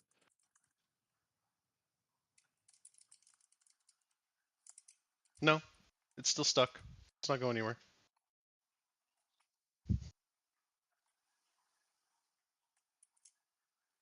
It started earlier. That's really creative. I gotta give it to you. Like It I is never actually seen. it was a fucking hack job to get it up, to be honest. It was a fucking nightmare. I'll post the at least like the high level, what the channels that it goes through is a joke. So they blocked the Shark IQ app, blocked the they block the API for everyone using like Home Assist. So I found this last year. I was like, oh, you could use this through Home Assist. It works. So then I had to, because it's like running a local like Pi off of my machine, right? Like it's just running like on a local Pi, and it's just a Pi script that like goes out to the internet and touches it. So I grabbed Alexa's API, connected it to the Pi. The Pi asks Alexa to turn it on, but you have to jump through like 8 hoops to get to the actual like request, right? Like the request jumps through like 6 hoops, and then it goes to a Pi bridge that goes to Alexa, and Alexa basically says, "Go turn the bot on." And so I'll hear it. It's like, "Go start the bot," and then like the bot starts, and then like it just runs, and then like 10 minutes later, somebody will shut it down, or it just goes back to dock. It was a fucking nightmare though. Is it the one that like refills itself, or do you gotta Yeah, clean it up? it sucks out itself and does everything. So it just recharges and then cleans itself, and then somebody else comes and pushes the button, and then it does it again.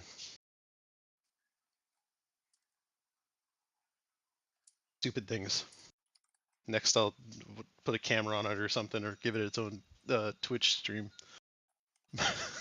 Let it roam around the house. Or can I get OpenClaw to figure out how to directionally move it so people could go vacuum certain sections of the house? little tiny camera on it with the direction pad. You can pay 10 cents to move it. Every 10 cents gives it a foot. There you go.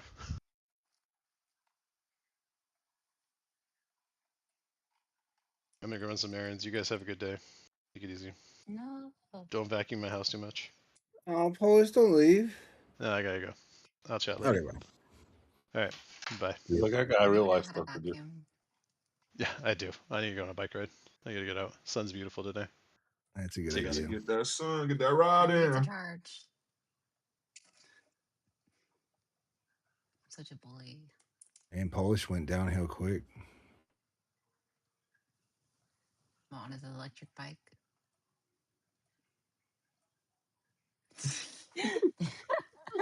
He's Thank quick you with for that He that. was sound. saying, Chat. "We."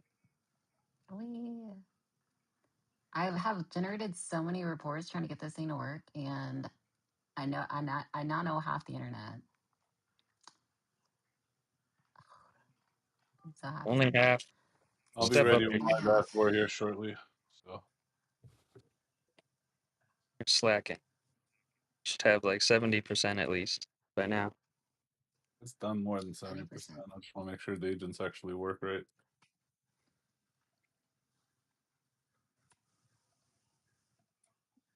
I've done a And lot then of like LinkedIn. I I guess I think kept Polish was learning so working many on it. now. It's just, sorry, what do you say?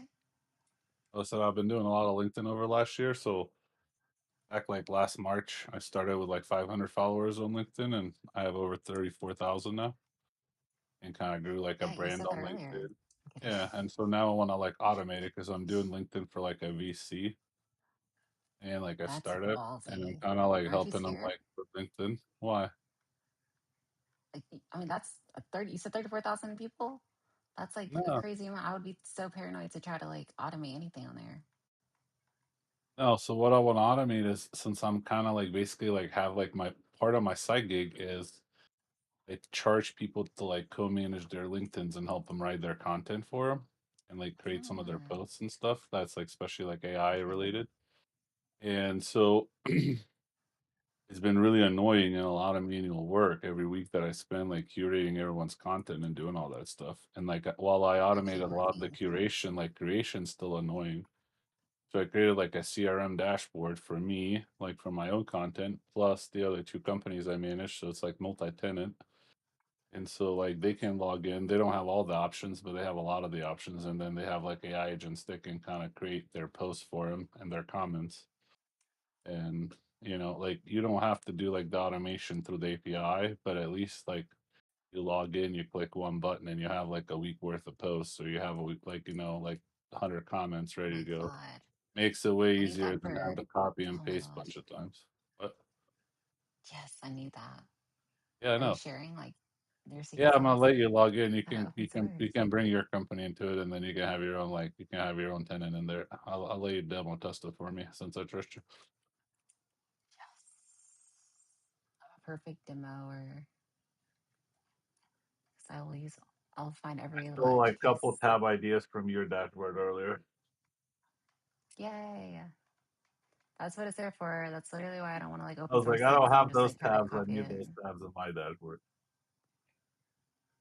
Yeah. Take the screenshots. Shots.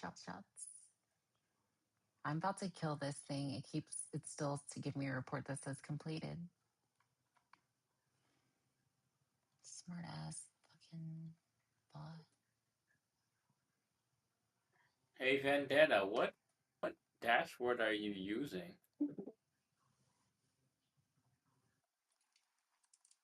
Does anybody know?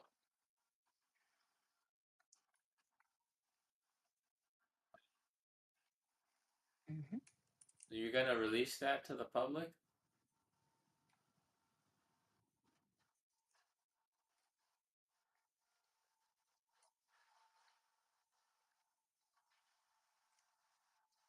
Looks pretty good. That looks useful.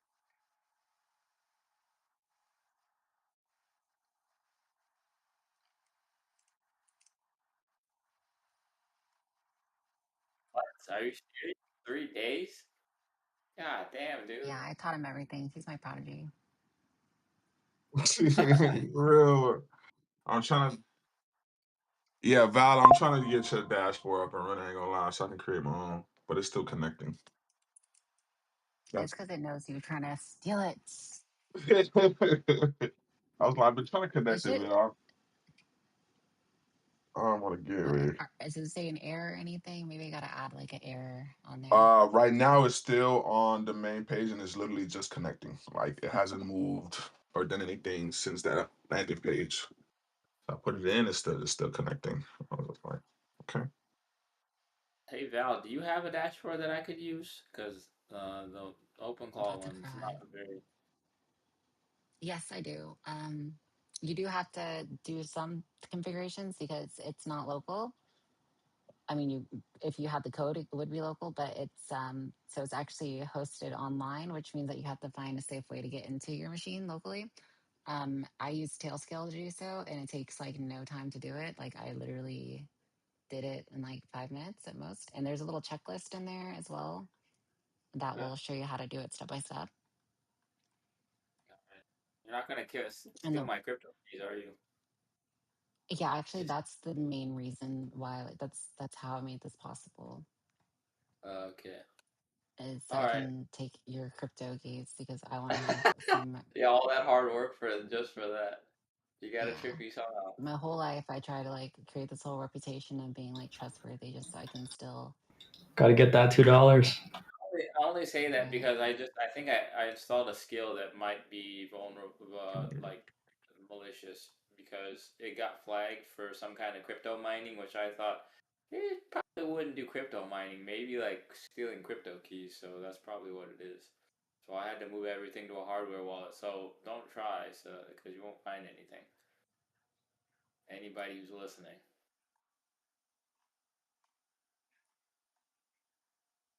Deal. So, at one point in time, I managed a lot of money alone, and I never stole it. And I just feel like I've proven myself in my life, in my old age, that I'm worthy of trust. You can Google me, and you'll see it. I mean, it's I'm not not even here to on my steal your computer. pennies. I'm just, it was a joke. I'm not really concerned. I don't have any Well, crypto those on jokes that. hurt my feelings. I'm very sensitive. Really?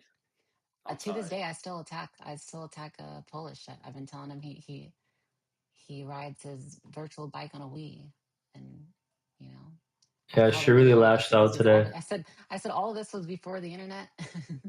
I don't know if you heard that part, but I was basically just saying like, Please don't make fun of me. I have a very soft ego. "Mm, then don't call me a scammer.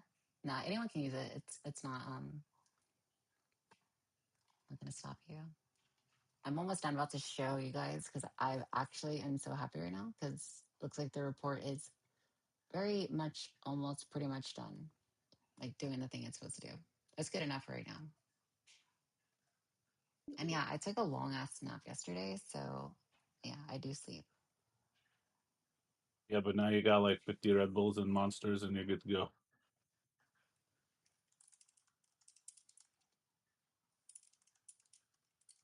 We're hyped now. Now we know why you didn't want to talk about the cartel yesterday. What? What? Are you bringing that up again?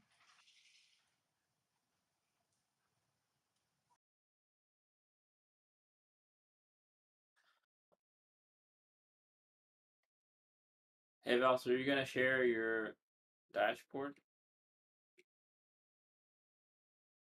Of course. Give me Okay. 1 second. Are you gonna share your crypto keys? No, it's safe. It's safe. I put it on hardware wallet. Okay, well I I know think that should Fabby, be so a standard. I think that should be a standard security. Getting a hardware wallet if you ever install OpenClaw, because you never know. Probably a good idea to do it anyways.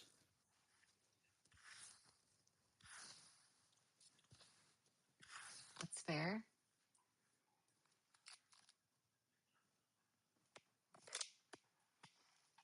So it looks like I'm doing one more little processing step that's just like cleaning up the thing that keeps giving me a notification saying done.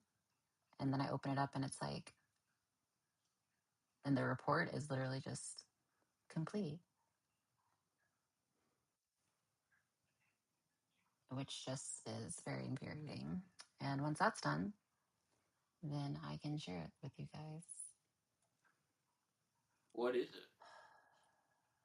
So I have a question. Are you building all this with OpenClaw or you using an external agent to build this?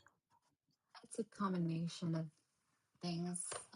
Yeah, sometimes if like little patches, I'll have OpenClaw go run and do it with have a coding agent, which is seeming like it's doing better than everybody else right now.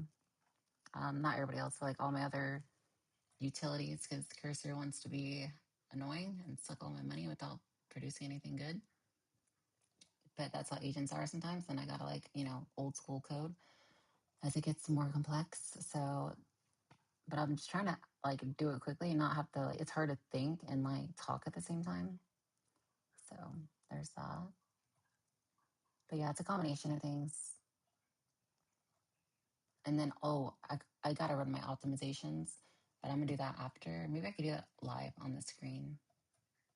But yeah, I swear this last step is almost done. I'm just trying to clean up this final state. So it should be like 3 minutes, 2 minutes, 1 minute.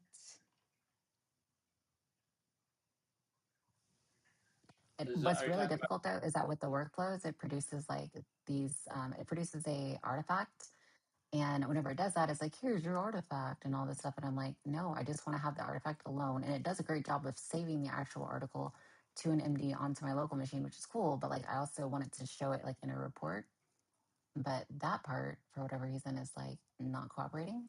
And you would think that would be very simple because it's basically opening the file it just saved. But yeah, it just is, it's like stuck in a loop.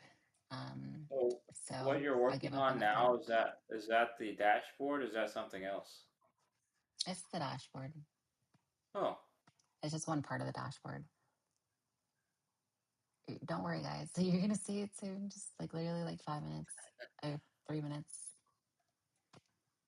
so I came right in time. Like this is like right when you're about to be done with the dashboard. I asked you for the to share it.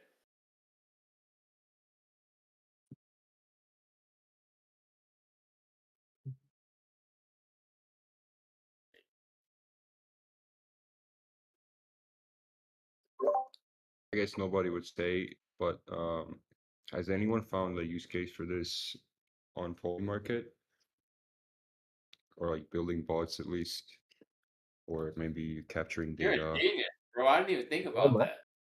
Dude, that's Yeah, the man. first time I've heard of someone trying to beat the market with these bots. That's crazy. Yeah, bro. I have That's community genius. of quant developers.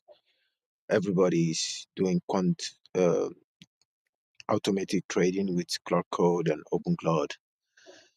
Uh, I, I, basically, I'm one of the few pioneers that help them installed on other processes, and they're doing fine, dude. It's understanding that you can automate a lot of stuff, especially the most tedious stuff I don't like doing is doing back testing, forward testing, but the research part and throwing ideas to the agent, and they can go and do research on archive, books, Google Scholar, and they can run those those ideas, those two different strategies, and backtest them, and less than 30 minutes, dude. Can spawn a lot of agents, dude. Like OpenClaw is the perfect orchestrator because it doesn't seem it's working, but it can come back with incredible results, dude. Like my server was full today, came back with telling me he backed up everything and saved all my data, and he freed almost like a terabyte. It's crazy, dude. I'm not even joking. Like, it's fucking amazing. So how are you doing this with quant? Like, what exactly are you using? Do you have your own algorithms?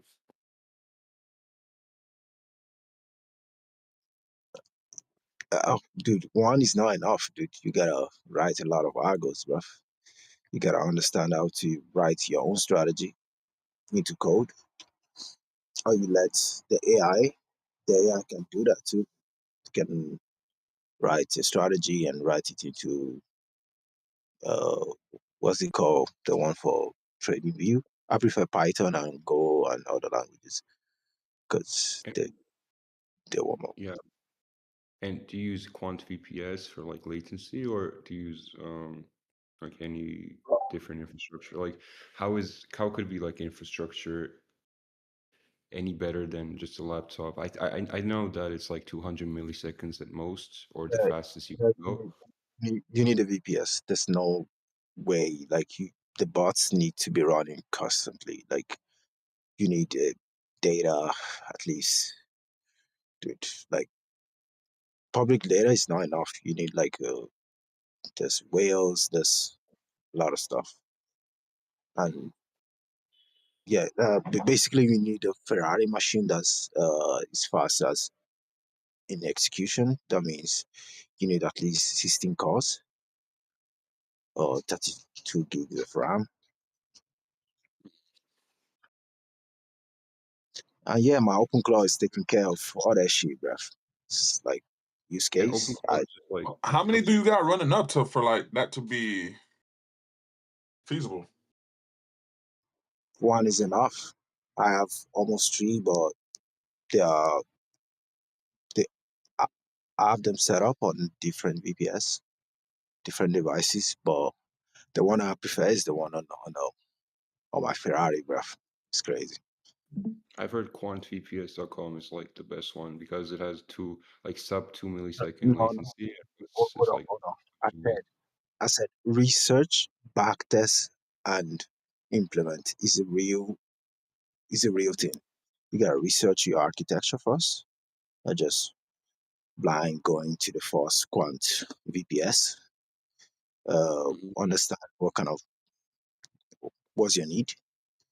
Uh, when I got started, I needed like a big machine that can host like a node, and but you don't need a node. You need just an access to a good public data, and you need Contabo and Etzner are very good at this. I have Etzner and Contabo, so I I know what I'm saying. What do You I can look get for, like, for searching for algorithms? Like, I don't know. I don't know the first thing. Like, I know there's trend following, but I doubt you do that. And I know that if you need millisecond time, you're not trying to predict the markets. You're just trying to predict the movement, right?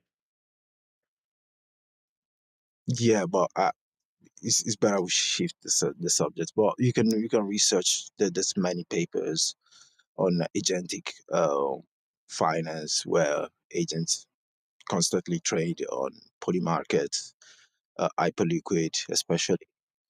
Uh, yeah, Solana. Everybody are getting reg pull because all these trade every most trade are automated. And Do you have any links to like where to search from?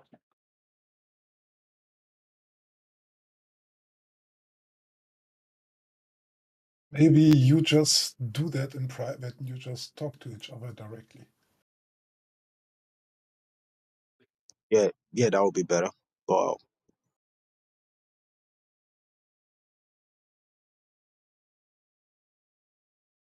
I know some people were asking me, so here we are. I'm sharing my screen. Are dimensions good on that?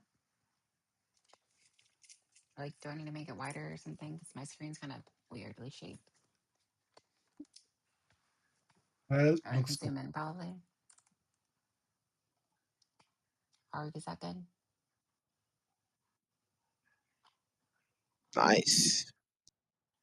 Looks really good. So, thank you. So I can like do my normal chats like you would see like in the regular chat interface here. And you can see like the responses, the model that you're talking to, the time, of course. You can switch this up to different sessions. You can also go to like OpenClaw docs and be like, what is local LLM?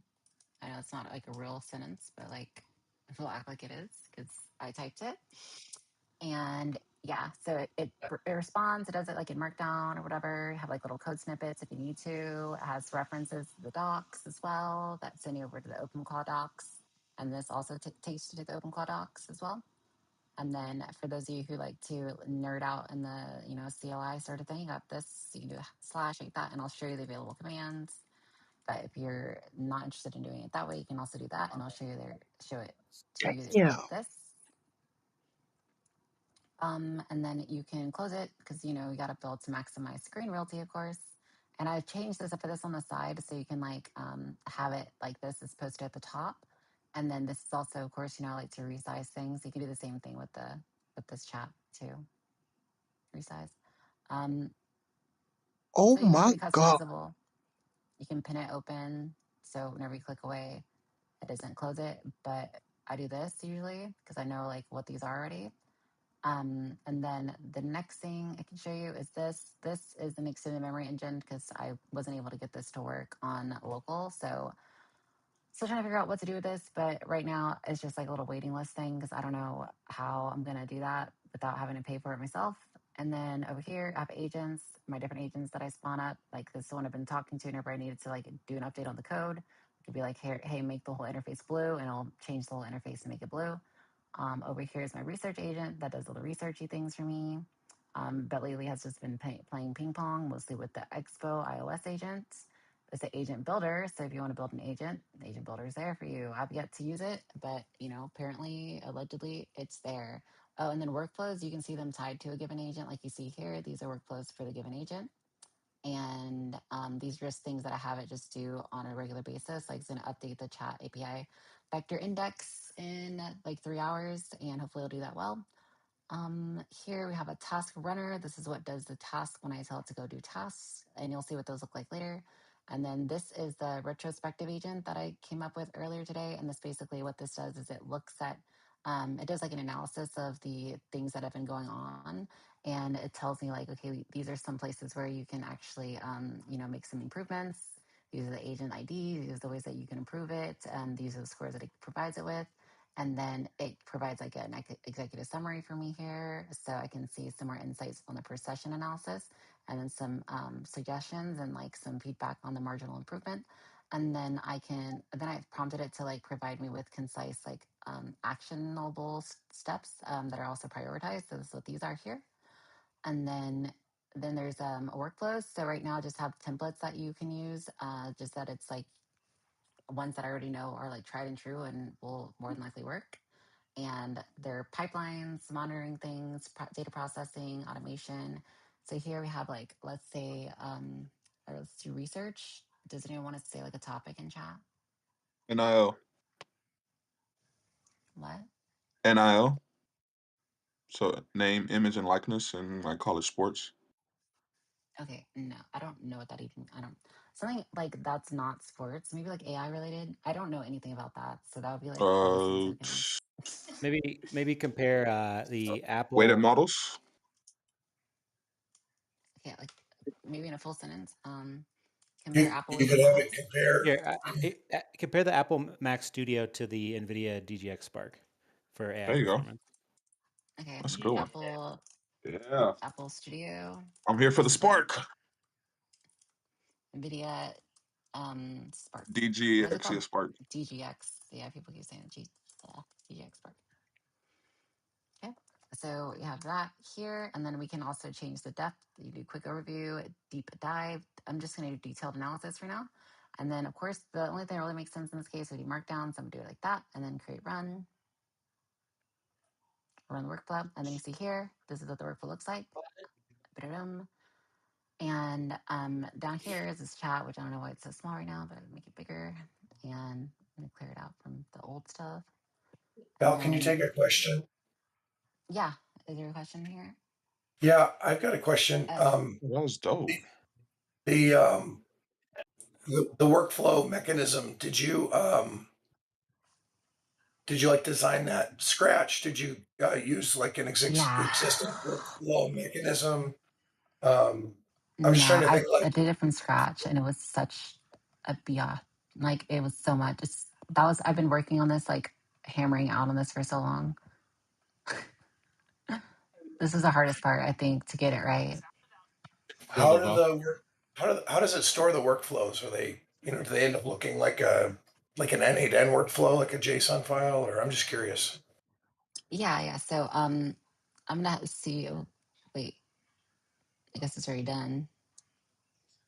So it generates the output, and so you can see all the steps and stuff here as it's doing it. So you see how it's like doing the research here. It's like a chat sort of interface. It's not perfect, but it does produce the results. You just have to like wait for it to do it. But it's kind of laggy right now because we're streaming and it's researching. But yeah, you can see the process along the way, and it's supposed to like show what step it's at, but it's not doing it super clearly visually. But you can like look into what it's saying here, and it'll say things like, all right, call dash is definitely in a loop. It's fired 11 times. Please check the dashboard for a stuck trigger. And then, yeah, it just tells you different things about it. But it makes progress.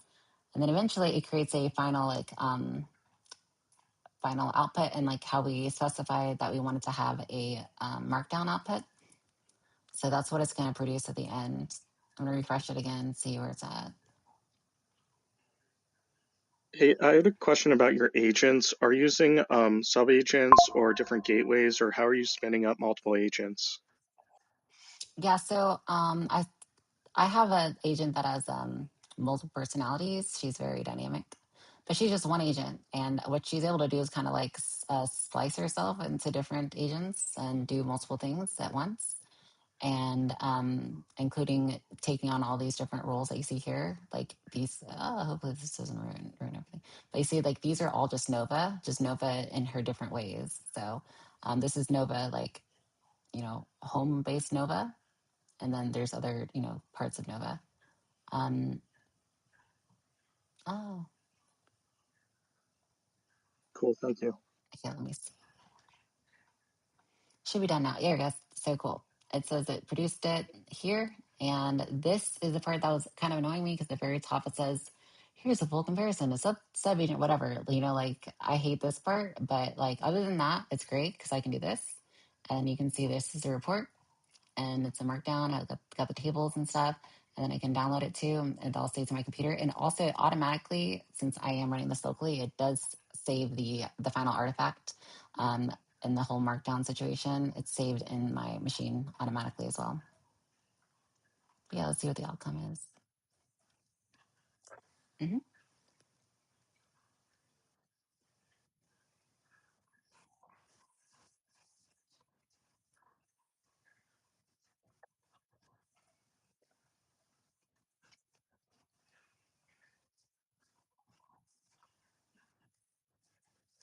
Hey guys, I'm back.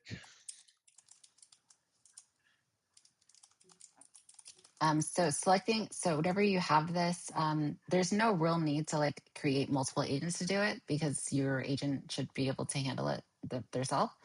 But they just are able to effectively, in a proxy kind of way, pass on the sort of context and the tools and all those things. It drills down into all of that whenever you are building your agent, and you can also further modify them. You can see here, like you can specify what sort of The duties and only personality problem and with whatnot. And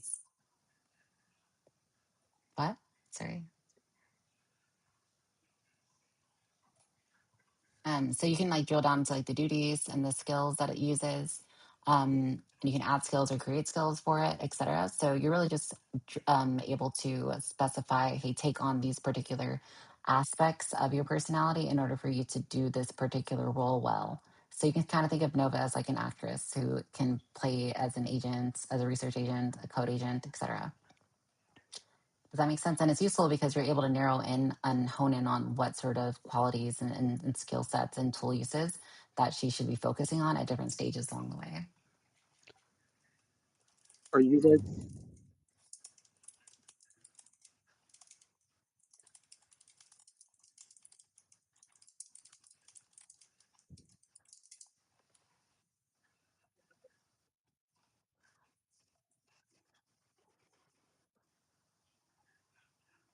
Okay, that's a great question. So in the workflow, what I used to have is a drill down. So whenever you would click on one of these nodes, it would show you on the side, and that's what I'm trying to have it bring up again.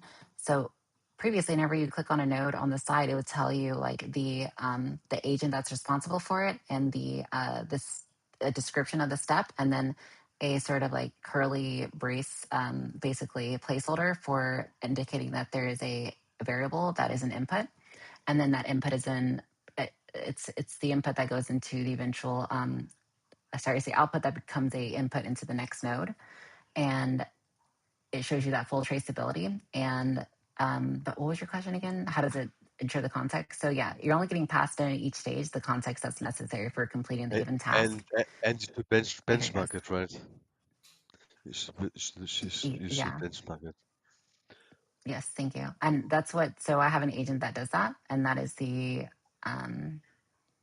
this agent right here, the retrospective agent. That's what's going on here, is trying to figure out like how can we improve processes and make things, you know, more efficient. So we can see like the sessions, the tool usages, and the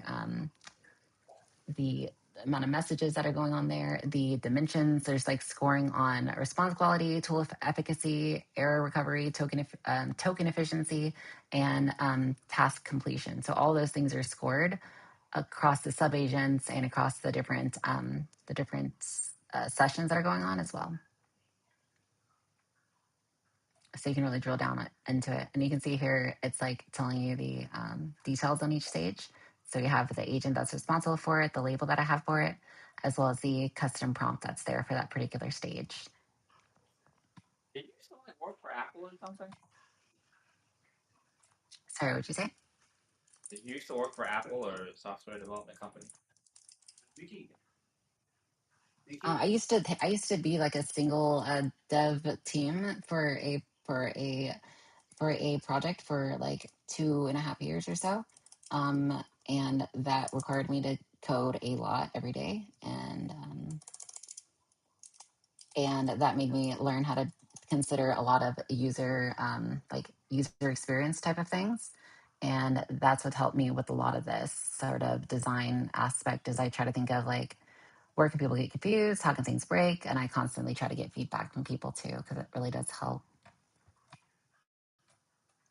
Yeah, it's really funny. I'm like halfway done.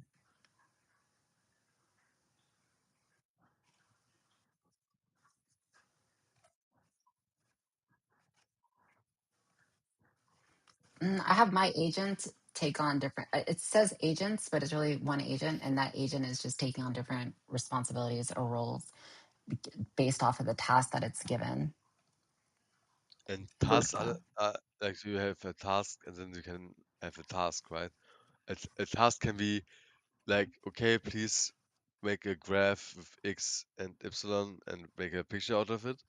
And another task can be, oh, please develop the next Fortnite, which is which. You know what I mean? Yes, those are tasks. Yeah.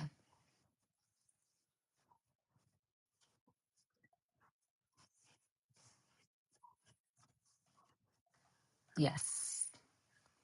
And you can also specify, like it can, so there are nodes. I hid it because I removed the ability to make custom ones because I want to just make sure, like I always try to tell you guys, like the philosophy that I try to use is get it right in a small, like at the smallest scale possible, and then keep on getting that part right, and then, you know, scale it out and make it more complex. So what I have here are workflows that are just pre-made templates.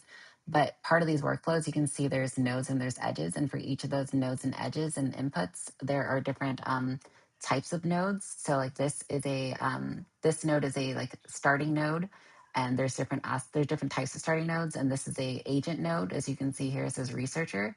So whenever it's an agent node, you can select the agent. Whenever it's a tool use node, you can select the tool. And then this is an agent, so you can see it's an agent node. And then this is an output node, so you can select the format because it's an output node. Are you dynamically modifying Sol MD, or how exactly No, do there's the no agents like SOLMD differ? modifications.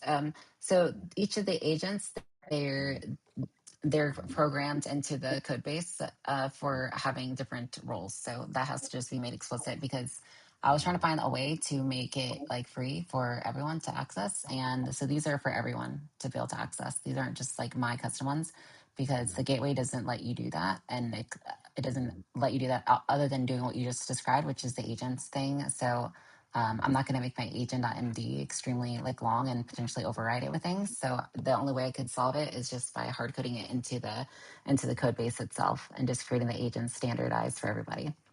But that's why, like, so I think my only real option is just to have like some sort of premium plan that like, so you can have your own database, and it's optional. So like this is like cordon off. So like you have to, only if you pay for the premium plan, you can access long-term memory, and otherwise, like, there's no way to store memory, unfortunately. And then I guess like I might do that for agents too. I don't know. And the other thing that could be a thing is, let me see. So jobs that's already exposed by the gateway, This is not. This is exposed by the gateway. Everything else is by the gateway, so it should be good. But yeah.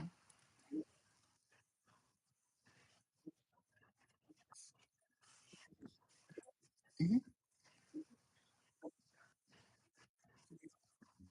Yeah, definitely. So here, this is so that agent that I showed you that does the retrospection or whatever. They do that off of the reports that I have it create from over here, and so I can select the sessions that I want to review. So if I know there's some sessions that are like just consistently problematic, and another way to like really highlight that is you can look here and you can see where it says attention, and those are for like things that are maybe missing dependencies or something. But you can also look at your skills here and you can see like where is there an issue, and then you know drill down on it a little bit more and see like what those issues are. And guess it doesn't expose it here anymore, but I used to drill down a little bit deeper. But anyway, so you can click on the ones that you want to create like some drill downs in. So I'm gonna do this. It'll create this report and it'll start generating it for me. And then over here, these are the scheduled workflows like you kind of saw before. And then you can also create another scheduled workflow. And these are just running on your cron. And you can see how it translates it into cron here, because not everybody knows like how to do it this way. So we can conveniently do it like that. I'm just not updating it here, but it So should eventually. it's the time frame for how long the agent is working. It's the so for the crons it's just saying that like run at some preset interval or to run at a certain time on a given day. So it's usually though like multiple times over time. And then over here is the automation section. So with automations, you can do things like summarize your activity or run diagnostics, or like so if these are things that you want to do throughout the day, you can do it like that. Or you can add a task, which I should probably take away because of philosophy. Um, but yeah, so you can add a bunch of things over here. And then the only thing is, and this is the difficult part, is that the way that the gateway exposes this underlying part here is that it doesn't necessarily have like hard coded into it like these different stages. And you have to like kind of make a workaround with that. So there was a point in time where it would just go through and it would work whenever I start running and it would put it in these different stages and it would leave it at review.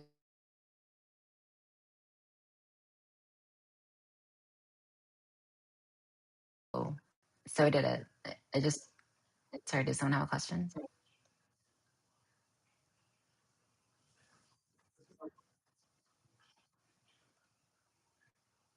Okay. The server hung. That's, yeah. You're fine. So over here, you can see the logs and you can see that it's complete. What I need to add onto the logs though is the actual report itself.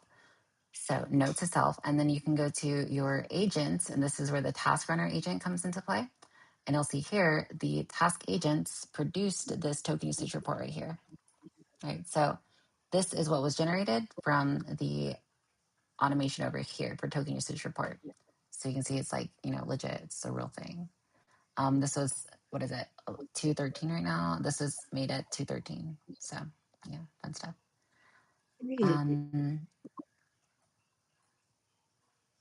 You can also see it over here on the side. Tokens do you burn And through then, during a regular day? well, I've just been mostly testing these things out. I'm not going to be running every single one of these things every single day all the time. But yeah, like that's where the overview page comes in. You can drill down on like what your token use and efficiency measures are. I don't think that I showed maybe it in full detail, but you can see like the cost per message for a given model. So like this is Neuro's using Opus 4.6 with the API, and you can see it was 21 cents per message, and now it's down to 8. And then you can also see it. And Useful. if if you're asking Opus or ChatGPT, like how many working hours of a good programmer is one token worth, estimately? And he's saying like, yeah, 10 tokens is 1 hour. Yeah, actually make it more efficient that one token is 1 hour, and you work like this. Okay. That'd be And great. So you got 1 million hours over here. But what and then you can also, so you can compare them across the different it's models. becoming very efficient, but very slow. Very, very slow. What is becoming slow? Okay. If you're saying, okay, uh, the paradigm for this task is one token, one credit is equal to 1 hour of coding from a human being. Maybe put that in chat so I can remember it later. That's a great point. So over here you can look at your custom skills. So these are custom skills that I wrote into here so that anyone can access it or whatever. So this is like a code reviewer, and you can see there's if you have any required environment variables, anything that you save in here is stored on your machine if it's able to. Otherwise, it's going to get lost. Like if you try to like reset your cache or whatever, so it doesn't like get stored into any database. Let me see. You can also select your tools that you want to use that make sense for the particular skill that you're creating.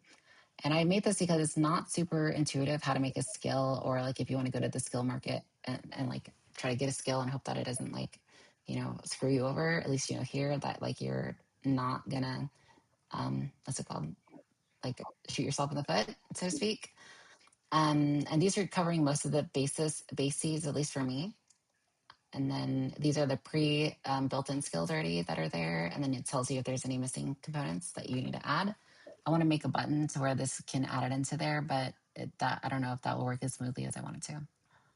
So yeah, that's it. There's a lot of stuff. I try to like cover everything the gateway can do without it Did you being code? overkill. I'd show you my settings, and my settings are like there's even like buttons for security and stuff, but I don't want to like expose too much of my details. Did you code this day today? No, this past like week, and then this quick notes. I should probably take this off from here, but quick notes also goes into your memory. So, like your daily memory, there's like a calendar view in there, and it's really really neat. Let me try to give myself whitelist.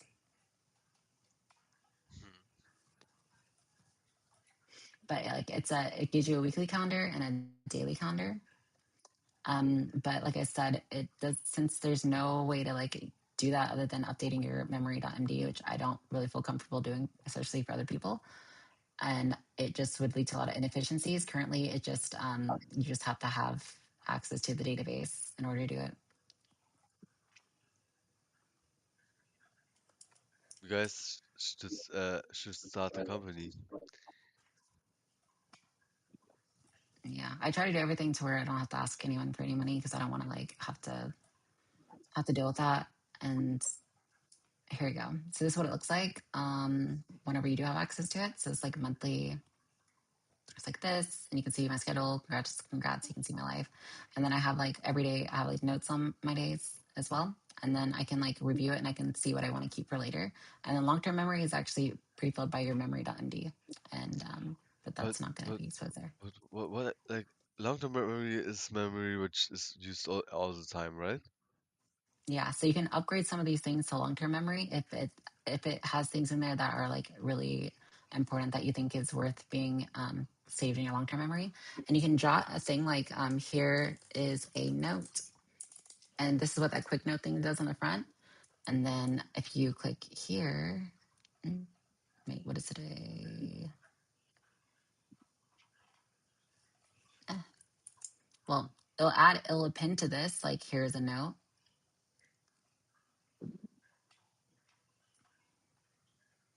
I don't know what it says on there, so I don't want to have it up for too long. But yeah, so it'll add to your thing though. Like here is a note, but I don't think that it's doing it in there because it's pulling from my local storage, and I just had to whitelist myself into the database, and I just barely made the database, so I need to.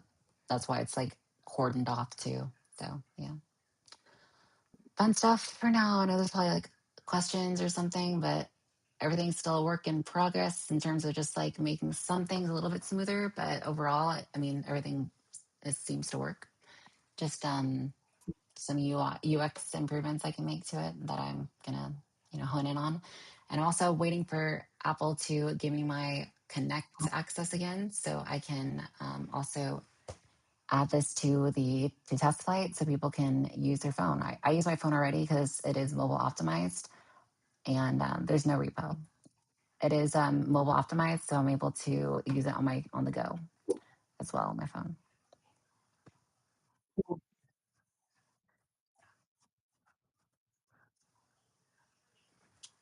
No, so the final one to the App Store will not just be a basic web view. But you know there are alternative app stores for iPhone. Yeah, but I pushed apps to the App Store before. Like I know how to make iOS apps, and like I think they're really nice. So I'm definitely going to do that. Yeah.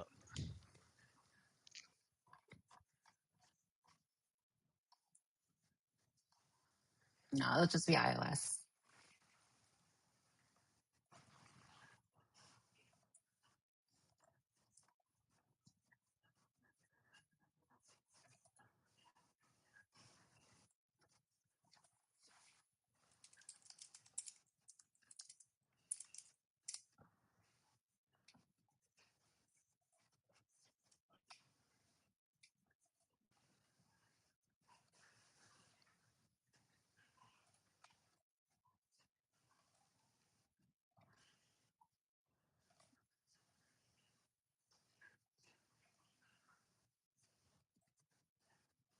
Hmm.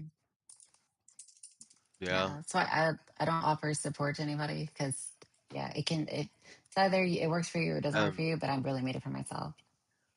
That's fair. This,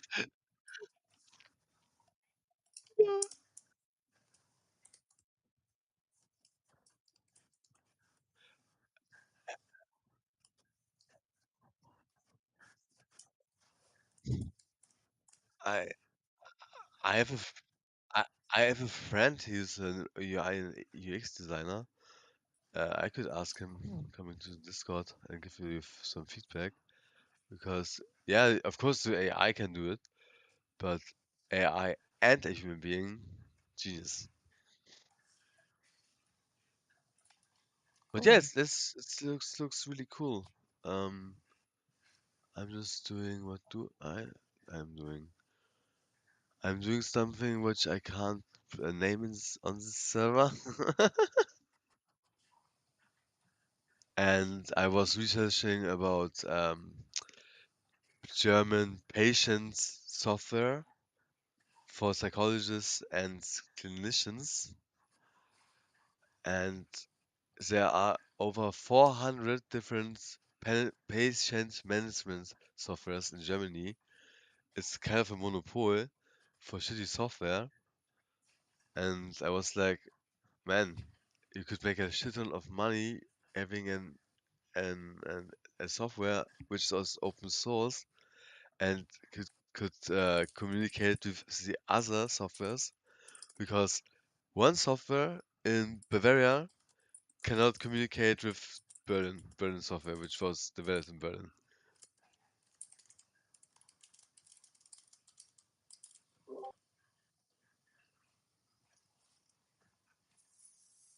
So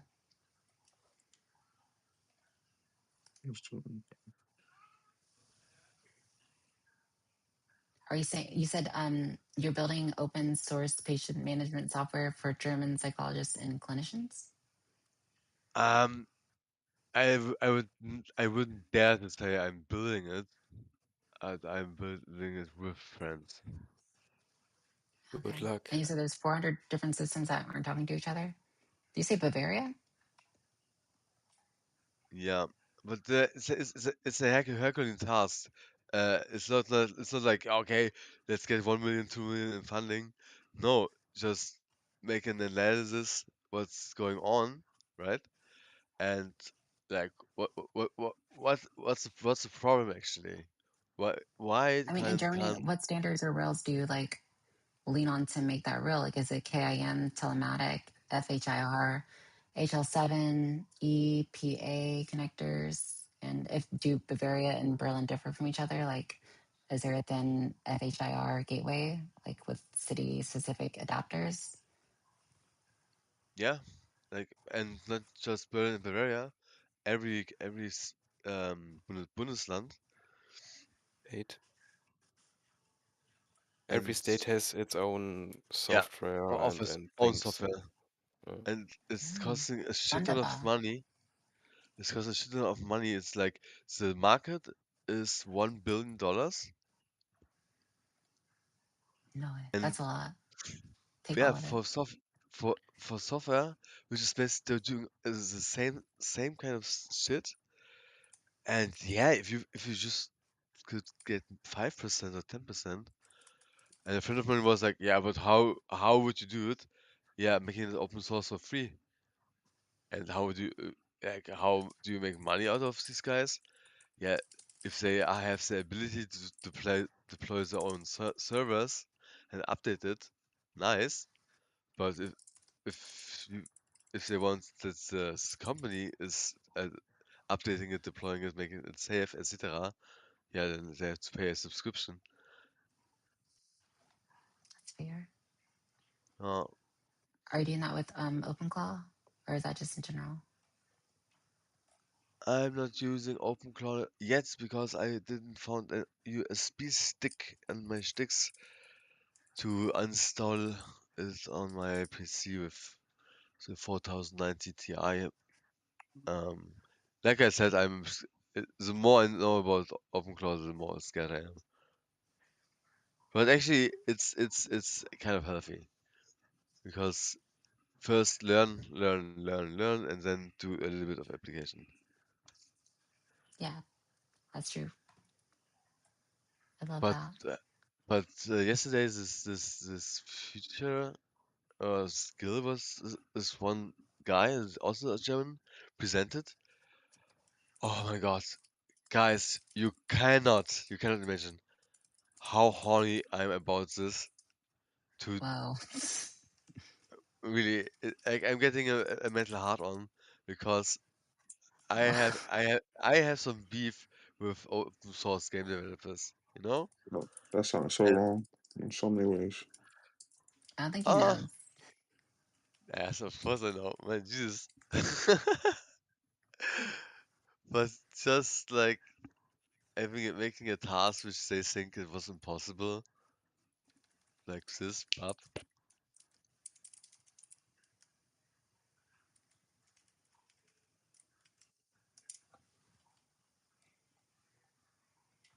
Could I ask for some suggestions on like the local side of hosting? Like if you have a good rig with good graphics in it, locally Mhm. hosting the Llama models, but on an external device from what's running the OpenClaw instance. Yeah, go ahead.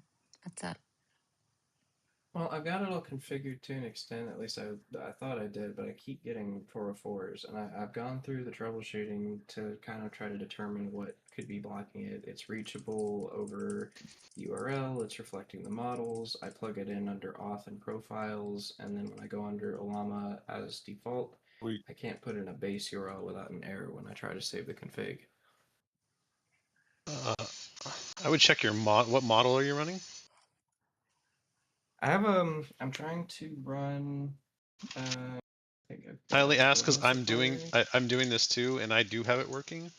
Oh, So Gemma 3 it's on a different 27B. machine. Yeah, it might be a small model. You might want to check like the model itself, because it may be you may have issues with like the model not being able to respond and give like your main machine sending its request is coming from like a smarter bot, right? And then it's going to a dumber one, right? Essentially. What are you Possibly. running the local model on? I have like hardware. Right, but okay, so you're running it locally. What Mhm. model? Do you know the model you're running? You said a Yeah, llama. I'm trying to do Gemma 3 27B. Okay, and do you know what the context you've got it configured for? I think I've just gotten the normal poll. I'm not familiar with that model. So by default, like an OpenClaw installation tends to have a pretty substantial amount of context it's going to try to push through. and a lot of the smaller models may not accept the context that you're looking. Yeah, you have to make sure your context window matches. So like I went through Claude Code on mine, and it made like me change the context, make sure your GPUs are in the right configuration, that you're passing the highest to the highest GPU in the thread. So like I'm running a 2080 Ti and a 5060 Ti, and it was like your 5060 is more efficient, so put it with your 5060. So just you may want to like kind of tinker. If you have Claude, what do you have for your main model?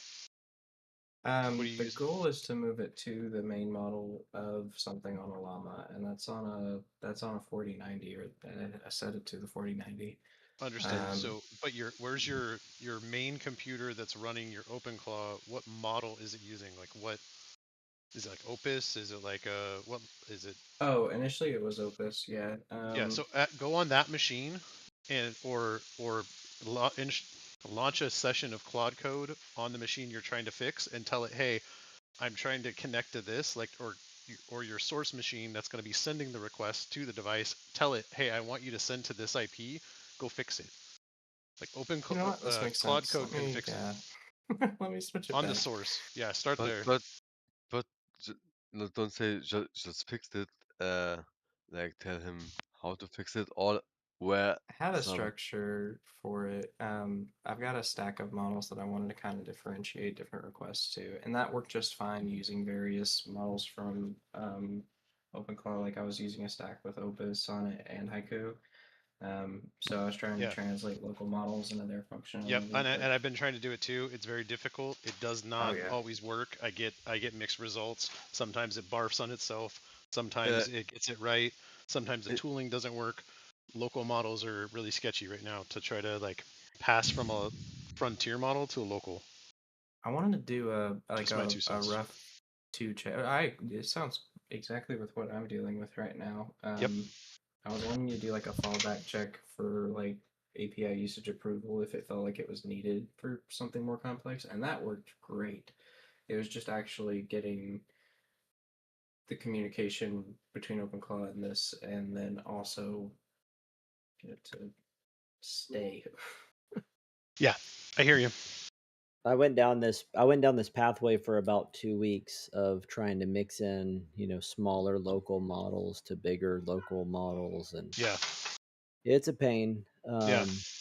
You're going to find that in general, you're going to want a pretty powerful model for your interaction, for your orchestration, which is who you're usually communicating with. So my suggestion is big smart model up top, and then use small simple models when not, for things that are simple. This makes sense. This does make a lot of sense. Now, if you want to communicate, like you can be the orchestrator by communicating smaller requests real simple, but what's the fun of that? Yeah. Just out of curiosity, whenever you are weaving a bunch of different models together, is there currently an environment that you can see all of them doing those things? Like basically just the verbose. I'm sorry? Like a verbose, like a chain for showing its reasoning. Kind of. I mean, I guess Others what I'm trying doing to it. ask is I haven't started this yet,